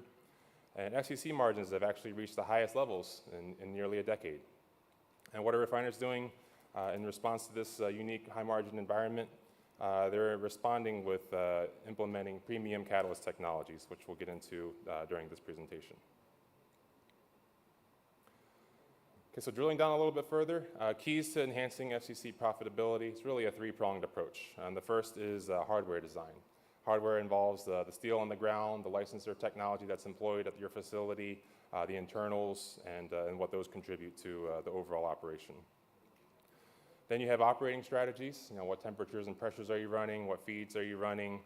How you're operating the unit, and what constraints you're pushing up against. And then finally, catalyst solutions, which is where we'll spend the majority of today's talk. Catalyst solutions can have a major impact on overall max profitability of the operation when you put those all together. And just a plug about a presentation that some of our Grace colleagues gave at the American Fuel and Petrochemical Manufacturing Conference in the US, AFPM. They gave a talk about FCC unit health check. And with today's refining margins, you know, is your unit really ready to take advantage of these high margins, run at max throughput? And I encourage you to check that out on our eCatalyst website, which is available to our Grace customers. Okay, drilling down a little bit further into FCC catalyst design. Overall, FCC catalyst design is a fairly complex subject. There's a diverse range of materials that can go in there, including the actual platform itself, the zeolite type, which can vary pretty broadly in terms of quality, in terms of acidity, in terms of stability, and overall yield profile. You have the processing to control the physical properties. You have metals tolerance, which we'll cover in this talk as well, that can really control how much of the unwanted products that your operation makes. Then you have your matrix, which controls quite a bit around the porosity, and also your clay, which gives you your particle integrity. So overall, pretty complicated mix of ingredients and processing components that go in there. But overall, it's a neat industry to be a part of, and it really allows us to have flexibility to optimize to a particular unit's desires and objectives. So within FCC catalysts, rare earth has a very important role. It is pretty well known in industry that increasing rare earth on zeolite increases the hydrogen transfer activity. It increases the unit cell size and also leads to lower LPG olefinicity. It manipulates your active site density and can give you a pretty broad range of catalyst properties, catalyst activities, and overall selectivities. This plot on the top right is the impact of unit cell size on hydrogen transfer. So on the y-axis, we have the ratio of isobutylene to isobutane, which is effectively your hydrogen transfer index, and that's cross-plotted against cell size, which tells you the well-known idea that with higher unit cell size, you have a little bit more hydrogen transfer, and with a lower unit cell size, you generate more LPG olefins, and your LPG stream is overall had a higher olefinicity. So now we talk about rare earth on zeolite already. Now we want to talk about the second role of rare earth in FCC catalysts, which is rare earth on matrix. Rare earth on matrix is very important because it can have a very pronounced impact on the yield selectivity profile without influencing the LPG olefinicity itself. It does not interact with the zeolite, it does not deteriorate LPG olefinicity as a result, and it can be very effective in improving coke and gas selectivity. Shown here on the bottom right are EPMA images from a refiner ECAT sample. We have rare earth on the left, and we have vanadium on the right. And you can see the association or hotspots based on the color density that shows the rare earth-based metals trap is very effective at trapping the vanadium in this commercial unit. So again, rare earth on matrix, separate from rare earth on zeolite, and two separate functions overall of rare earth on a catalyst.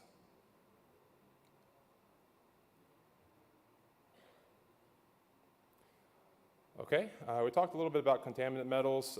In terms of contaminant metal tolerance, it's really dependent on a particular FCC unit as well as the catalyst technology that's employed.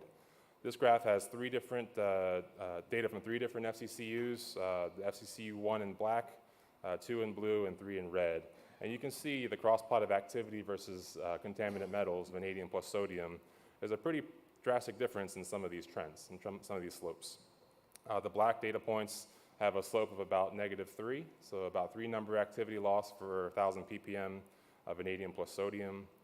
The red one's about closer to 2.5, and then the blue is pretty drastic at over 7. So you can have a major effect on the metals tolerance and activity retention based on the catalyst properties and also the actual unit itself. Diving a little deeper into vanadium deactivation. So vanadium is a well-known contaminant in FCC, originates from the feed. Shown here is the mechanism by which it attacks the catalyst itself, transfers onto the catalyst particle surface, moves over to the regenerator where it is oxidized and eventually forms vanadic acid. And the vanadic acid catalyzes the destruction of the zeolite framework. And so the more effective a trap is at reducing the mobility and the harmfulness of the vanadium itself, the better the impact on the unit operation. We saw some data in the earlier slide, but as far as a rule of thumb, typically about 1,000 ppm vanadium plus sodium will result in about a 2.5 number activity loss at a given fresh catalyst addition rate.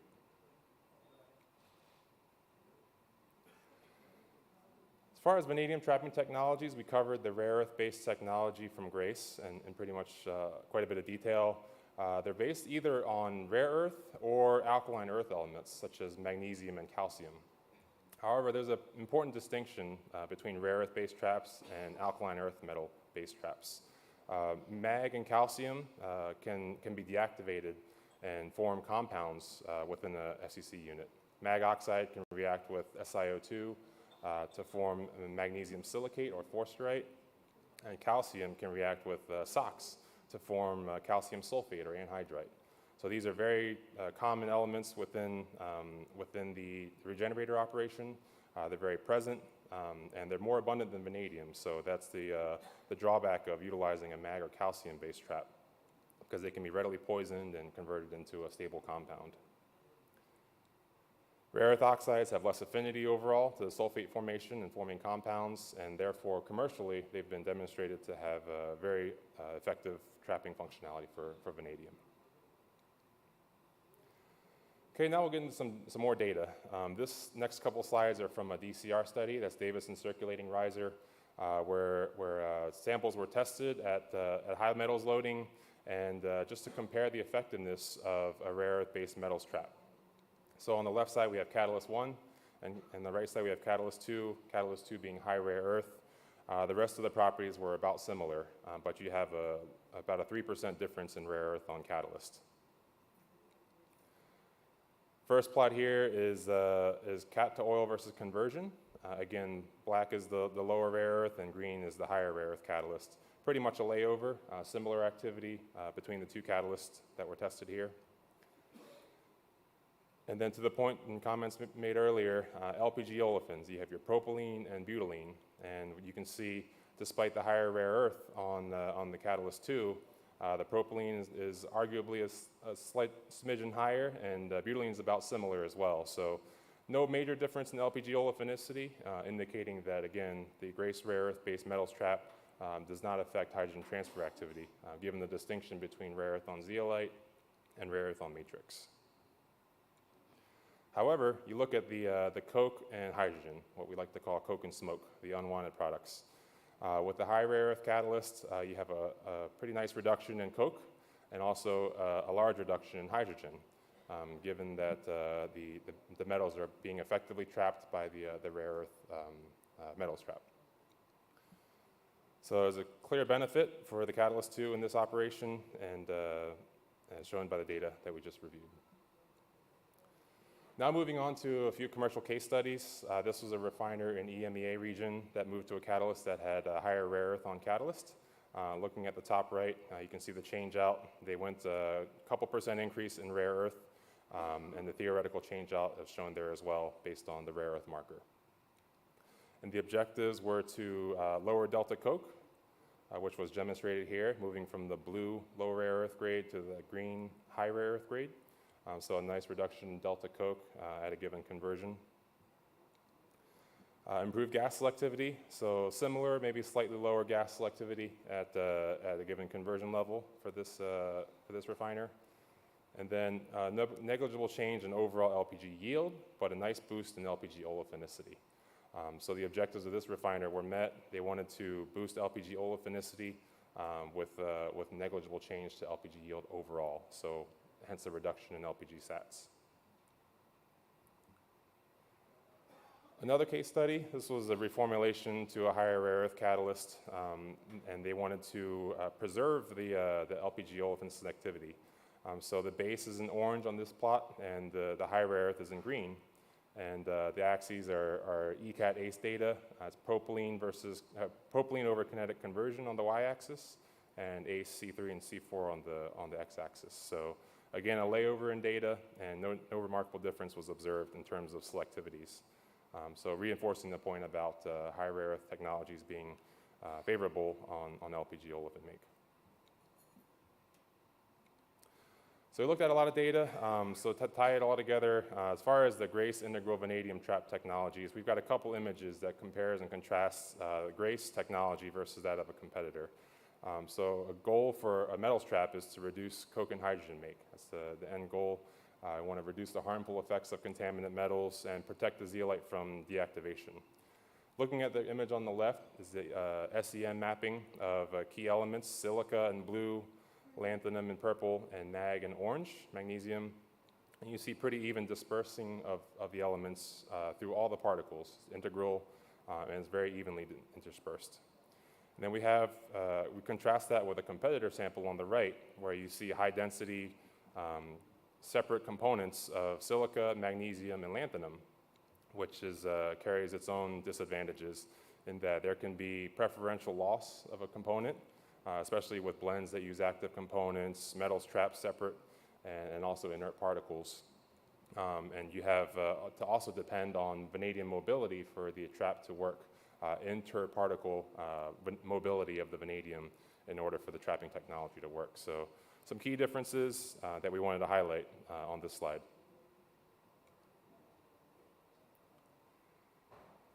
For those that were present last year on the virtual GRPC 2021, we talked about our fusion technology, which is a novel catalyst platform, contains a high rare earth base, and it has demonstrated very wide commercial success in the industry, delivering coke selectivity advantages while preserving key yields on LPG olefins and gasoline.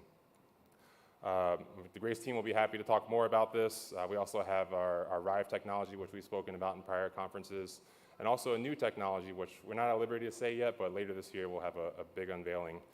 But we're constantly innovating at Grace. We're driving forward our technology, continuing to move the needle, and wanting to deliver value to refiners given the high margins and challenges that we all face today.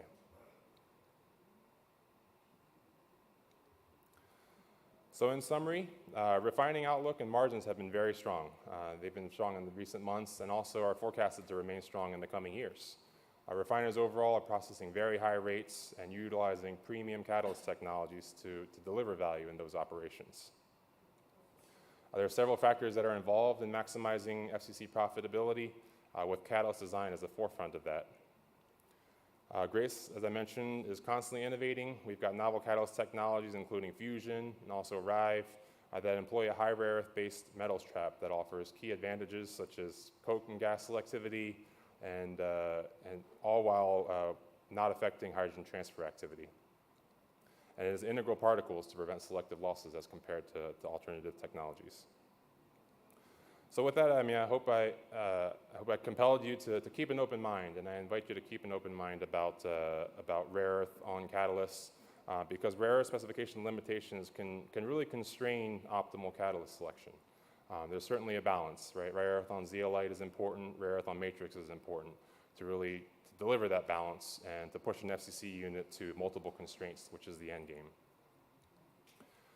And overall, refiners with high propylene targets will not see an impact on propylene selectivity using Grace rare earth-based metals traps. And we went through several examples.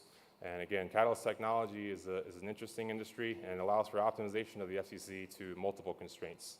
And hope that was interesting. Thank you for your time and attention, and appreciate it. Thank you. Thank you, Ken. Thank you very much.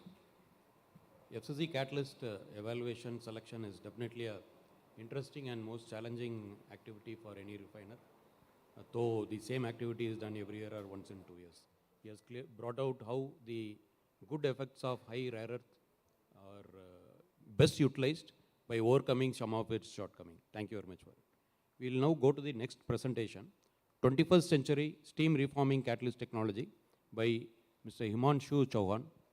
So Himanshu Chauhan looks after the business development activities across the Asia Pacific region at Unicat Catalyst Technologies. After completing his chemical engineering in 2007, he has worked with Haldor Topsoe, Johnson Matthey, etc. He has over 15 years of technical sales and business development experience.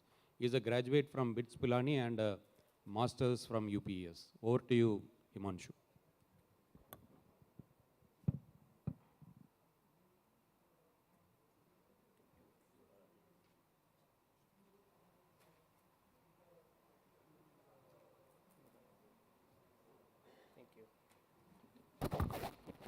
Thank you very much, the session chairman, Mr. Bharatan, for the kind introduction.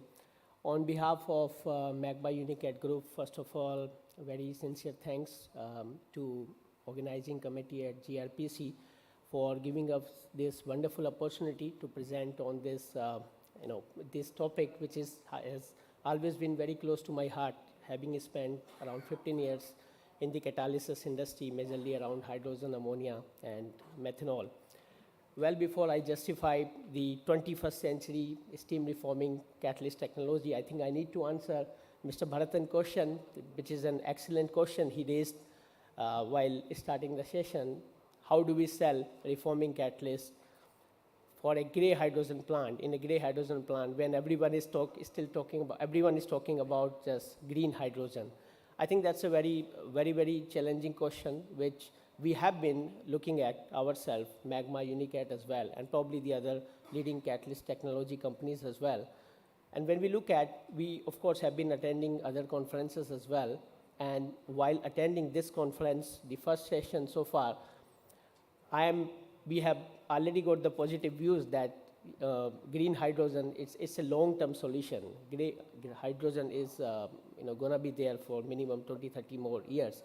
That's how we are also playing around on innovating the steam reforming catalyst technology. So with this, I just start my presentation. I'll go a bit very fast in terms of the Magma group, Unicat group introduction. But since we are new to the market, so I think it would be good if I just spend only 1 minute. So Magma has been there since 2010. It has been a ceramic company, and then it has entered into catalyst because they had the expertise of making a very special carrier, which we'll talk about. We'll show it to you, like the golf ball texturing. And if you have paid attention to the very first presentation by Accents, they talked about the difference in the surface area between a golf ball and the ball without any texturing. There was a lot of surface loss, surface area loss. So that's how we are also doing, and we have already made it. This is a company from Britain. We are making this product, which we are presenting. We have put our stall as well, and we would welcome you all to visit our stall in terms of getting the practical feeling of how the product is all about. It's being made in Britain. In terms of the growth of the company in 2010, it was just 24 employees, and now it has grown to 300 employees. We were merged with bigger group Unicat in April 2021 and has been the recipient of Queen's Award very recently. This is the key task force. We are being headed by Mr. Marcus Turkey, who's a British gentleman, and he's the one who invented this carrier, this looks like a golf ball with the texturing that gives it the next level of surface area, and that's how we are bragging about in terms of the the higher activity, higher heat transfer coefficient, and the other lower pressure drop characteristics. We also have the pleasure of being, having Mr. Gary Bennington, who has come here from Australia, and he's with us. So we would invite you all to visit our stall again. It's just right across the corner, and then we can have more discussion. When we talk about the catalyst manufacturing, whether it is with any leading catalyst provider, they have been majorly making it from the conventional casting process, which is the compression casting. So they have been making it, probably it is much easier, much less cost friendly as well. So there have hardly been any improvement in terms of this, making the catalyst along with this technology in terms of making various shapes or something very innovative. So it leads to the cylinders, which you all might have come across in a reforming plant. So it started with cylinders, then cylinder with 4 holes, cylinder with 8 holes, and then some surface, some different surface in order to provide more geometric surface area. But this has been it. In last 50, 60 years, that has been the only improvement that we have seen. How we are different in terms of the manufacturing technology itself, apart from the various benefits that MagCat delivers, the technology of making catalyst itself is very different. If you look at, it is being made through gel casting process, where you have a polymer gelling agent, which you mix it, and that gives it a flexibility to produce various type of shapes that we can produce. So it's all about making much more robust or much more flexible carrier, and then impregnating it with the active material. So this sort of facility provides us the, it can give us the product in spheres.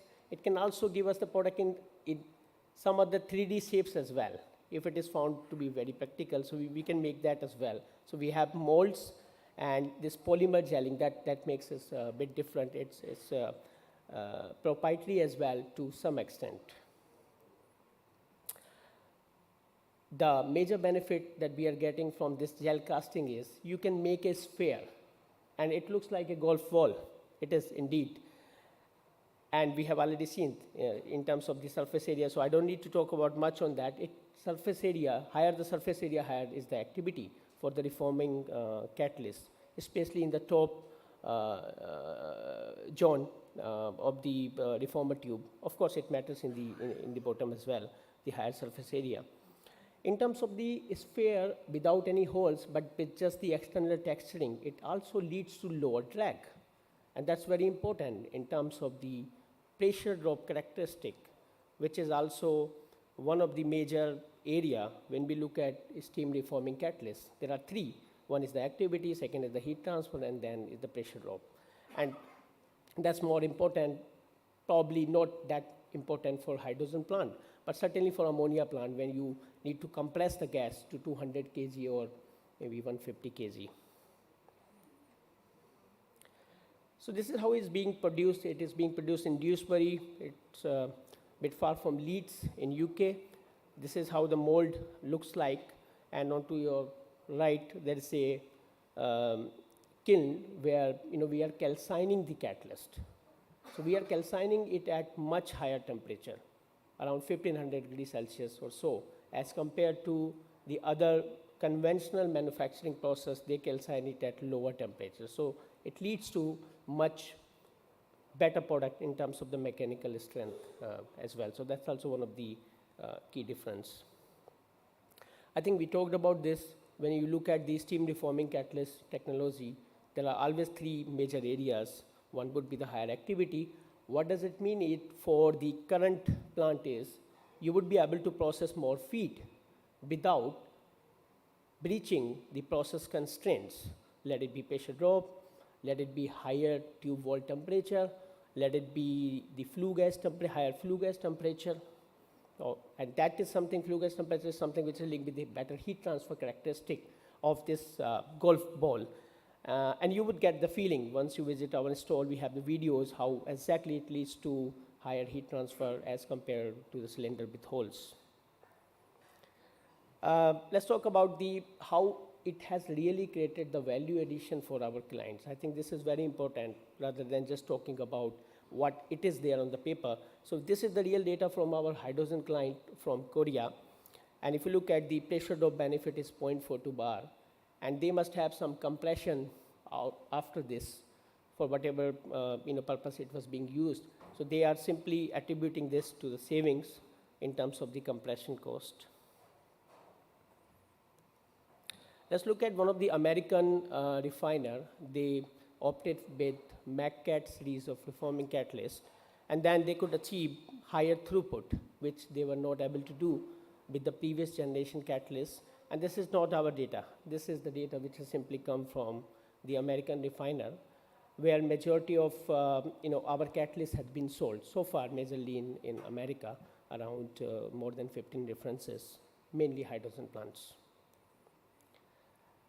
This is again, but this is not something which is from the plant. This is on the paper. We have the kinetic modeling capability with all the carbon formation model software as well. We can do, and this is what it talks about with the 15% increased throughput without breaching the process constraints. It is possible to achieve around the same pressure drop. If you look at the last column, 30 psi pressure drop, even at higher rate, as compared to 33.4 with the competition catalyst at the base case. So let me also take you through a bit more on the 6 benefits that MACCAT offers as compared to the conventional catalysts, starting with the massive surface area increase, which we have already talked about, the golf ball. So higher the surface area, higher the activity. So probably if you are looking for more hydrogen from the same hydrogen plant, we can help. How much we can help, that would depend on the detailed evaluation. If you're just looking for 5 to 10% more, simply replacing the conventional catalyst with MACCAT, it is possible. That is how it has been done in US refiners as well. If, let's say, you say that you want your process to be more efficient or some less CO2, so that's something as well which we can help, because our catalyst is having higher heat transfer coefficient. So for getting the same exit temperature, you need to fire a bit less. When you fire a bit less, it leads to lower CO2 reduction. So that's something, that's also the value, apart from the fuel value When you fire less fuel, then it's simply the profit. This is the pressure drop benefit because of the lower drag of this cold fall. So it has been very interesting sometime. My colleague has been talking to someone in US, and they understand more when we talk about the Tiger Woods experience. If you play with the smooth ball, it will not go very far. If you play with the cold fall, which is with the external texturing, that gives it a lower drag, and then it goes long way. So this is nothing, but this is true actually. So due to the lower drag, it leads to lower pressure drop. And that's how it is making it more attractive to, especially to those plants which are looking for these kind of benefits. In terms of the uniform packing, if you visit our stall, we have brought 4 inches glass vase, and you could see it yourself how uniform it packs as compared to the cylindrical shapes. We also have videos over there, and this will give you a practical feeling why it is leading to, sphere is the way to go. Sphere leads to uniform packing, and then it has direct impact on the heat transfer capability. This has been a problem, lower potassium falling. Probably Mr. Sarkar is sitting over here. We have had a lot of discussion during my stint with previous company. So this is also the problem with the typical hydrogen plant with the higher alkali catalyst. And at the moment, of course, you might not need naphtha reforming catalyst. You are pre-reformer in the hydrogen plant. But if you are still facing the alkali leaching and it is leading to problem in the base state boiler, we have a solution. We have locked the potash in such a manner, it doesn't come out. Because the way it has been locked right at the polymer gelling when we are doing the gelling, and then we are calcining it at much higher temperature, 1500, so it doesn't come out. If you look at the thermal cycling in SMR tubes, which leads to, it is due to the thermal cycling which leads to higher pressure drop over number of years. Because of contraction and expansion, the forces are very high as compared to in the normal running. So this is with the standard catalyst, it really settles down. If you look at the MACCAT, due to the uniform packing, it doesn't settle that much. So that's another benefit in terms of the MACCAT. Again, we have the videos which are running right across in the LCD, and you would be able to see it yourself. Porosity is, of course, very important. So if we talk about the lab data, the porosity number for magma sample for reformer catalyst is 0.28 versus 0.12. And porosity is important, especially in the top portion of the tube, where the volumetric flow is still less and reactants really need to get inside to the right place where the active nickel is there. So the higher the porosity, higher would be the ease at which the reactants would be able to penetrate into where exactly they are needed to be in terms of doing the reaction with the nickel. Of course, we have got the references. Without references to talk about something in India, it probably doesn't make sense. It is still a very conservative market in terms of trying something very, very new, which is very, very new in terms of the very first time, probably. That's my experience. So we have got the experience now. We have got the references, around more than 20 references in hydrogen plants with more than 200 tube reformer as well. And we are now also opening up ourselves to our Indian clients if they do see the value, especially in terms of the value addition, if they are looking for more hydrogen from the same asset, then probably we could help. That's all. I think I probably didn't take much time. Thanks a lot for giving me this opportunity to Magma. Thank you. Thank you very much, Mr. Himanshu. I think we can have a quick 3-4 minutes question answer session. At least anybody wants to ask a question, please introduce yourself and the speaker to whom you are asking. We can take at least 1 or 2 per. Anyone? They're not asking, then I should ask one or two questions here. I think I'll ask Gary that when you are increasing the rare earth content and hydrogen transfer reaction has been suppressed or reduced, what about the octane of the gasoline? Are we able to improve it, maintain? How is it? I'm sorry, I didn't catch the latter part. The octane of the cracked naphtha or the gasoline when this high rare earth catalyst is used. So octane will generally trend with the LPG olefinicity that's generated from the FCC. So typically they'll track together. So lower unit cell size will lead to higher olefinicity and higher octane as a result. Okay. And with higher rare earth technologies, it depends on the balance of rare earth on zeolite versus rare earth on matrix, and it can be optimized to the octane needs of the FCC. Okay, thank you. Himanshu, can we use this catalyst even in units where parallel reformer is there? We can use it in a parallel reformer also? You mean to say like TPR or HTER, yeah. The TPR tube is quite lower in size, I think. So this is, at the moment, has been used for, of course, for 3 inches minimum to as high as 8 inches, which is used in DRI plants, but not in the parallel reformer. But we have the capability to produce 5 mm, 7 mm as well. So that could be done, sir. Okay, thank you. Last question to Mr. Rajinder Kumar. What about the effects of the improved catalyst in regenerator? The regenerator is where we find the maximum problems of attrition, fines formation, etc. Yeah, actually, I talk about the surface area stability and hydrothermal stability of the symphony catalyst. So in the regeneration, we are increasing the maximum temperature is there in the regeneration. And then it can lead to the loss in the hydrothermal stability. So that leads to, because of the symphony of better hydrothermal stability, it reduces the fine generation, and plus it reduces because the chloride retention is high. So it reduces the loss of chloride in the regeneration section. So it will reduce the corrosion issues which are normally being seen in the regeneration section during in the dryer after the wash drum. The corrosion is there because of the chloride. So it helps because of the better chloride retention. It reduces all that kind of issues in the regeneration section. Okay, thank you. Do we have any work going on developing catalyst which doesn't require a chloride injection?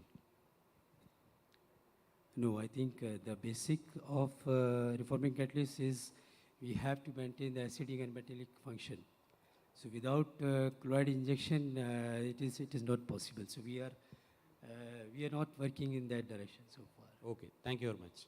I think we had 3 very good relevant presentations which is relevant to each one of our refineries, starting with the Accents who covered the CCR, Grace who covered about the FCC catalyst, and Mr. Himanshu Chauhan who talked about the latest steam reforming catalyst. And whatever I started in the opening remark, several decades to come, definitely this hydrogen plant is required. We are aware of that. And any improvement in this steam reforming will definitely be welcome to all of us. With this, I will end this session. Thank you very much for listening to this, all the presentation. Let us give a round of applause for all the 3 speakers. Thank you.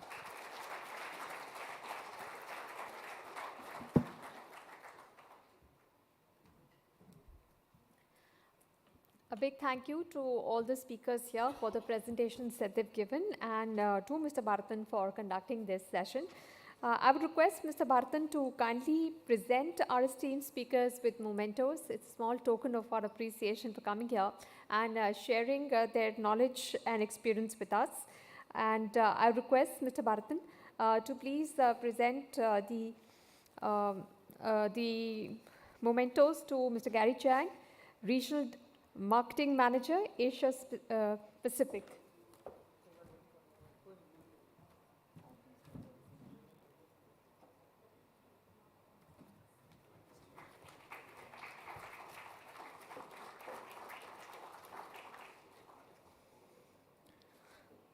A memento for Mr. Ravinder Kumar, Deputy Group Manager, Technical Services, Accents India.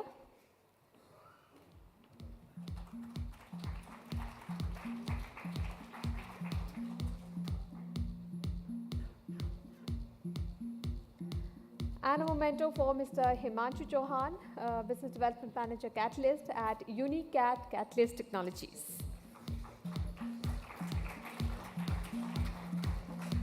I would now like to request Mr. D.L.N. Shastri, Director, Oil Refining and Marketing, FIPI, to please come on stage and present Mr. Bharathan with a memento as a token of appreciation from our side. Please put your hands together and welcome on stage Mr. Shastri.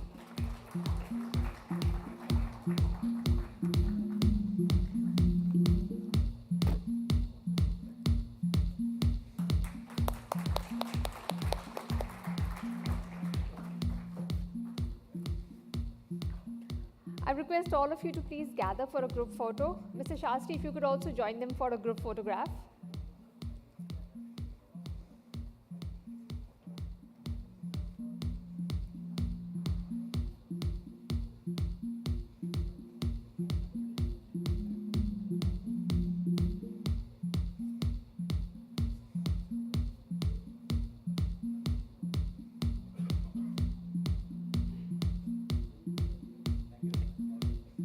Thank you, gentlemen, for joining us this evening. And I would like to remind everyone that we have another technical session coming up. We also have the much-awaited awards coming up later in the evening. And do stay with us because we will be having cocktails and dinner following the presentation of the awards as well. So now we're going to move on to our technical session 2 on intelligent O&M, efficient, agile, and flexible. Now, digitization is transforming the world's energy systems. Intelligent production planning and scheduling are of paramount importance to ensure refining profitability, logistic reliability, and safety at the local and corporate level. New technologies are making refineries more agile, efficient, and flexible by reducing downtime, increasing throughput, optimized planning for resources, predicting causes and failures, thereby improving maintenance response time and improving transparency and security. So please welcome our esteemed speakers for this session who are joining us on stage now. Please welcome Mr. S. Madhapushi Santhanam, Managing Director, Industry X Energy, Unicat Catalyst Technologies. Please put your hands together and welcome Mr. Santhanam on stage. Please also welcome Mr. Anil Kumar and Shilpa Singh, CGM Process, GM, Heat Transfer Division, Engineers India Limited. A round of applause for our speakers from Engineers India Limited. Please also welcome on stage Mr. Shubhajit Sarkar, ED Operations RHQ, Indian Oil Corporation. He is the sessions chairman for the session that we're having today. Mr. Sarkar has worked in the production department for 16 years at Haldia and Panipat Refinery as shift in charge and plant manager. And he has worked for 10 years in Gujarat Refinery in various capacities, which include technical and technical services. I would also like to welcome on stage Mr. K.K. Jain, President of Algo 8, who will also be part of this discussion. A warm welcome to all our speakers. A round of applause for all those who are on stage right now. I would request Mr. Sarkar to please get the ball rolling and start with this technical session. Yeah, thank you, madam. So probably this is the last session of the day, and at last but not the least, I feel, because this is on digital transformation. So as we all know that today's world is going towards digitalization, and in our refining operations, it is this particular aspect of digitalization that gives a refiner the much needed edge. So we have a lot of activities going on, and those activities need to be brought under one umbrella to have some coherence and give some direction to the activities and also help in making decisions. So in this world, as you would all know, that the digital technology has a lot to contribute, and the refining segment is not behind.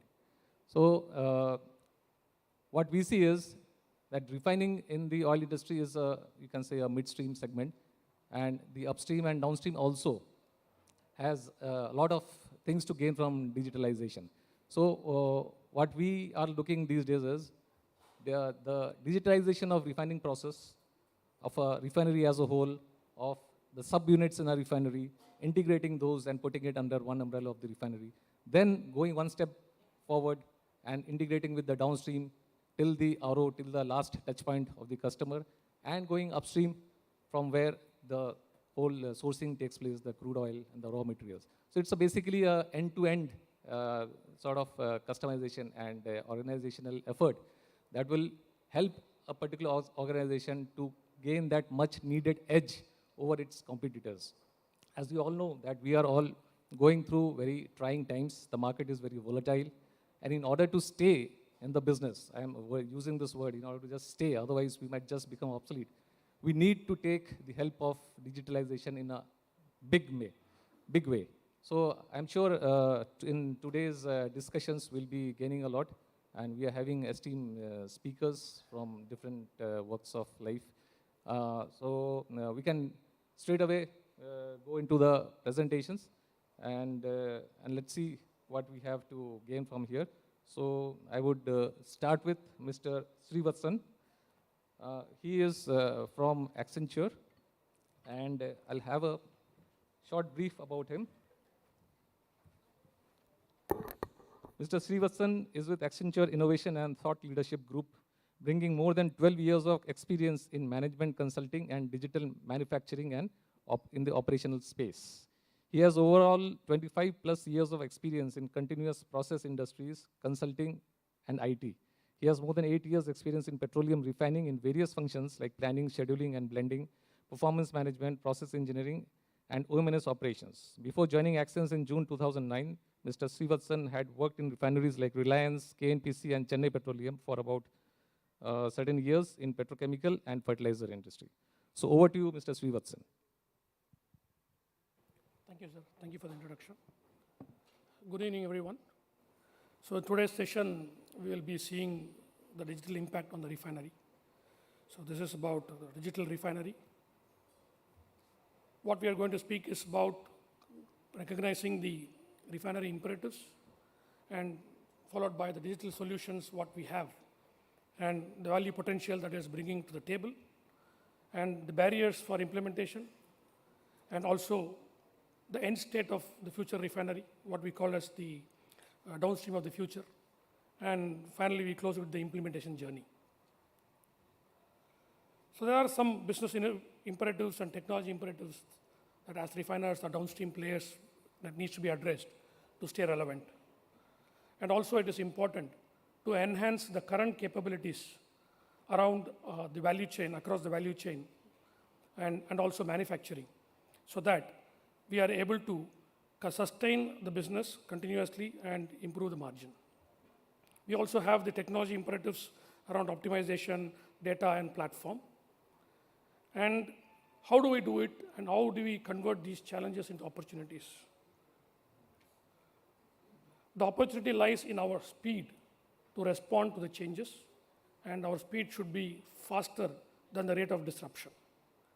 And that's the crux of the message, and by this, we will be able to improve the agility, responsiveness, and frequency that we've been talking since morning, and various speakers touched about the point around agility and responsiveness.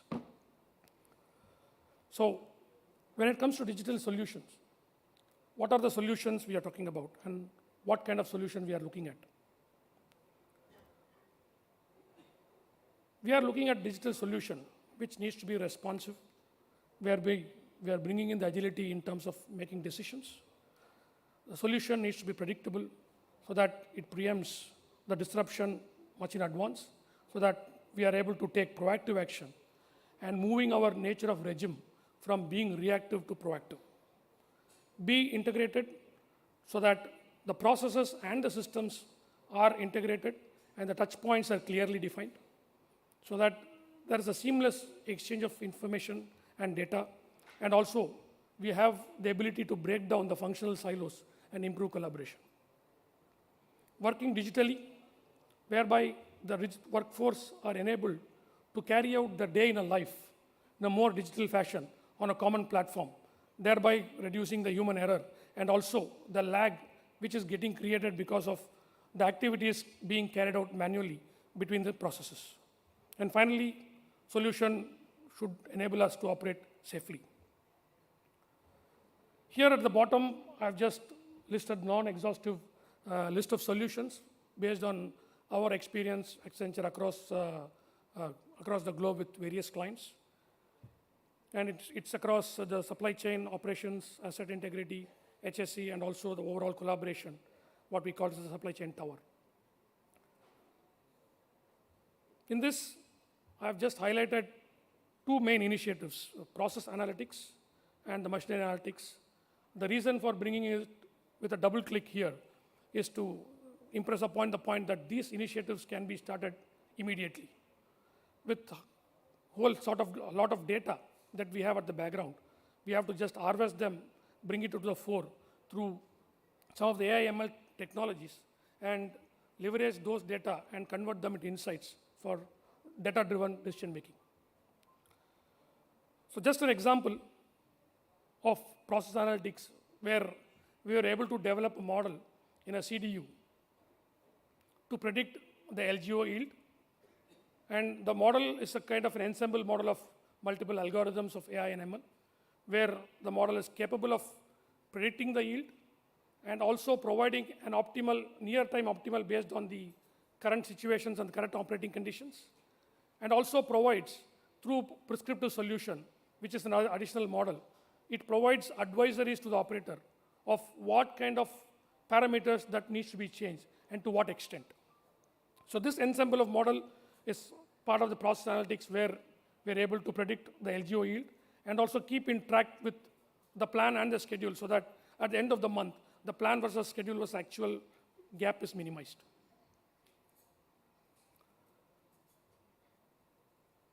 Another example around machinery analytics, where today morning our colleague and my friend Satyendra Dubey talked about the digital twin around process and machinery and supply chain. So this is a clear example of a digital twin of an asset, which is around a heat exchanger.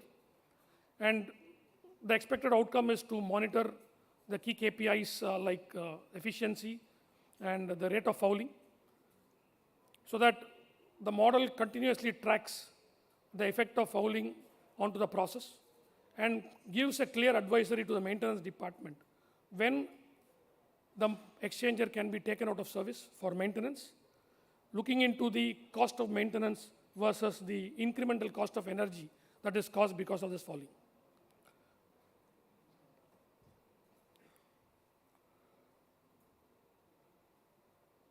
What's the value? We do have value, and everybody is talking about digital because everybody has realized and recognized that there is value. We have value across the organization and within each and every functions like supply chain operations, asset integrity.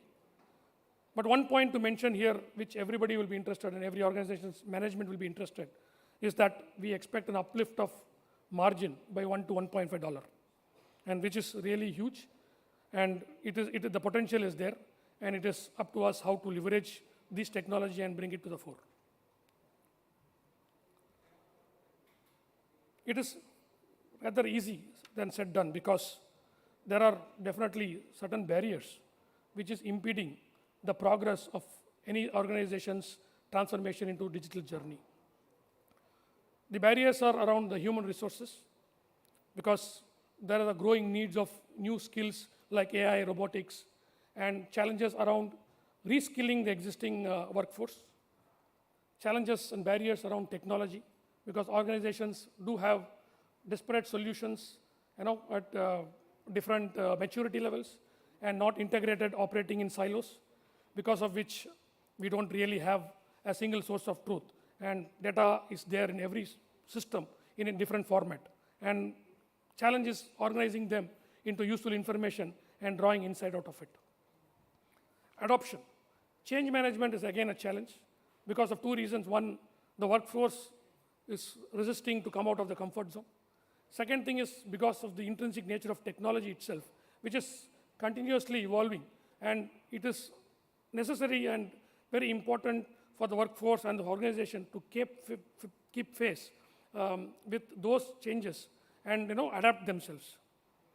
Last but not the least, the economic constraints in terms of budget, and also challenges of identifying the right value potential and also prioritizing the investment is another big barrier. And organizations, though, have recognized the value of digital, still finding difficult where to start and how to start.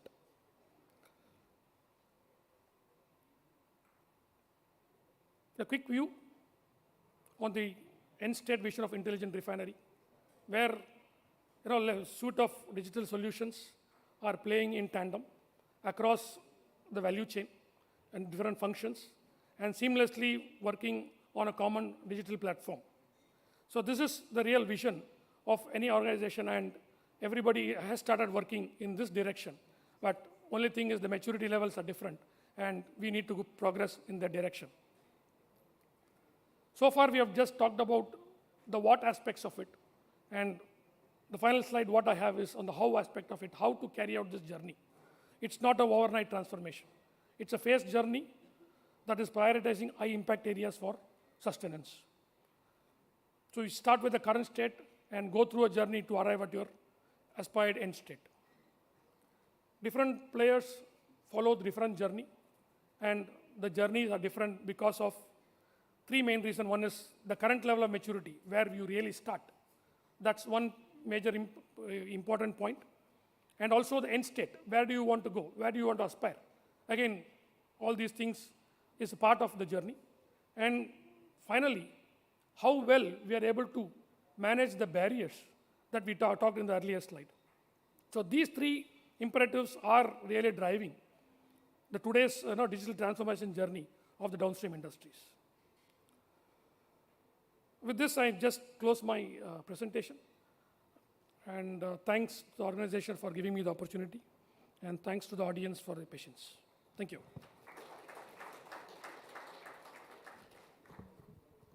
Thank you, Mr. Srivatsan. You had rightly stressed upon the fact that in today's world, the speed of decision making should be faster than the rate of disruption. Then only we'll be able to stay in our business. You've also told that the potential of these digital solutions can go up to $1 to $1.5 per barrel, which is a huge benefit. And of course, the rate of implementation, the journey of implementation should be a structured one, where we should know where we are and where we aspire to go. So it should be a well planned out, well thought of transformation towards the digital solutions. Then only a refinery should be able to make its presence felt in the business firmament. So thank you, Mr. Srivatsan. And now I would like to call upon. It's a joint presentation from EIL, Mr. Anil Kumar and Ms. Shilpa Singh. I'll give a brief of their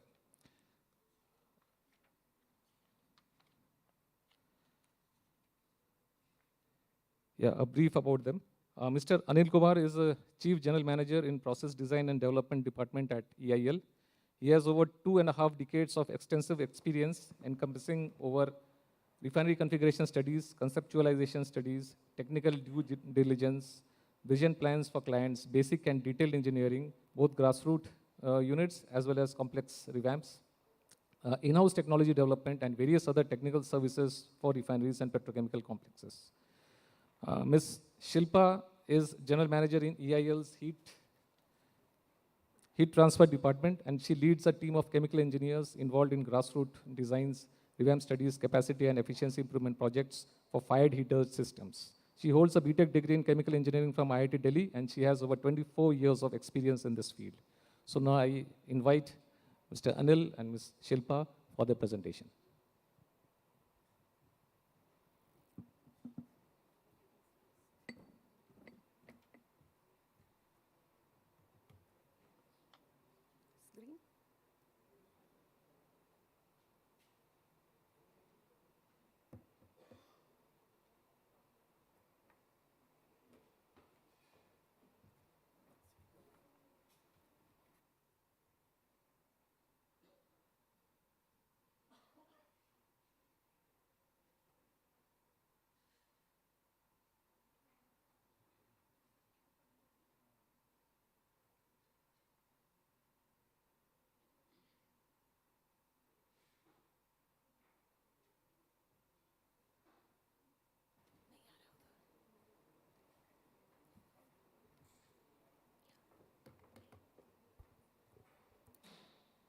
Thank you, Mr. Sarkar.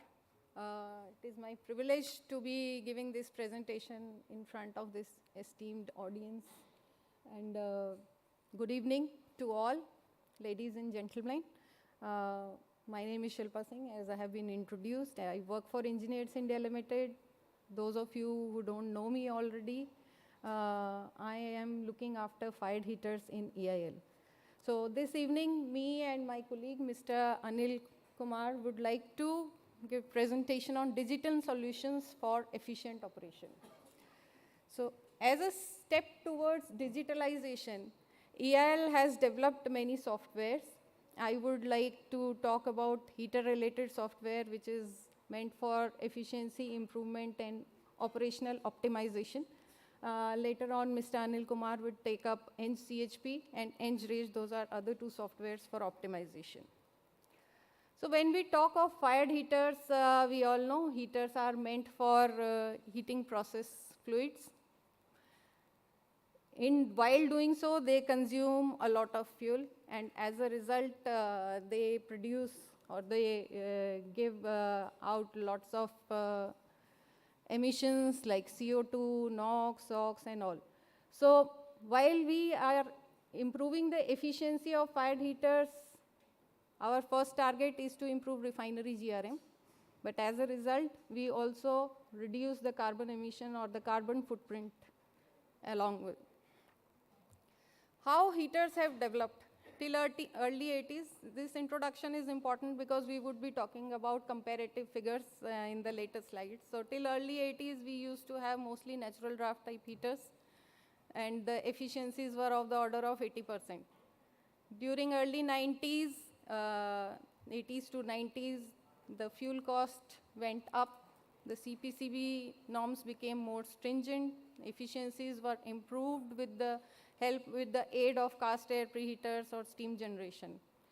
Then from 90s onwards, outboard air preheating has been utilized in low temperature zone also, and the efficiencies of the orders of 92% are achievable, which is the current industry standard in most of the refineries.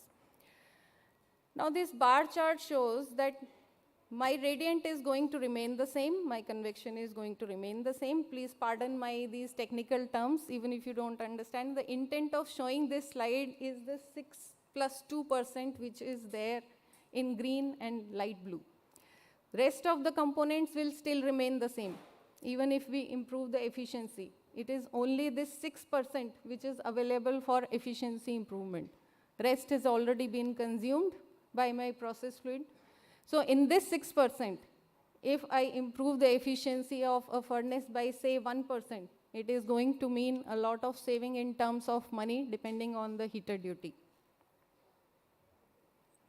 And another point, this 6% cannot be brought down to zero, because those who are aware or those who are familiar with fired heaters, they would know that the flue gases from heater are going to leave at certain temperature. So this 6% cannot be brought down to zero. So why there is a need for digitalization or real-time optimization in a fired heater? This software is meant for efficiency improvement in old installations. It is not meant for new installations, because it is assumed that the new installations are already operating at maximum possible efficiency. They have been designed accordingly. So my old installations could be a decade old, could be 2 decades old, could be 3 decades old. And with age, the heat transfer area has deteriorated. My heater has seen drastic changes in terms of fuel composition. Initially, the heaters were designed for fuel oil. It is possible that the same heater is firing cleaner, much cleaner fuel gases at this point of time. The amount of sulfur in fuel has gone down. So all these should affect the set points or the operational targets of my furnace. This software can identify those targets, it can let you know, but it doesn't take over your system. That is that freedom always lies with the refiner. It only gives recommendations. It is up to you, because you are, every heater is a child to a refiner, so a refiner knows their child best. So if the operator wants to go as per the recommendations, the software will let you know what the advantages or what the benefits are going to be. Now this INCH-RT HTR software enables modulating parameters or the set points, like I said. It can let you know what the improved efficiency level is going to be. It can be quantified, it can be reflected in terms of absolute figures. Sometimes it so happens in a refinery that my prime focus is efficiency improvement. Now, for efficiency, the simplest parameter is my flue gas exiting the heater. My aim would be to bring it down as much as possible. So while I am focusing on efficiency, few other parameters take a backseat. Like my ID fan or stack may be operating at a temperature lower than the dew point. So those who are familiar with heater, they would know the terms like dew point. So this software is able to predict if there are any equipment which are operating in danger zone. It will recommend how those equipment can be protected, and it can recommend changes in your operational philosophy so that the equipment have a longer life. Another thing is that while I am talking about operational efficiency, I am talking about doing so with the existing system. This software would not recommend any hardware modifications. That can be a long-term plan for refinery, but right now this software is aiming at the short-term plan. The short-term plan is to maximize the efficiency with my existing setup. I'm not investing money in hardware modifications, but the software can let you know what hardware modifications can improve the efficiency further if the potential is available in the system. Now, this is not important, but let us say EIL has credentials. Why it has gone into digital solution for fired heaters? This software has been developed utilizing experience of more than 400 fired heaters which have been designed in-house. The numerous number of performance studies have been carried out, troubleshooting studies have been carried out. So the software involves all the know-how and the data bank available with EIL, and the prediction of performance is based on all that knowledge. When I talk about 1% increase in efficiency, anybody would ask, are there any tangible benefits? Can I measure it? What are the parameters which you are going to let me know when we are talking about 1% increase in efficiency? For this, let us take the case of a typical crude heater in 9 mm TPA refinery, which is going to be of the order of 80 to 90 million, operating at 90% efficiency. So 90% is in industry standard, which is not less by any means, but we are still targeting 1% increase in efficiency of this crude heater. So the tangible benefits, first and foremost, could be in terms of fuel saving, which could be of the order of 900 TPA, sorry. OPEX saving could amount to 2.4 crores per annum. And as a bonus, the CO2 gets reduced by 2,700 tons per annum. So this is just by improving the efficiency or improving the operating parameters of the system, which the software is going to recommend. And like I said, effective utilization of assets is also going to be recommended. It is up to the refiner to see if they want to go for long-term solution of hardware modifications, or they want to leave it to optimization of the current operating parameters only. The software targets following major parameters, which are the lowest hanging fruits. They do not need any capital investment. First is excess air control. Everybody knows more the air going into the system, more would be the loss of efficiency. Sometimes, as a refiner, you may have seen conflicting indications from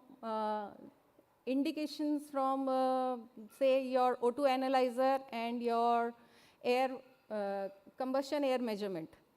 These are two things which indicate what the excess air is. So the conflicting, if there are conflicting readings because of erroneous measurements from these instruments, how would you know what excess air should I maintain?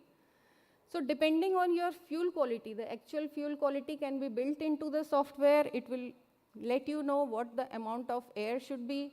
With the varying fuel gases, even if you are varying the fuel gas composition every day, you can feed the different fuel gas compositions into the software and you can have a set value for excess air on a daily basis, which is not possible by the operator at times because minor variations in fuel gas compositions always go unnoticed. Stack temperature can be controlled. For that, if there is any change in sulfur content of the fuel, we can let you know what the exit stack temperature should be, whether it is too high or too low, whatever the operating value is, the target value can be recommended and stack damper can be adjusted. The amount of adjustment is going to be recommended by the software so that the operator can be confident what, in the steps they are going to take to achieve the best efficiency in terms of stack temperature or the outlet temperature. The right opening of stack damper also affects your draft, which is there at arch. So those kind of safeguards are also built into the software. The safeguards are also in terms of CO measurement while we are doing the excess oxygen adjustment also.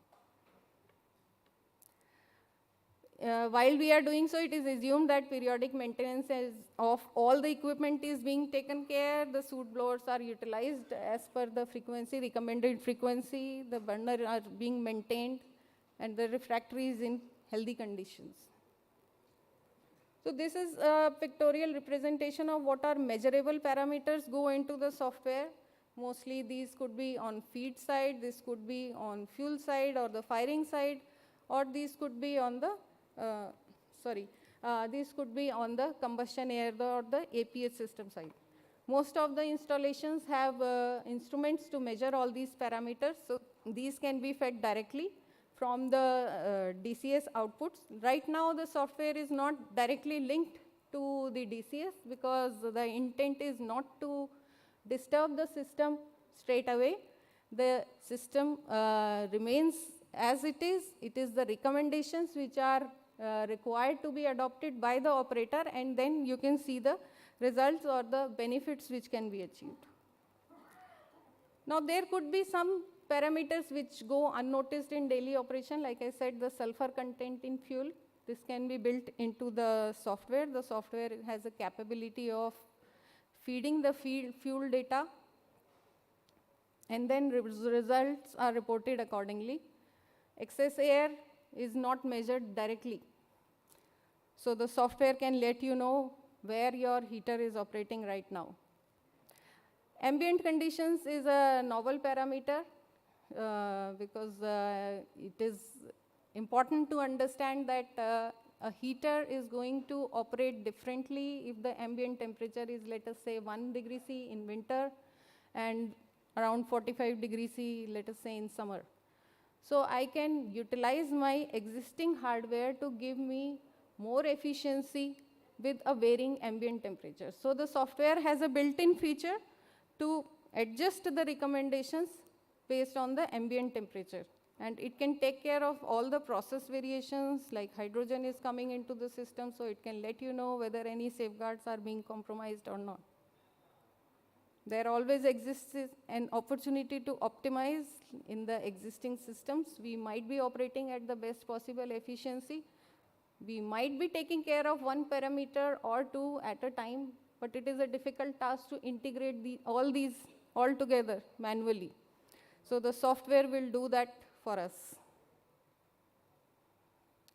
So the major parameters, intelligence can be implemented into flue gas exit temperature, excess air, APH, bypass damper settings, and stack damper settings. Those are the tangible parameters which can be reflected.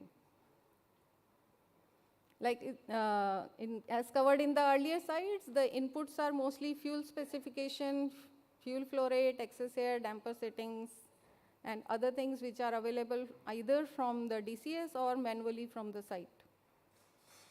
And the output can let you know what the trimmed excess air is going to be. It can let you know what the bypass damper setting should be. Sometimes it happens that the stack damper is kept open and the ID fan is also running. we have come across situations where ID fan has been found limiting at times in achieving maximum or should I say optimum performance from air preheater.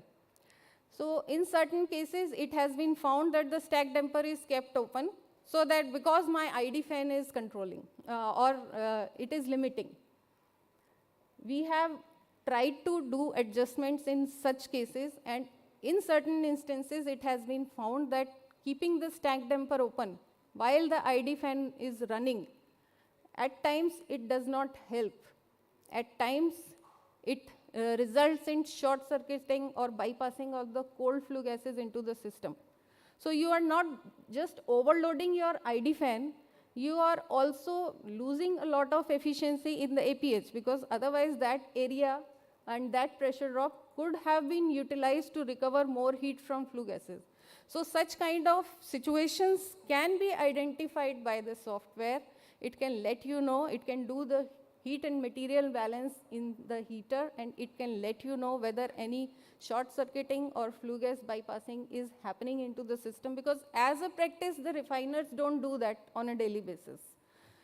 It is the designer who has done it in the first go, and probably until we have gone for a revamp, those kind of calculations would not be done again. So the software gives you the ability to do all those calculations, and it can let you know whether any bypassing is happening or not, so that you can take suitable action immediately.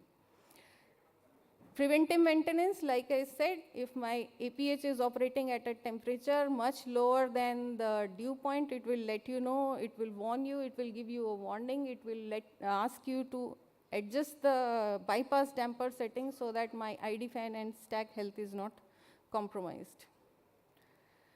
Hardware limitations, what kind of hardware limitations we are talking about? Like when we have moved from high sulfur fuels to fuel gases, cleaner fuel gases, and these days to hydrogen-rich fuel gases, NG, which is relatively very, very clean. So I have a potential to recover more heat from these flue gases. But my APH was probably designed for recovering heat from fuel oil only. So it is possible that this 1% efficiency gain I have achieved, okay, but my hardware is limiting, there is still potential in the flue gases. This efficiency gain could have been increased much further, so the software will let you know if there are any hardware limitations, and you can take the action suitably. As a long-term plan, a revamp can be planned. This is how the software looks like. I'll quickly go through this. This is the input card and the output card, which reproduces the input data which has gone into the software, and it also gives you the output and the recommendations in absolute terms, what is the benefit going to be. So apart from crude heater, a typical 9 mm TPA refinery is going to have other heaters like vacuum heater, VGO, and so if we combined all these together and let us say 1% efficiency increase in most of the heaters, or even if we say 0.5% in smaller heaters where the potential is not so much, our annual benefit in terms of fuel is going to be substantial in the higher capacity heaters. Apart from that, we are going to have significant carbon footprint reduction in all the furnaces.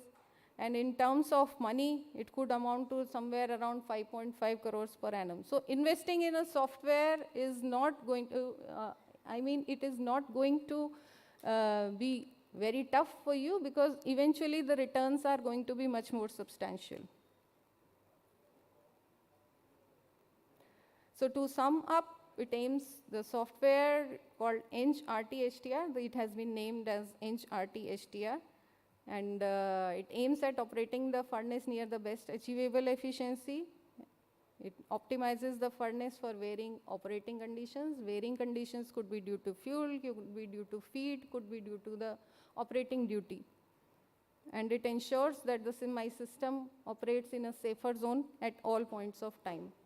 Various modalities can be worked out, but as of now, we foresee time duration of around 4 weeks for pre-implementation activities, which includes the site visit, evaluation of operating data, Then around 4 weeks for implementation phase, where the data is evaluated, recommendations are made, adjustments are made, and the benefits are summarized. Then there is going to be a 24/7 support, because obviously the operating conditions are going to keep varying. They don't vary for just the first 8 weeks. They are going to keep varying. So there is going to be initial hand-holding for the first 8 weeks. Initial hand-holding for the first 8 weeks. After that, we are sure the refiners would be confident enough to use this software on their own. It is a web-based software. It can be used on any of the systems which has internet. And for 24/7 support, EIL is always going to be there. So thank you all. This is from my side. I would like to invite Anil Kumar to take up further.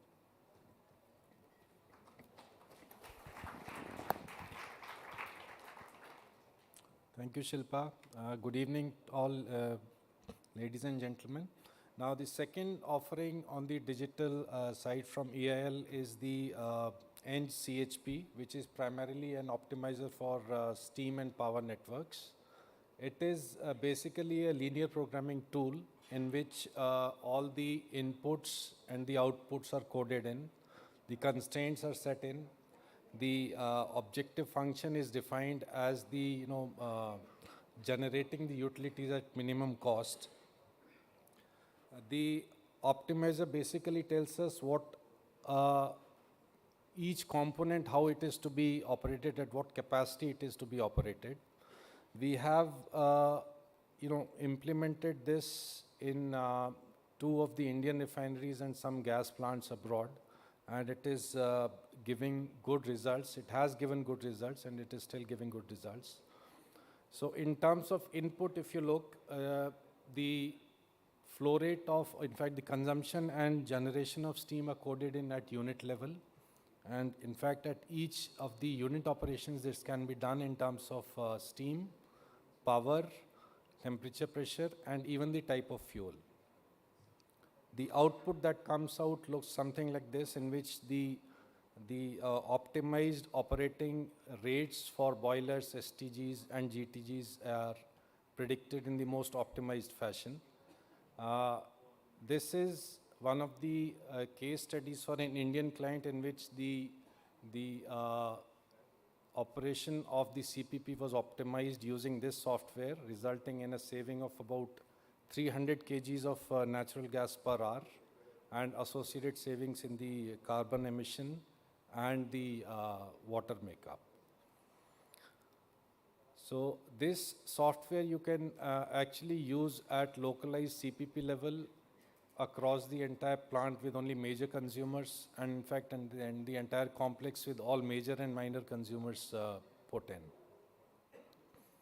The second software in line is the ENG Rage, which is basically a reconciliation and a gross error reduction tool. This basically resolves the inconsistencies that we see between the data that we collect from the plant and the known mass and heat balances by reducing the random errors and eliminating the gross errors.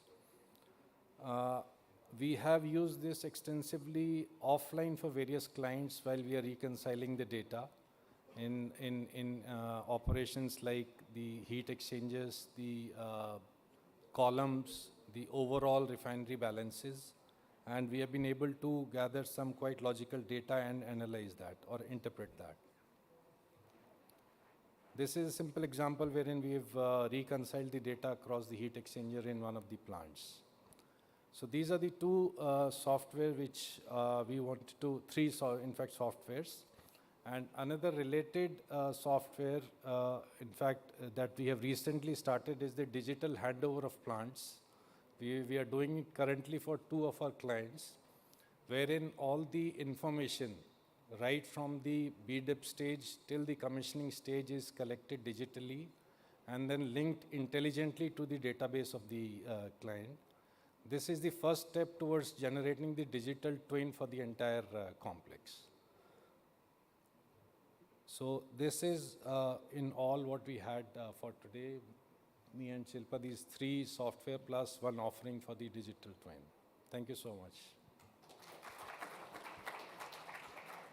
Thank you, Mr. Anil Kumar and Ms. Shilpa Singh, for this enlightening presentation. You all touched upon the areas which actually hits the refiner most, that is the fuel consumption. So heater optimization, as Ms. Shilpa Singh told, that if for a 9 million ton refinery, if I increase the efficiency of the, say, crude heater by 1% from 90 to 91%, we'll be saving around 900 tons per annum of fuel, as well as reduce the carbon footprint by reduction of CO2 emissions to the tune of 2,700 tons per annum. So this is what we are all looking forward, because in the days to come and right from now also, the reduction of carbon footprint is very important, and 1% efficiency improvement in any of our heaters is going to go a long way in reducing the carbon footprints. Also, the other two softwares on in CHP, on steam and power optimization, also finally leads to energy efficiency and reduction in carbon footprint, as well as this reconciliation sort of a data which eliminates the gross error in our refinery mass balance. So these all will be as good as the instrumentation also that we are having in the system. So in order to make these software successful, I think the instrumentation part also has to be successful. It has to be very robust and very reliable. So thank you so much, EIL team. And now I'll go to the third and the last presentation of this session. I would invite Mr. KK Jain for his presentation of intelligent O&M in refining industry. A brief profile of Mr. Jain. Mr. Jain has been very close to me. I have known him. He was in Indian Oil as my senior, and after his retirement, he is working with Algo 8 as president. So Mr. Jain was 1981 batch chemical engineer from IIT Roorkee, having more than 40 years of experience in downstream oil refining and petrochemical business, while working at different positions in Guwahati, Mathura, Panipat, Barauni refineries, and corporate office, New Delhi. He joined Indian Oil Corporation as graduate engineer training in 1981 at Guwahati Refinery. He has working experience in environmental control, process, production engineering, advanced process controls, and online optimization, LP-based complex downstream integrated supply chain management, refinery supply chain economics, crude evaluation, purchase of multiple refineries, and petrochemical business development group. He has presented many technical papers and chaired technical sessions in national and international conferences. He was Executive Director, Petrochemicals Project, Corporate Business Development, Executive Director, Barauni Refinery, and Executive Director, Center for High Technology CST, prior to current assignment as President of Algo 8 with effect from August 21. Over to you, Mr. KK Jain. Thank you, Session Chair Shivajit. Thanks GRPC for providing this platform to interact with this esteemed audience. But before going this, I would like to seek your pardon for my bad throat. So you might have to bear it.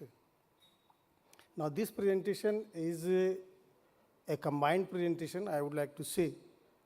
I'll be covering the general part of, say, oil and gas industry's outlook, the challenges which the refineries are facing, and the required digital solutions which can be provided to the refining industries, for which I will invite my young CEO of the Algo 8 company, Mr. Nandan Mishra, in between.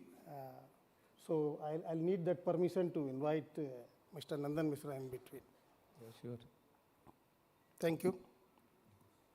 So I'll be presenting about oil and gas outlook, the present happenings that are taking place and how it is affecting the refining and the downstream business, and the impact of these changes which are coming to the downstream industries, what kind of challenges it is giving, and how these challenges need to be then mitigated through technology interventions and the solution available with this startup company Algo 8. So well, if we start with this, though we think that COVID is almost over, but it is not so. The new variants are still coming. China, we have seen the Shanghai is under lockdown, and now even the Beijing is now going to under severe lockdown, and this is affecting the Even the supply chain, lot of ships are locked in there. And because of locking of those ships, the transportation cost might increase. And that will affect the crude as well as the product pricing also it might affect. So though we have recovered well, we have almost come to the pre-COVID level demand scenario, but the future is still uncertain. Omicron, then Delta variant, and the new variants. Even in India also we are now witnessing the new kind of variants, and this might affect the demand and the operation of their refining systems. Second, the new development which is taking place is the renewable energy, the technology, and the proactive actions that has been taken by the government related to renewable power, green hydrogen, the electric vehicles. So all these now have picked up a great momentum, and minded this started during the COVID time. That has given the opportunity particularly to the EVs kind of thing or the green power, and that has taken in now greater movement.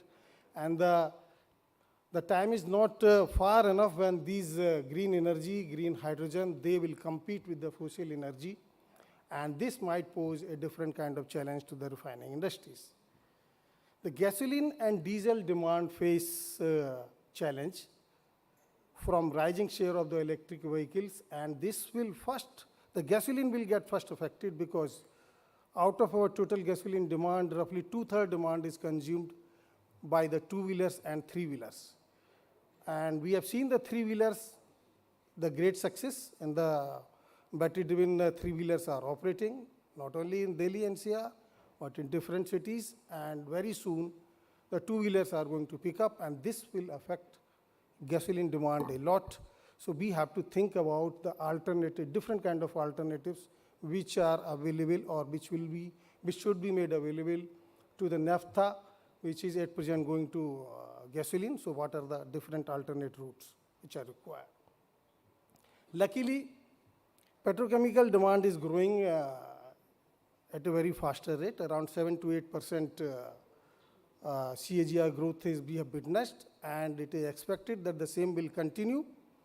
So the refineries are seeking different options to convert oil to chemicals, and once this kind of options are made available or available to the refinery when they are going to the new configuration or the revamp, whatever they are doing, this will provide the greater opportunity and the flexibility to move or to plan their operation to maximize the profitability. Though we say that carbon dioxide emission per capita is very low for a country like India, but if we talk in the absolute term, we are the third highest carbon dioxide emitter in the world. And by taking the shelter of per capita low, we should not shut up our responsibility of reducing the carbon dioxide emission. So though the government has taken different initiatives to reduce our carbon footprint, but the refineries have to work with the different opportunities which are coming up, how to reduce the carbon footprints. Energy markets are having the extreme volatility driven by, at present, we have seen the geopolitical tensions that is taking place between, say, Russia and Ukraine, and the COVID uncertainty is still there. So whether these uncertainties are within the countries or outside the country, definitely it will affect India as a whole. Now, energy mix is projected to shift towards more on the power side, particularly by 2050, around 50% energy mix will be shifting towards the power generation. Green hydrogen, though we have discussed a lot, it is at the nascent stage. The green hydrogen production cost might be high, but if we take the overall cycle or the, say, delivery cost of the hydrogen, it will not be only the production cost, but the storage and transportation in total, we will have to see it. But definitely it is expected that with the R&D developments that are taking place, that beyond 2030 or 35, the green hydrogen may pick up a greater momentum and Maybe that as India is looking for, that this might provide an opportunity to become net exporter of energy rather than what we are doing at present, the net import of the energy. With these developments, the projected peak demand for gasoline and diesel, though we are making different projections, but definitely it is expected that within next 5 or 10 years, the peak might come very soon. But that does not mean that the the petroleum product demand is going to come down. The crude processing cost, crude processing capacity is definitely going to increase in India. And thanks to the petrochemical growth, which will be consuming 1/3 of additional crude requirement, which is going to be projected for India.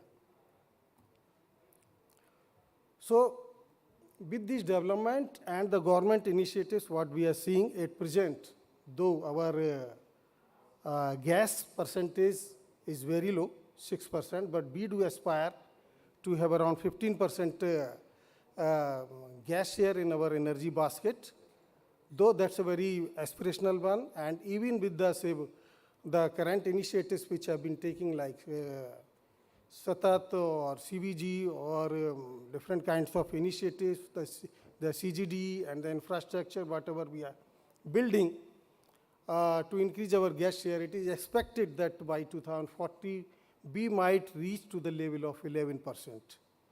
Biofuel is picking up the momentum. Our 20% target, which we set in for bioethanol, the way we are progressing, very soon we are going to achieve that. Already we are near to 10%. And within 3 or 4 years, we are going to achieve around 20% target. Now, with this different kind of changes that is coming, the refinery industries are becoming more and more complex. We used to have a simple refinery where crude used to come. So crude used to be the major inputs, then the catalyst and chemicals, rest everything we were producing. We were having our own captive power plant and other things. Now the scenario is changing. The power cost is coming down. The captive power plant which we built in along with the refineries was, the main reason was the reliability of the power as well as the economics also, the power cost. But gradually, as the power cost is going to coming down and it is becoming more and more reliable, our transmission systems are also becoming more and more reliable. The green power intake might be one of the major input along with the crude. And the green hydrogen is not behind. Maybe after 10 years, this might become a real day-to-day input. Biofeeds, whether in the form of either the feed which might go to the either say FCC unit or biofuel like in Mathura or in Panipat refinery, we are going to produce our bioethanol, 2G ethanol and 1G ethanol. So this input and the blending will become a very much reality. So the complexity will increase with the number of different kinds of feed. Maybe the hydrogen, maybe the power, maybe the bio feed, or maybe the bioethanol. This will provide a different kind of blending opportunities and optimization opportunities in the refineries. So biofuel blending within refineries to take advantage of the higher octane. Our naphtha balance might change once this becomes a regular affair. The refineries will have greater integration with olefins and the aromatic complex. The way the profitability is driven by our petrochemical, it looks like very soon that the LPG which we are producing and supplying as a fuel might be one of the major feed to our cracker units.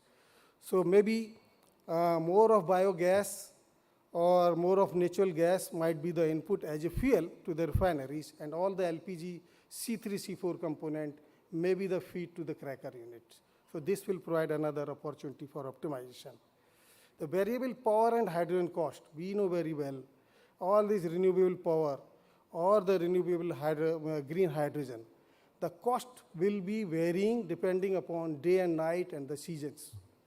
So depending upon the variable cost, the optimization opportunities will be generated, and the refineries have to work based on that. Indian power reforms will make power more affordable and reliable, incentivizing refineries to import more and more power. Once we import more power rather than producing our own, even our steam economics might change. At present, compared to the West, our refineries are very much heavily dependent on the steam network. And we say that incremental cost of steam is very low. That's why our major equipments are driven by the steam. But once the power becomes, say, cheaper compared to producing our own, we might have to rethink about our steam network, and we might need to convert some of our supercritical rotary equipment from steam driven to the power driven. So now with these different kind of challenge, different kinds of inputs, different kind of variables which are available, which will be available, so what kind of challenges are there? So because of changing in the pricing, changing in the different demand pattern, maybe because of the COVID or maybe because of geopolitical different scenario, the margins will keep on fluctuating. So the first challenge is how to sustain the margin in different kind of scenarios.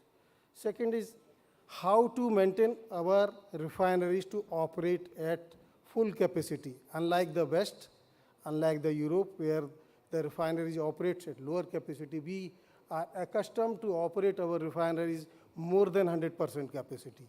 And we would like to do that.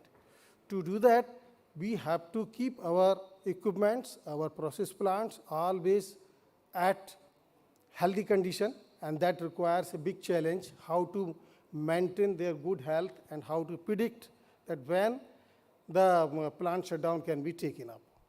Mr. Jain, I'm afraid we are running out of time. So if you can expedite a little. So the other challenges might be the workplace safety, and we have talked a lot about the carbon footprint reduction, and which it will be a challenge, and by using the different operational efficiency improvement and our supply chain improvement, this can be, carbon foot can be reduced. Now, so though the refineries have a very good, excellent instrumentation all over the countries, but we generate a lot of data, but out of that only maybe 2 to 5% data we are using for our control systems or advanced process control system. Lot of data, the discrete data, maybe our inspection data, our material data, our lab data, all are lying in different areas, and we are not able to utilize them cohesively. So do we have systems available where we can see everything together and convert all those data into information and ultimately to the decision-making systems? So with these available challenges, these available opportunities, and the technological development that have taken place due to IIoT and the machine learning technology, now a lot of opportunities are available. All the discrete kind of data can be converted into information and decision-making systems using the data lake kind of systems.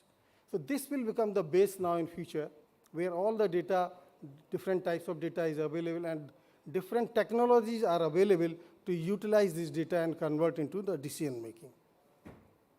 Now, to utilize this kind of enormous data, now Algo8, which is a startup company, has got and developed the right kind of solutions which can be applied to any process industries and refining industries in particular. There are certain other areas which are, say, no-man area, we can say, which need to be looked into by as a refiner, and normally those gets overlooked. Like if we talk about the amine circuit, though it is prevalent, it is common to the entire refinery, but nobody owns it. When the problem comes, people see either this unit problem is there or next unit there is problem, and we find that there is amine strength goes down. So it needs a lot of monitoring. Similar is the stripped water management systems. If not properly used, it overloads our ETP systems as well as increases the water load to the systems. water and steam network, hydrogen network. These are some of the important network which needs monitoring on 24/7 and needs guidance. So with this, I will invite my young CEO, Mr. Nandan Mishra, to say what kind of solution or the technological interventions he can suggest for the refinery. So I invite Mr. Nandan Mishra, please. Yeah, Mr. Mishra, you will have 5 minutes time. Okay, go ahead. Okay, so since we don't have time, so I come from a very orthogonal basis. I come from a background of Google and Citibank, so did my machine learning, got initiated into that. In fact, when we were launching the B2B maps, and then since I'm academically trained as a chemical engineer, we started amalgamating that, and the result was Algo 8. So what we've been doing is that we are an industrial AI company. We provide algorithmic solutions on plant big data. We are the top 20 global startups selected by Vedanta Spark. We work on various digital transformation initiatives with major downstream companies. Challenge as expressed by Mr. Jain is that companies right now use really less amount of data in their day-to-day operations, and we are here to change that. Our solution is called Plant Brain. It sits on top of operational data, and it helps you improve your rules, decisions, information, the way you run your plant. We've evolved in the last 5 years, and now we are at a very productization platform stage. If you look at our platform, there are two aspects to it. One is basically focusing on the structured data that you have primarily coming out of your machines and coming out of your process. Our platform sits on top of it, and it can give you plug-and-play analytics. And the unstructured and visual data, we have deep learning algorithms that help you improve your productivity, improve your safety SOP. For example, if you think of plant brain features, we are able to help quality prediction, use case in upstream where we are predicting the polymer viscosity, which is being injected into early enhanced oil recovery. Plant care, we've got a very state-of-the-art implementation at Panipat, where we have helped them predict failures before they happen and has increased the reliability of the assets. This is for the MAB RFCCU. And plant cognition has been used to improve SOPs around refineries. So that's what we've been doing. If you look at deployments, as I told you, it's 2 to 5% of variance reduction for quality target. This has been done at Keynes Energy. Then in plant care, it's been again done, which is improved availability by 10% at Panipat. And then we've also helped many discrete manufacturers improve their quality. So apart from that, we are also doing the digital twin for FCCU for one of the largest refiners across 3 refineries. It is to do with performance and predictive health monitoring, yield prediction, product quality, reactor regeneration, carbon modeling, self-learning, FCCU kinetic model. Also, we are also implementing across 7 refineries intelligent heat exchanger fouling prediction, where you are getting online fouling prediction, impact analysis on preheat train, economic decision making, adjustment in the network flow. Would like to talk in details if anybody is interested into this. So we've been adopted across, and these are all we are just 3-year-old startup, but we are proudly made in India. We have 3 labs across IITs in India, and we have been adopted, and we are really proud of our adoption till now. We've almost done 30 deployments now. And yeah, so that's it. Thank you so much for your time. I hope I was on time. Thank you. Thank you, sir. Thank you, Mr. Nandan Mishra. Thank you, Mr. K.K. Jain, and thank you all the speakers. Perhaps I would take just one question from the audience, if any. So you can introduce yourself, and you can say your question is directed to which speaker. Yes, please.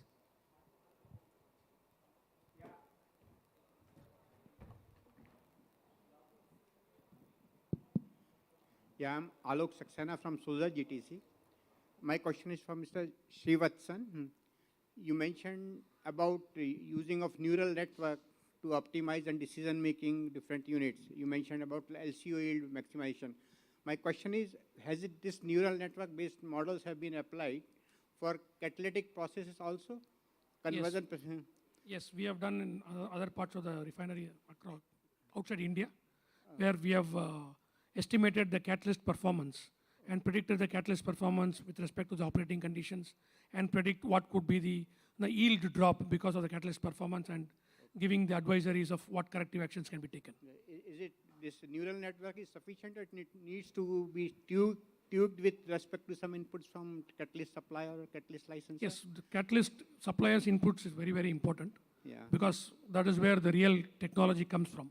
Okay. We take that inputs, but based on the historical data of the plant operating conditions, Yeah. and aligning with or mapping with the recommendations or the references that is provided by the technology provider.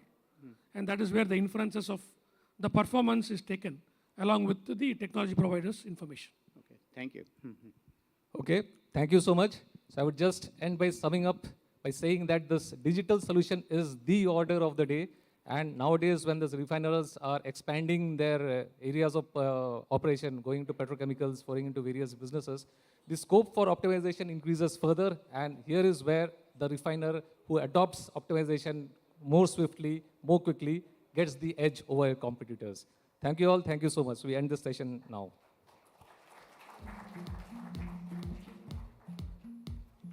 Big thank you to all our speakers on stage for talking about intelligent O&M.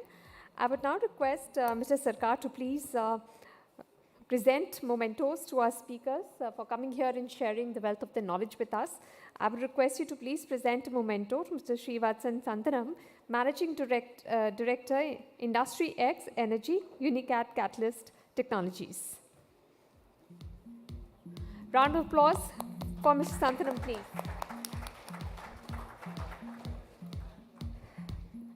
A memento for Mr. Anil Kumar of Engineers India Limited.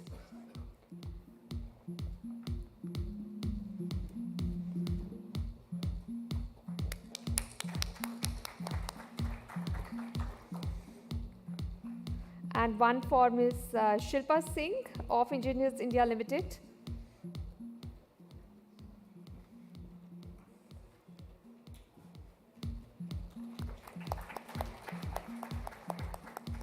And a memento for Mr. K.K. Jain, President of Algo 8.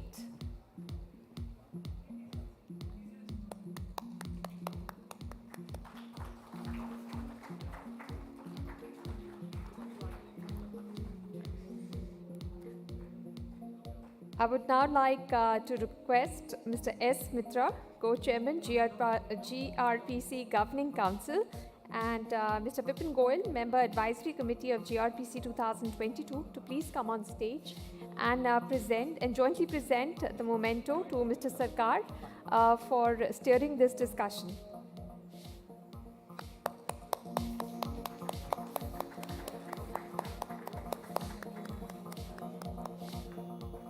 I would request all of you to please gather for a group photograph.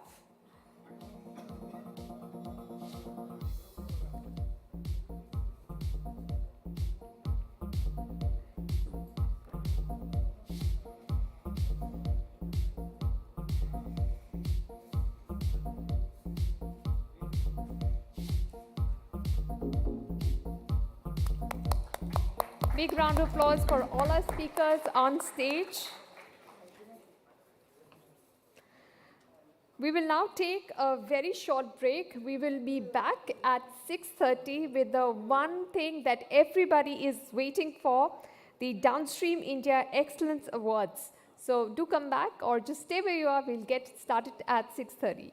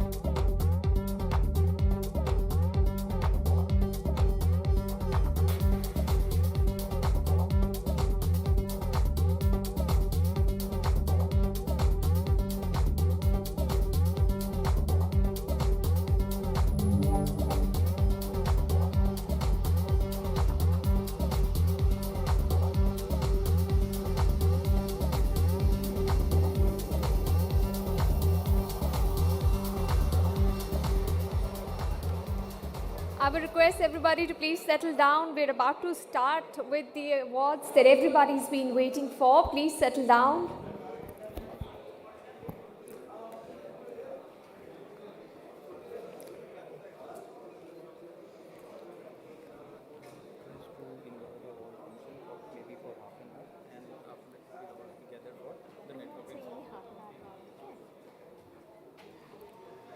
Please take your seats. We have ample time in the rest of the evening to catch up with everyone and enjoy ourselves.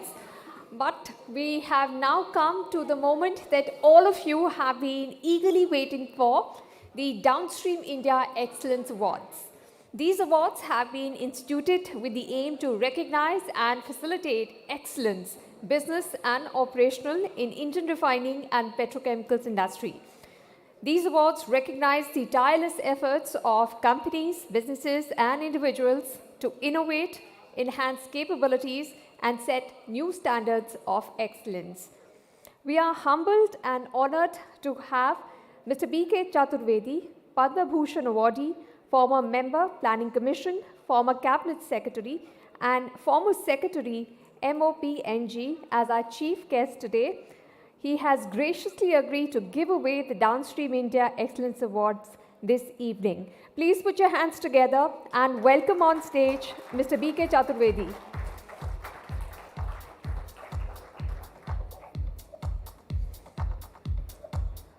I would request Mr. Chaturvedi to please come on stage to give away the Downstream India Excellence Awards. I would also request Mr. S. Mitra, Co-Chairman, Governing Council, GRPC 2022, Mr. D.L.N. Shastri, Convener Advisory Committee GRPC 2022, and Mr. Vipin Goyal, Member Advisory Committee GRPC 2022, to kindly welcome Mr. Chaturvedi by presenting him with a bouquet of flowers.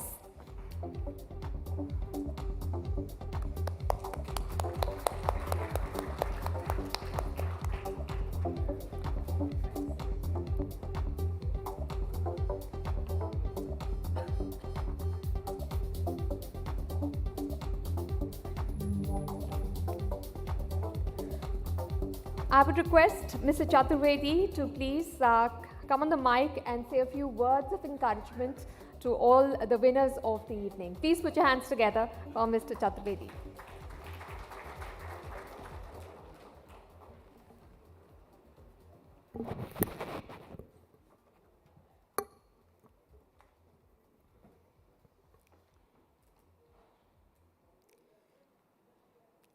Distinguished participants of the refining industry and many, many other illustrious people who have enormous amount of knowledge in this field.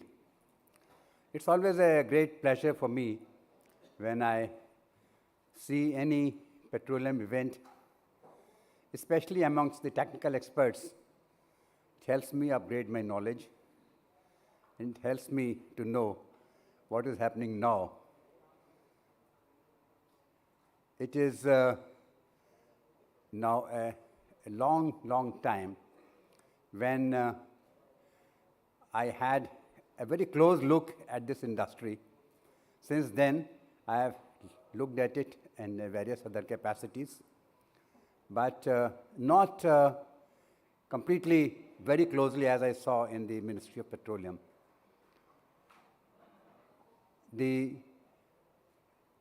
Whatever a little I heard when I entered a little early, it was, I found it very energizing for me. I found that people really had worked on it, and I must compliment them for all the preparations which they have done. The award which are being given for excellence is really a recognition of the enormous amount of work which people have done, and my congratulations to them for getting this award, and I hope that they will continue to work more and more in this industry and will try to expand the knowledge base and the knowledge horizons for all of us. All of us feel very proud when we see such distinguished people getting the awards. My compliments to them in advance, and I hope that you would have, they would enjoy this event very much. Thank you very much for inviting me.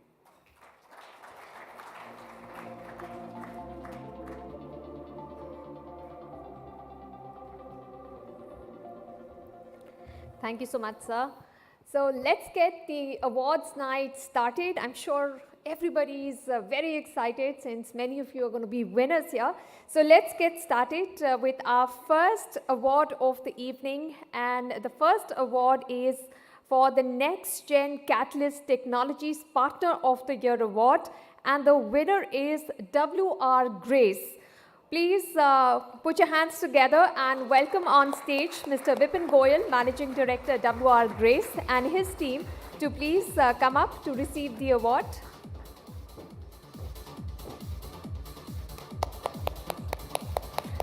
W.R. Grace is dedicated to helping refiners achieve success with innovative catalytic solutions. Refineries stay competitive with Grace fluid catalytic cracking technology because they maximize the yield of the most valuable products using the optimal catalyst for the crude slate. Round of applause for the entire W.R. Grace team on the stage.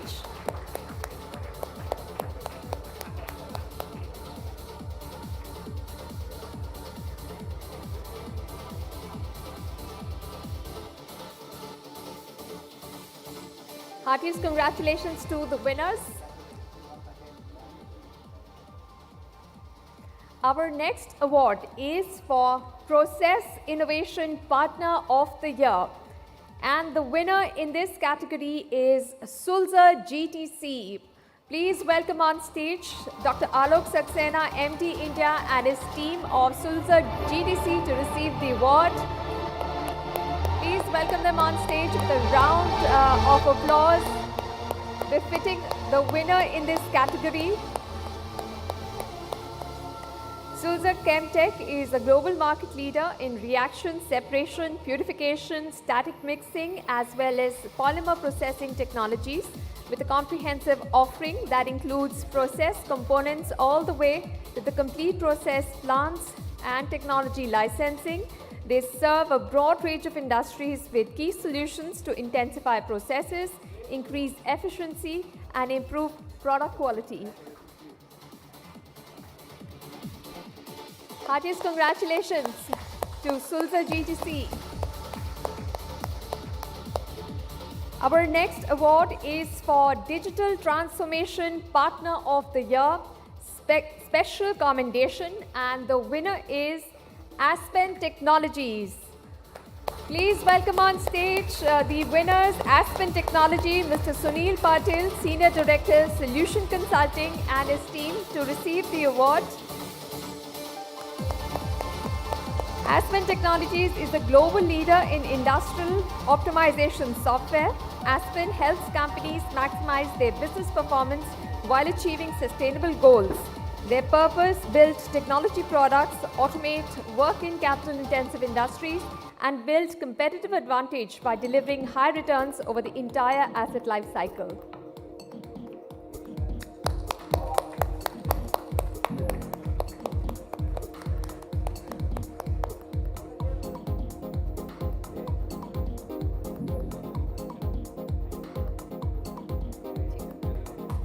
Heartiest congratulations to the Aspen Technology team. Our next award is for Digital Transformation Partner of the Year. The winner is Accenture in India. Please put your hands together to congratulate the winners, Accenture in India. I would request Mr. Hari Shankar Narayan, Senior MD, to please come on stage with the Accenture team to receive the award.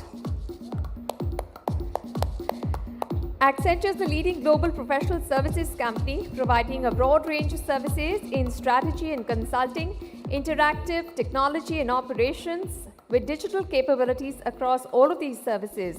They combine unmatched experience and specialized capabilities across more than 40 industries.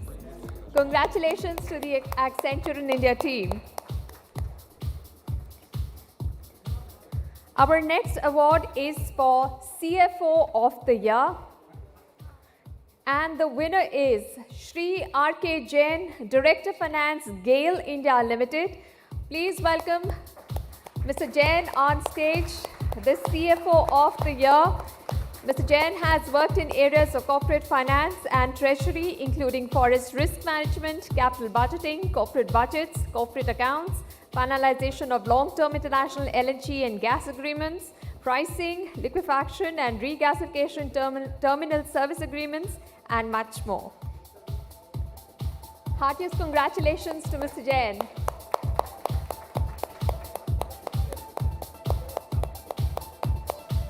Our next award is for the HR Leader of the Year, and the winner is Shri Push Kumar Joshi, Director HR, HPCL, Hindustan Petroleum Corporation Limited.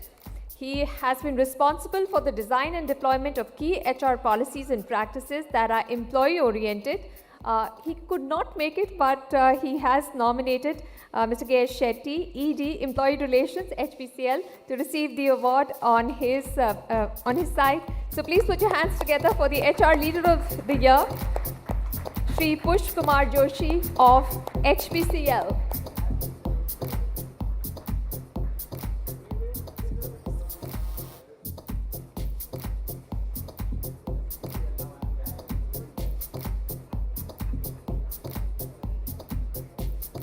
The next award is for Refining Industry Leader of the Year, and this award goes to Ms. Sukla Mistry, Director Refineries, Indian Oil Corporation Limited. Please welcome Ms. Mistry on stage. She has rich experience of over 35 years in refining and petrochemicals. She is the first woman functional director on the Indian Oil Board. Before this, she was heading IOC's Barauni refinery in Bihar, where she played an important role in rolling out BS6 grade fuels and ethanol blended MS. Heartiest congratulations to Ms. Mistry. The next award is for CEO of the Year, and the winner is Shri Prabh Das, CEO and MD HMEL.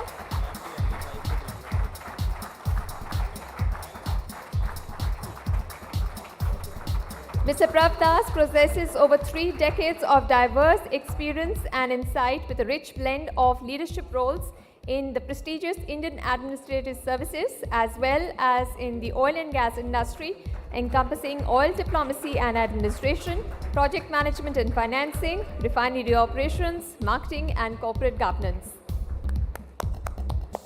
Congratulations.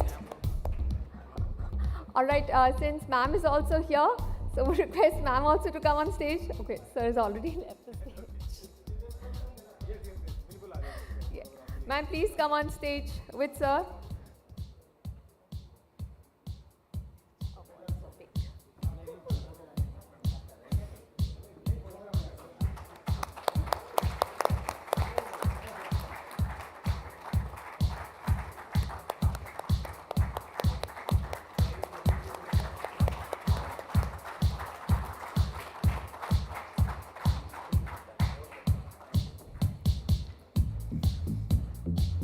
Our next award is for Business Leader of the Year, and the winner is Shri S.M. Vaidya, Chairman, Indian Oil Corporation Limited. Mr. Vaidya has over 34 years of extensive experience in refining and petrochemical operations.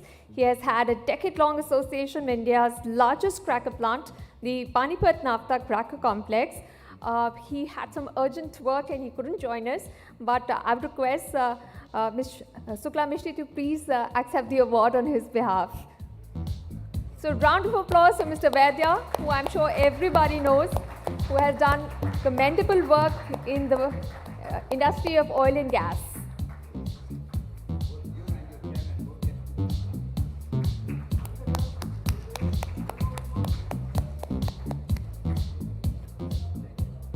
Congratulations to Mr. Vaidya. Our next category is R&D Leader of the Year, and the winner is Dr. S.S.V. Ramkumar, Director R&D, Indian Oil Corporation Limited. Dr. Ramkumar has more than 3 decades of experience in research and development and downstream hydrocarbon sector, notably in areas of refinery process research streams, automated lubricants and nanotechnology research. He again had some important work and was unable to join us, but I would request his senior teammates from the Indian Oil R&D department to please come on stage to receive the award for him.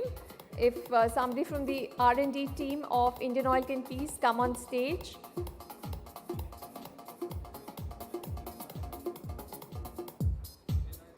Okay, IOC has got a lot of awards. We will send the award to Mr. Ramakumar. Okay, okay, we have Mr. Ma'am coming on stage. She doesn't want the IOC awards to be sent remotely, and she's here to receive the award on behalf of Dr. Ramakumar.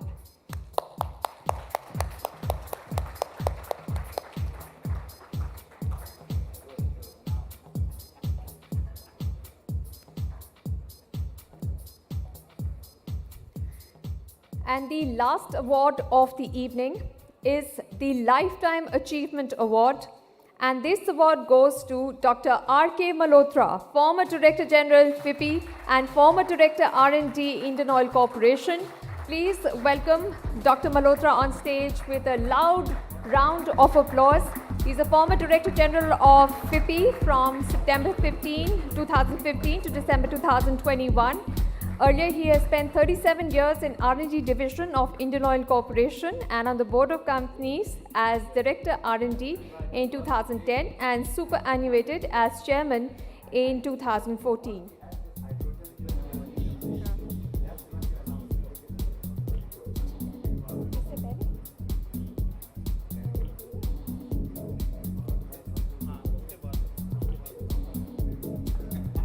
Heartiest congratulations to Dr. Malhotra.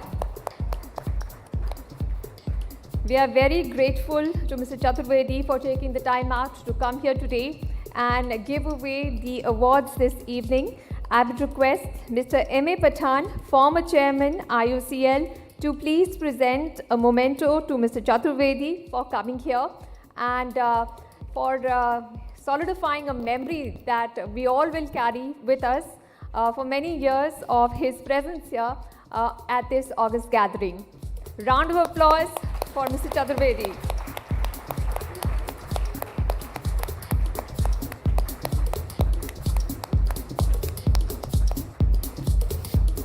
I would now like to request all the winners of the evening to please come on stage with their trophies for a group photograph.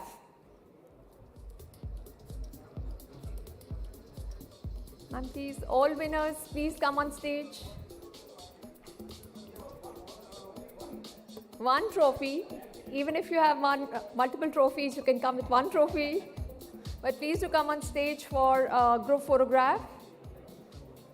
Mr. Goyal.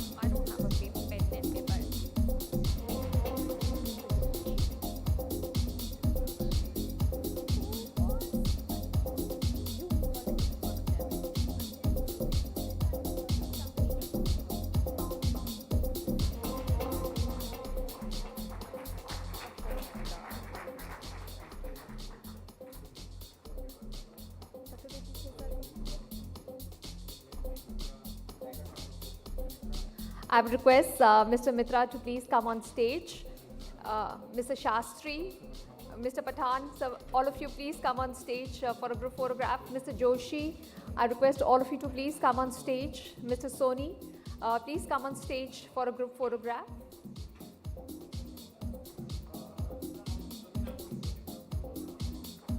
I would request Mr. Joshi also to please come on stage. Mr. Ajay Deshpande also to please come on stage. I request Dr. Malhotra to please come on stage for a group photograph and Ms. Mistry also to please join them on stage. Mr. Goyal, I would request you to please come on stage for a group photograph.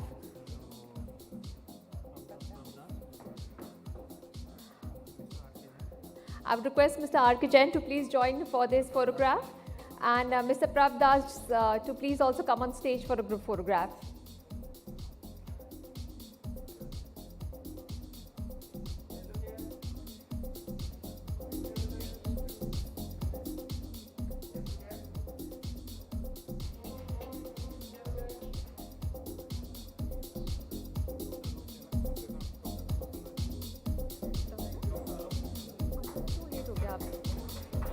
I would request Dr. Alok Saxena also to please come on stage.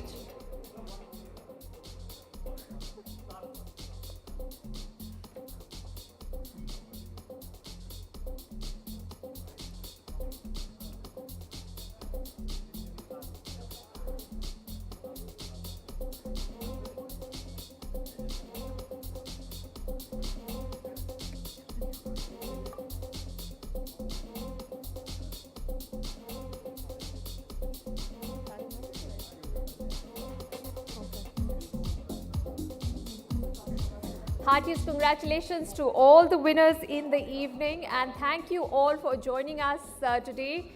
We have cocktails and dinner coming up next, so please enjoy yourself, but do join us again at 9:30 a.m. tomorrow.